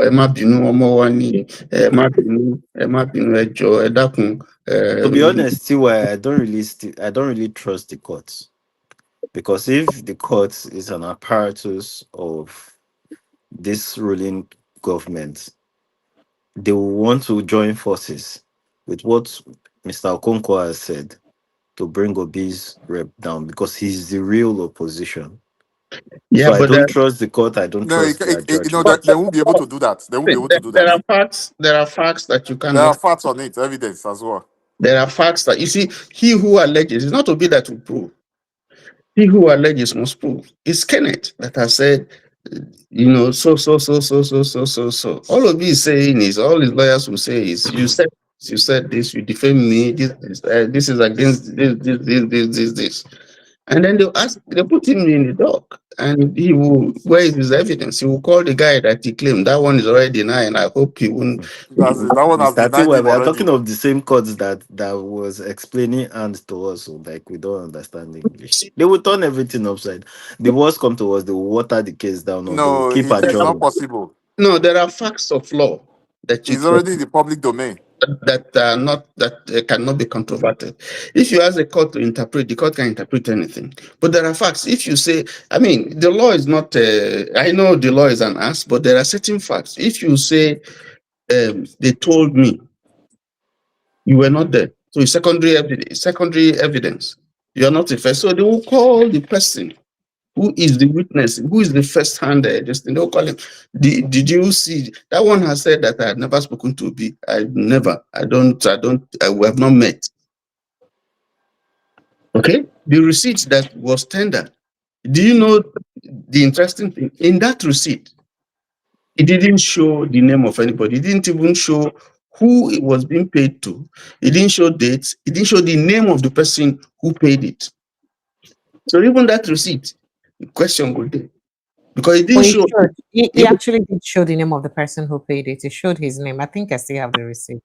I don't know if I deleted it. I think I deleted it. Opinion, he was saying that the receipt itself that was displayed did not show the name of the person who is paid. Obi's name is not on the receipt now. Obi's name is not on the receipt. No, it was the NDC was on the receipt. It showed the NDC, and it showed the person who generated the who made the transaction. And the name of the guy who is who is denying that he never said, he never mentioned Obi's name. So Obi is not NDC. NDC and Peter Obi is different. And the receipt showed that it was a bribe. It did show. But did you know that Dixon has come out to say now that there is no party that doesn't get funding now, which was what Ben was saying all along. There are issues. I said it now. The issue was that. So that means the national leader of the party is aware of the payments. No. The national leader is not aware of bribe, because the issue. He's not about the bribe. He's aware of the payments. That's what I'm trying to say. Yes, but that's not the issue. But they call it donation. The issue is that it was bribed and it was paid to a particular person, not Peter Obi, yes. Not to the party. And that the persons selected who, and not just one person, that he was collecting money from 10 million, 20 million from several persons. That it was specific. That allegation has to be proven. And it has to be proven that the man was even in that hotel. So they're going to find out, check at so time. Was there social person in this hotel? First of all, so he has a lot. So this is that receipt. You just made me go dig it out wherever it is now. Okay. I got it from. Can you see? Read it for us. Okay, so let me quickly search for. I have to open it in another place because I really can't see that print is too tiny. Yeah, I can't see. People cannot come and wound my eyes for me. I beg. Sorry, give me a minute. Sorry, Precious. It's okay. Thank you very much. It's all for the betterment of Nigeria. We're all doing our part, sacrificing as well. I don't carry me till 4 hours now. Yeah, we're all sacrificing. It's all part of the betterment of Nigeria. Madam Precious, now we did help them do the talking. Now we did help the opposition do the talking. Since they are, but I feel they will start talking when the campaign starts. I feel they are being very careful not to really start speaking so much against the ruling party, because no. It's not about speaking against the ruling party. There are things you should start talking about from the beginning, like this INEC issue. INEC cannot be deliberately, if that's what they're doing, and then you keep quiet. No, now, but shooting yourself in the leg now, because by the time you be ready to talk, there's really nothing much you say.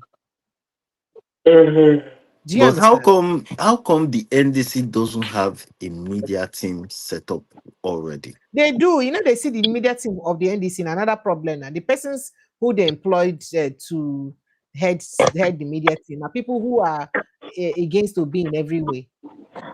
Is it this something director? Those media team for the NDC, I feel say maybe when the election done they start, Kwankwanso and Obi or whatever. They will change those. They will change those two guys from that NDC. NDC. Their presidential campaign team, but that is so. Let me quickly okay. The transaction. Why you are trying to sort this thing out? I don't know, but it has to be proven, to the court. So it shows the sender Obonike Callistus on Haibo. So yeah, that's the sender. The name narration is Nigerian Democratic Congress. Fine. And what is the money for? Okay, sorry. The recipient is Nigerian Democratic Congress. Okay. And the narration is ONB, TRF to Nigeria Democratic Congress. I don't know what that means, but that's what the narration is. Fine. So those are. There's nothing like bribe there now. There's nothing like bribe or anything there. That's the point. It would never be stated as bribe, even if it was bribe in the first place. It would never be stated that way. So what was the guy talking about? I don't understand. What was living in bondage talking about? How did Obi come in here? First of all, living in bondage has to show that he has local standing, because he's not a member of NDC. So I think the whole thing is about how the bitterness at which he spoke about it, like as though he was somebody that was that was referred to. And then he said that they're running a Merit never leave him. criminal organization. So he appeared that as if you already know, and then if you vote Peter Obi, he's going to enshrine criminality. The thing it was just a lot. I'm sure Merit is still pursuing him. Merit has not left him alone. It was just a lot. Like I used to say, he has right to what he believes and what he wants to say. No, Precious, this is a matter of he has rights. It's not when you are trying to destroy another person. assassinate another Correct. person, Your own brother. assassinate Shame another on him. person's character assassination, Character. Yeah, or shame on whatever. him. These are It's a false disgrace. allegations. These are lies. These are It's a disgrace nothing to. to Igbo people. It's That's just why. Disgrace. painful Okay, that look our at Soludo politics now. is A no quick one longer again. about campaigning for Look at they don't People have to campaign Soludo. for divert. I would really their like us to Yeah. respond candidates. to CAOG, please. Slander. Oh my God. Just a quick one. Look at Soludo again now today. I think Soludo again today regarding the comment. I think it's Soludo Haid or something, one of his assistants or whatever, regarding the comment Peter Obi made regarding the Fulani, that there shouldn't be ethnic profiling regarding that comment which he posted on the tweet. Look at the comment, the reply that guy gave as well again. He was even trying to condemn Peter Obi. So I don't know. That's why I asked the question that day. Why is it that is this people, the Eastern Brothers or whatever, these people that came from the East who were supposed to be to join hands to create a better Nigeria? Why are they the one going back and forth Will you on stop? him and everything? I'm sorry, but please stop this thing you're saying. It's unfair when you keep saying this. There are Yoruba people who support Tinubu, who will even die for P2B. There are Correct. Yoruba people that I know Correct. them. I know them. Not No, all Igbo men Precious, will support maybe you Correct. don't Tinubu, No, it's but understand me. true. You don't I understand me. Sorry. understand you. But what I'm saying is that not all Igbo people will support. Don't go that Don't go route. that route, Yeah. please. Not all Igbo people will support your P2B, please. Not all Igbo people will. Yeah. So you're making it look like, oh, because they're Yeah. less contesting, they must all support him. No way. People have Okay, reasons No it's to all way. right. support Yeah. Okay, him. I've heard you. I've heard you on that. But Yeah. His own the is his own accusation. is change mount. His own is a boala kind of thing. Okay, Change let me mount. say so. Not Okay, beyond. So it's obvious. okay, hold on, please. But but mine is the lies they are telling, the gaslighting is too much. But we know that this man, as in, is not to every one of us now. This man, what they are accusing him of, he didn't do it. Yeah. Like in terms of they Politics. are trying to assassinate his character, bring him down and everything. We all know this Okay. that the guy did not do it. All So right. So why? very quickly, because my time is fast spent. Oh, this is 4 hours into the show. This is past almost 4 a.m. I beg. So let me quickly address what CJOJ said. I think he has the video, an excerpt of that video from Adibayo. What he said. Before we brought it back to the leaders of the people on the street, we went to the leader of the country. And we asked the chairman of Inter-Party Advisory Council, IPAC, Dantale, to tell the president the moral crisis facing the country. And we said, Mr. President, you are our leader, you are our father. Please, remember your duty to this country. You are our head of state. It's not playing on my end, or is it me? This electoral act that you are shoving down the throat of the National Assembly is not good for the country. In election, only one person can win. But we want that person not to lose by winning. Because an election should not result in a politician winning and the people losing. Who will you lead?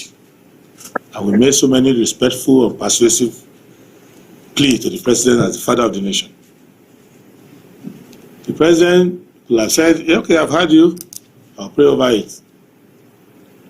He just jumped up and said, oh, you provoke me. Why should I help the nation? Why should I help you? I'm contesting. It's on tape, what I'm saying. I'm contesting. They're provoking me. When I was in opposition, I suffered. Go and suffer your own. Why should I make laws that favor free and fair election? Wow. If you don't want to vote, don't vote. Who said we must vote? You can sleep in your house. If it's only 3 people that vote for me, I win. My God. And he concluded, I say, politics is a game, and the game is sweet when you are winning. Wow. Anyhow. He said it. Go and look for the tape. Remember, anyhow. At that moment, you remember when he ceased to be head of state. He used that phrase You before. remember Yeah. when he said this now? Yeah, I think it was early Yeah. this He year or used that so phrase that before. he made that Yeah. statement. Exactly. So I'm that's happy you were able to bring out the video with that. Shibina, the work on a descend maybe that's But that's a very You do well. serious. Thank you. It's not fair talk at the beginning. Oh my God. So let me take your reactions to what he said. So you see the problem I have. He had to take an Adebayo to Yeah. search for this and mention it. The rest opposition, what did they do? I beg, I don't want to live. Even Shawari, what is he doing that he did not see this? Abi, he is not opposition. I'm happy you guys guys see what I was trying to say. So that's the point I'm trying to make, that the opposition never ready yet. They are not ready. I'm sorry. I think Adebayo got it based on his influence. So it's not because he's a politician. It was a public statement that was made months ago. Okay. It was a public statement. I think I played that video here, Seth. Yeah. It didn't play on my end, but I think maybe I'll go and watch it later. Oh, maybe it's your network. Sorry. If Santako was even the way, so the old thing, so he's on the public domain already. These things I'm talking about, these things I'm saying as well. So wait, is Precious saying that that statement he made that if we are winning, the game is sweet, was said during this meeting? Make her find the video. I don't post that, not during because this that one he was standing and it was actually him holding the mic that when the president spoke and said that. I will find the particular place he said that, but it was a while ago he said that. Yeah. And I know he was standing, he made that statement. Yeah, it was a public statement. Yeah. Yes. It's well. So that's the thing. And it has to take an Adebayo to call attention to this and how bad this is for democracy. Is Adebayo not contesting? He's contesting. He's contesting under the SDP. He's also an oppositioner. This is not even soon enough. Now, what's in opposition for them? They cry for sins. I think they also said on it that in the coming days now that they will be on the streets, so that even when you guys watch the full video, you will see the way what he was even saying that in the next coming days they will be on the street, that they do not want Nigeria to think that they are doing it because they hate him or something or thereabout, so on and so forth. So these are the things. So because it's now they are standing on their feet now because Nigeria needs to be safe, honestly. So you guys, so that's why when I was saying those things just now, I'm not trying to go on Traba or whatever. No, I'm not doing that. Well, I'm just saying that they should stop telling lies against someone. Stop putting lies out there or trying to assassinate his character. He's not the name. He's not that person. He hasn't done any of those things. Huh? I'm even happy now that the way Kenneth now disgrace himself. You know, there's a way when you do evil, there's a way the evil will return back to you. I think they gave him time now for him to retract those statements.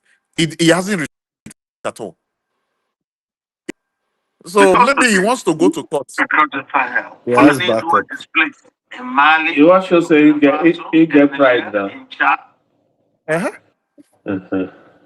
I'm off in the even the NDC legal department as well.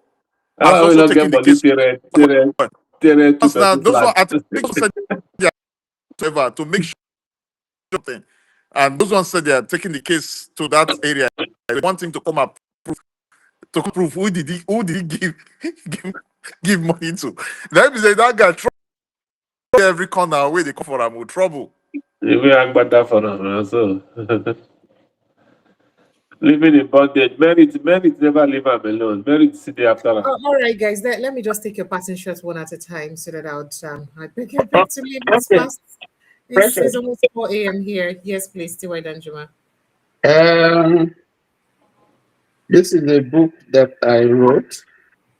Oh my! What's the book about? It's called Tetelestai. It's in Guinea. Tetelestai. That French. Can you say? Yes, I can. Okay. I wish your video is on landscape. Have you published it already? You put yourself on Amazon. Yes. It's on Amazon. It's on Amazon. It's Kindle. Amazon link. Send the Amazon link now so that people can it's on Amazon. If you just Google Christian books and you go to Tetelestai. And this your language. Go help us spell them. It's not tetele style. yes, T-E-T. Okay, hold on. T-E what? Sorry. Let me highlight it. Tete, T-T-T-E-T-E. So okay. just put it on the comment section every day, including the Amazon link. Let me highlight it for people to go and buy. That is my selfless service to humanity. Free advert. Yes, sir.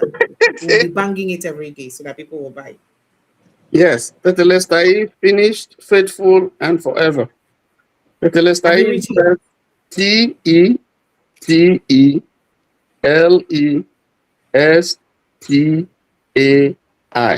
That's the title of the book. So can you help me write the title, your name, the author, the way it appears, and the link in Amazon so that people can go look at it? I think I already sent it to you on your WhatsApp. If you run WhatsApp, you probably would have been fairer on the comment section. I my WhatsApp with you, I can't even look at it again. You know, we just sent messages this evening, so it's gone down.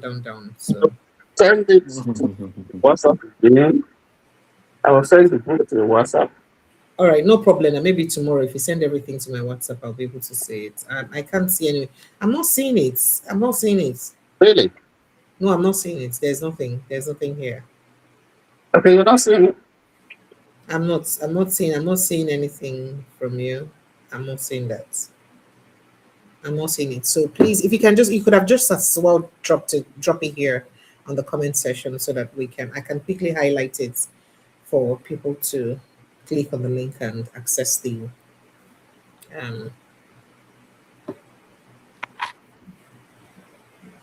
congratulations. So what's the book about, sir? Tiwa Danjuma, are you there? Okay, so while we're waiting for him, let me take our parting shots one at a time. Who's next there? Olumide, please kindly drop your thoughts. Is it Olumide now? Oh, hello. But go ahead. Okay, thank you. So I just want to say, round up by saying that I'm particularly happy with the way Obi has carried himself in all of the campaigns since 2023, even after the elections up until now. He has carried himself with all maturity, and he has always let the issues be the focus. So he should continue to do that, and I'm hoping that the usurper there right now, the president currently there, will do the right thing and let the will of the people prevail. And let's hope we get it right. I'm particularly happy that the youths are kind of speaking out and working towards making sure that their will prevail. But I'm hoping that the usurper there will do the right thing. Okay. That's all I can say. God, I hope that God will minister to him so that he can do the right thing. All right, thank you so much. MC, your passing shots. Okay. Yeah, my people. Mine is to say, Nigerians, please, it's time for you to stand up. Take back your country. Stand up. Demand for what is yours. Come 2027, before 2027, get your PVC. Go out there, get your PVC. And 2027 comes, go out in mass. Make sure you go out, vote, and protect your vote. Vote, protect your vote. Stay with your vote until your vote is counted. If possible, escort your vote to the collation center and make sure it is how you voted, and that is how it appears. Make sure you do that, and when you do that, we'll get the country we want. So that will be it. Thank you. Okay, so that's the book from T.Y. Danjuma is Tetele Style. Okay, Tetele Style. That's it. So he said he's available on Amazon. T.Y. Danjuma, I hope you send us a link to Amazon later so that we can publish for people to go. But if they just Google, make a check on Amazon, what I will say. Just Google Amazon. It's there. Google Amazon and books, Christian books, and then you just type in the title of the. You type in the title of the book, and then you put the name. Style t-shirts. Yeah? No, book. See, just Christian books. Go to just type Christian books, and then you type in Tetelestai. Okay, I think This is a Greek word, though. About $9. No, it's 14. It's the soft paper cover is about $15, and then the hard cover. This is not you. There's another Tetelestai out there, not you. This one says there's another Tetelestai. That's not me. This one is. Yeah, this was a miracle of grace faithful exchange. and forever. Okay. Finished, faithful, and forever. Living like it's a saint, are different Tetelestai. Yeah, so finished. How do I see one that is from you? Yeah, that's what I'm telling you now. If you see Tetelestai, type in my name, and then you type in the book Tetelestai, finished, faithful, and forever. You get it. It's there. It comes in hardcover, it comes in paper cover, and it comes in audio book. Finished, faithful, and forever. Correct. Okay, I hope I see it. Okay. Ufoma, let me take your part in a short while I search for this. All right, Madam Precious, thank you for giving the opportunity. It's $43. Yeah? It's $43. No, the decrease. Is it leaking? Is it living like it's finished? Eh? That's what. In fact, €43 is what I'm even seeing here. Okay, €43, no, not dollars. Oh, so it's more expensive than $43. Okay, yeah, it's more than $43. So that means it's about $50. No. How much is it? When I checked, because I bought one myself, I'm also selling directly. If you now, is it from is it Amazon you're looking at? It's Amazon, and it said just 3 left in stock. Amazon, the book will just come out on the 3rd of June. Amazon. Well, with your name, that's what I'm seeing here. Just 3 left in stock, and I'm spreading it and sending. This is for Natifo. Now you say the book they said they better give me my money. Now you say the book they said. That's what they're saying. These 3, they said hardcover and then paperback. You have both, Abi? Yes. Okay, the hardcover is even €62. The paperback is €62. €62. Well, how much does it translate in? Wow. I hope they'll give me. How would they give me my money? They're making a ripoff. Crazy people. Change your Amazon to the dollar currency. I think the price might drop. You don't want to. Go to Ingram. Go to I don't know what Well, if you check in dollars, I am telling you the price in dollars is because it's using the European version. Yes, $14.98. If it's then the hardcover, it's more expensive in Europe to buy it. It's more expensive in Europe, you see, because it's all over the world anyway. Well, but I don't know why they're selling it this expensive then. Maybe maybe holiday shipping costs, because from America to the fee you are in Europe, so the shipping to ship it from America to Europe, they will include all those ones as well now. VAT. And it's selling first because it said it just has only 3 copies left. Nice one.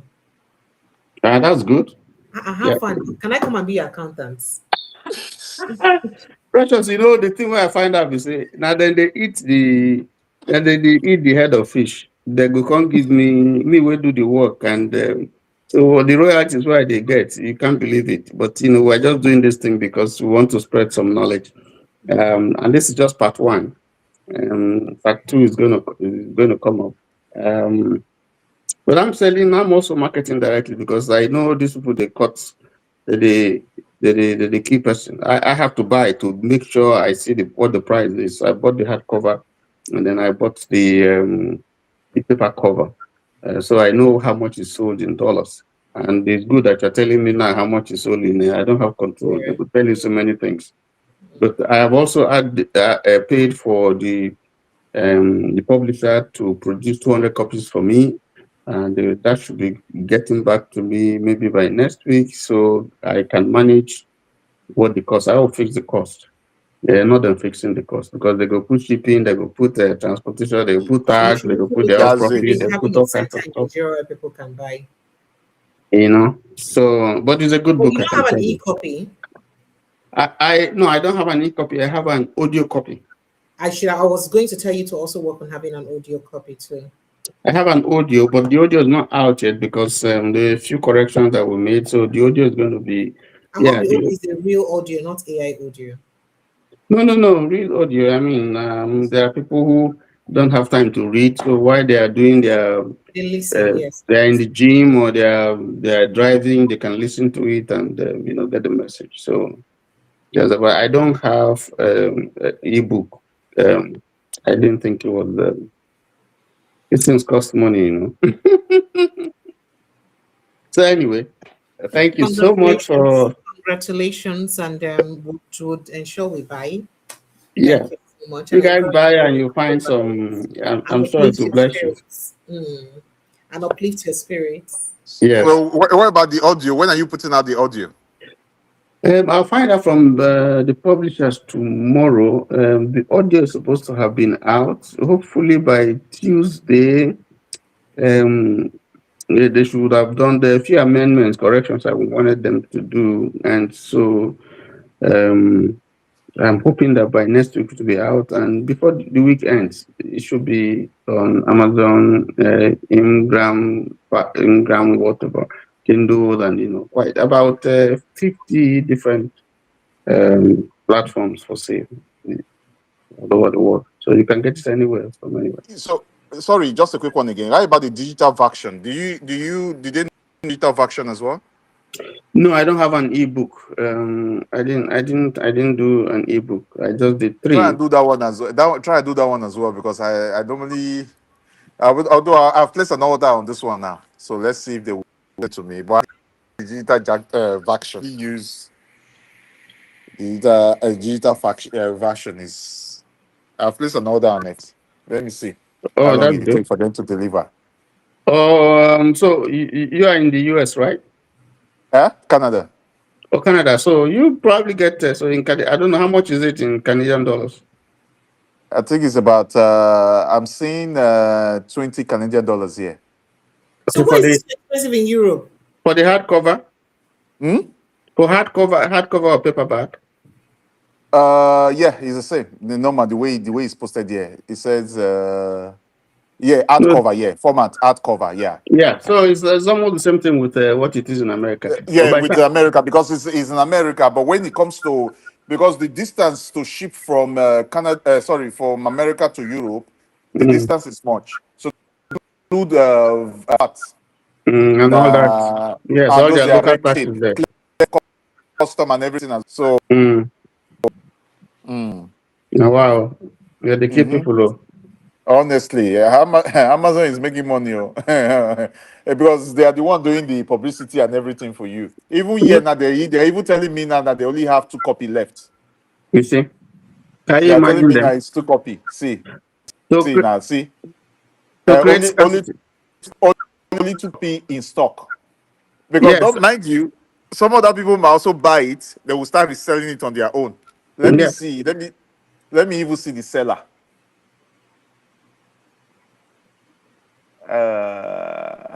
Here's the seller.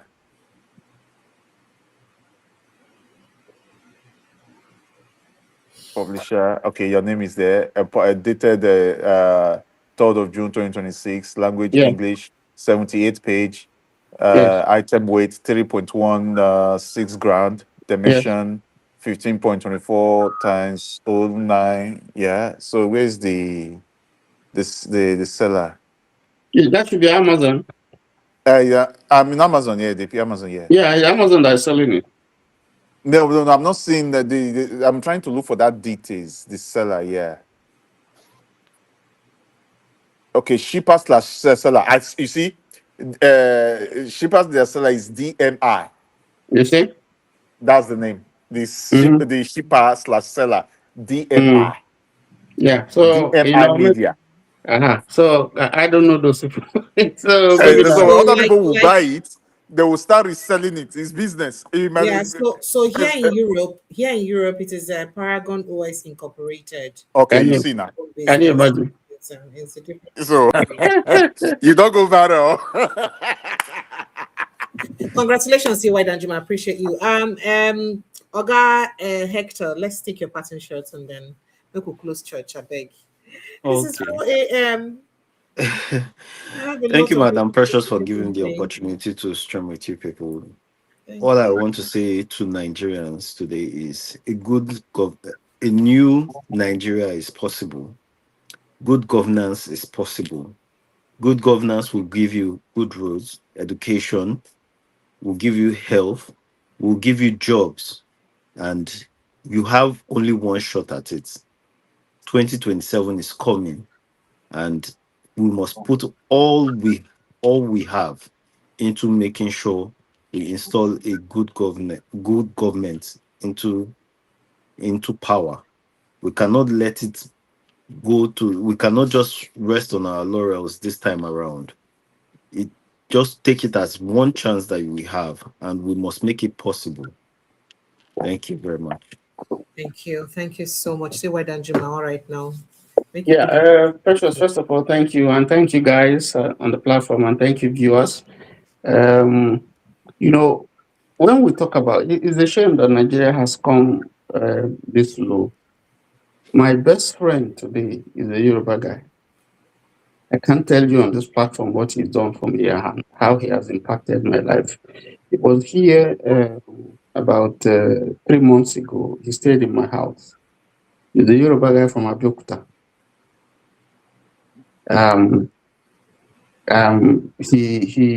I can follow him to battle with my eyes closed, to war front with my eyes closed.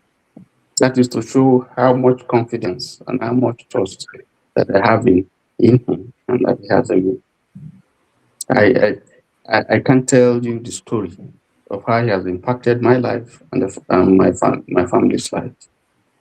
And so sometimes when we see all these things that this ethnicity and things like that, we just shake our hand and say, where is this coming? Nigeria is not as bad. People are not as bad as we see the politicians make it appear. They are not. So, but we can agree on one thing. That is, this is not the Nigeria of our dreams. And that Nigeria can be better. And my plea is I stay outside here and I see how countries work, how things are done. Even as someone who, okay, I am an American, I'm a Nigerian American, but even those who are not citizens, I see how they are treated. There are some problems here, but there are basic rights that you have that is guaranteed. And now people come here and they see how things are going. And instead of going back to replicate it, if we're copying American system, can we copy it exactly the way it's operated? Okay, so the problem that we have may not be necessarily the system, the presidential system. After all, we've tried the parliamentary system, it failed. We tried the military, failed. And we're trying the presidential and we're having problems. The critical question is, what is wrong with us? Because all these systems cannot be failed. It is the people, and we have to fix it. Thank you, and good morning. Good night. so much. Thank you, everyone. God bless you. Obey, I don't know whether he's still here. I've been telling you to give pattern shots, but to be like, say you don't go. But I'd like to say a big thank you to everyone. Thank you, everyone. Thank you, Hector. Thank you And to thank you, Precious. Thank Thank you you. very much. Thank you very much. Really appreciate you. Thank you. Thank you so much. I will see you again this evening, hopefully, because it's already a new day with another matter we'll talk about. This coming period, it will be an interesting time in Nigeria with all that's going on with the election. And we'll continue to talk about them, just like we discussed here. Let's encourage, even if we cannot register ourselves, let's encourage our loved ones, wherever they are, to register, change location to where they can afford to go register, and make sure that they come out to vote. Make we first do see there are levels to rigging, you know. So while they try to discourage people and make Nigerians feel defeated already, if Nigerians can insist and come out en masse to vote, it will rubbish any level of rigging that is already been put in place or already put in place. So Did they bank on the fact, say there will be voter apathy or intimidation and people no go voting? No. If we not come out, do the right thing, monitor, go weak them, go counter waiting if say they won't do. And let's ensure that we do that. Then let's see what will happen. Please. And then for President Bola Ahmed Tinubu, he can redirect his steps and at least get back Nigeria into winning ways so that this suffering will stop. Stop making governance about you and the people around you or people in government alone. Look at the masses whose resources you're using or utilizing to do all those things. Let the masses benefit. I'm not sure Sabia State to get money where Alex to promise to pay the elderly from a particular age, a particular amount of money. Nigeria can afford that. People are suffering. Why are we not doing it? Why? I love you guys and I appreciate you. Let me not preach too much. I beg, nights don't come. Ensure you protect your mental health no matter what happens. Do not let these issues about Nigeria drown you crazy, please. We know say wahala too for the country, but please protect your mental health. I love you. Good night and God bless you. Thank you so much for always being there.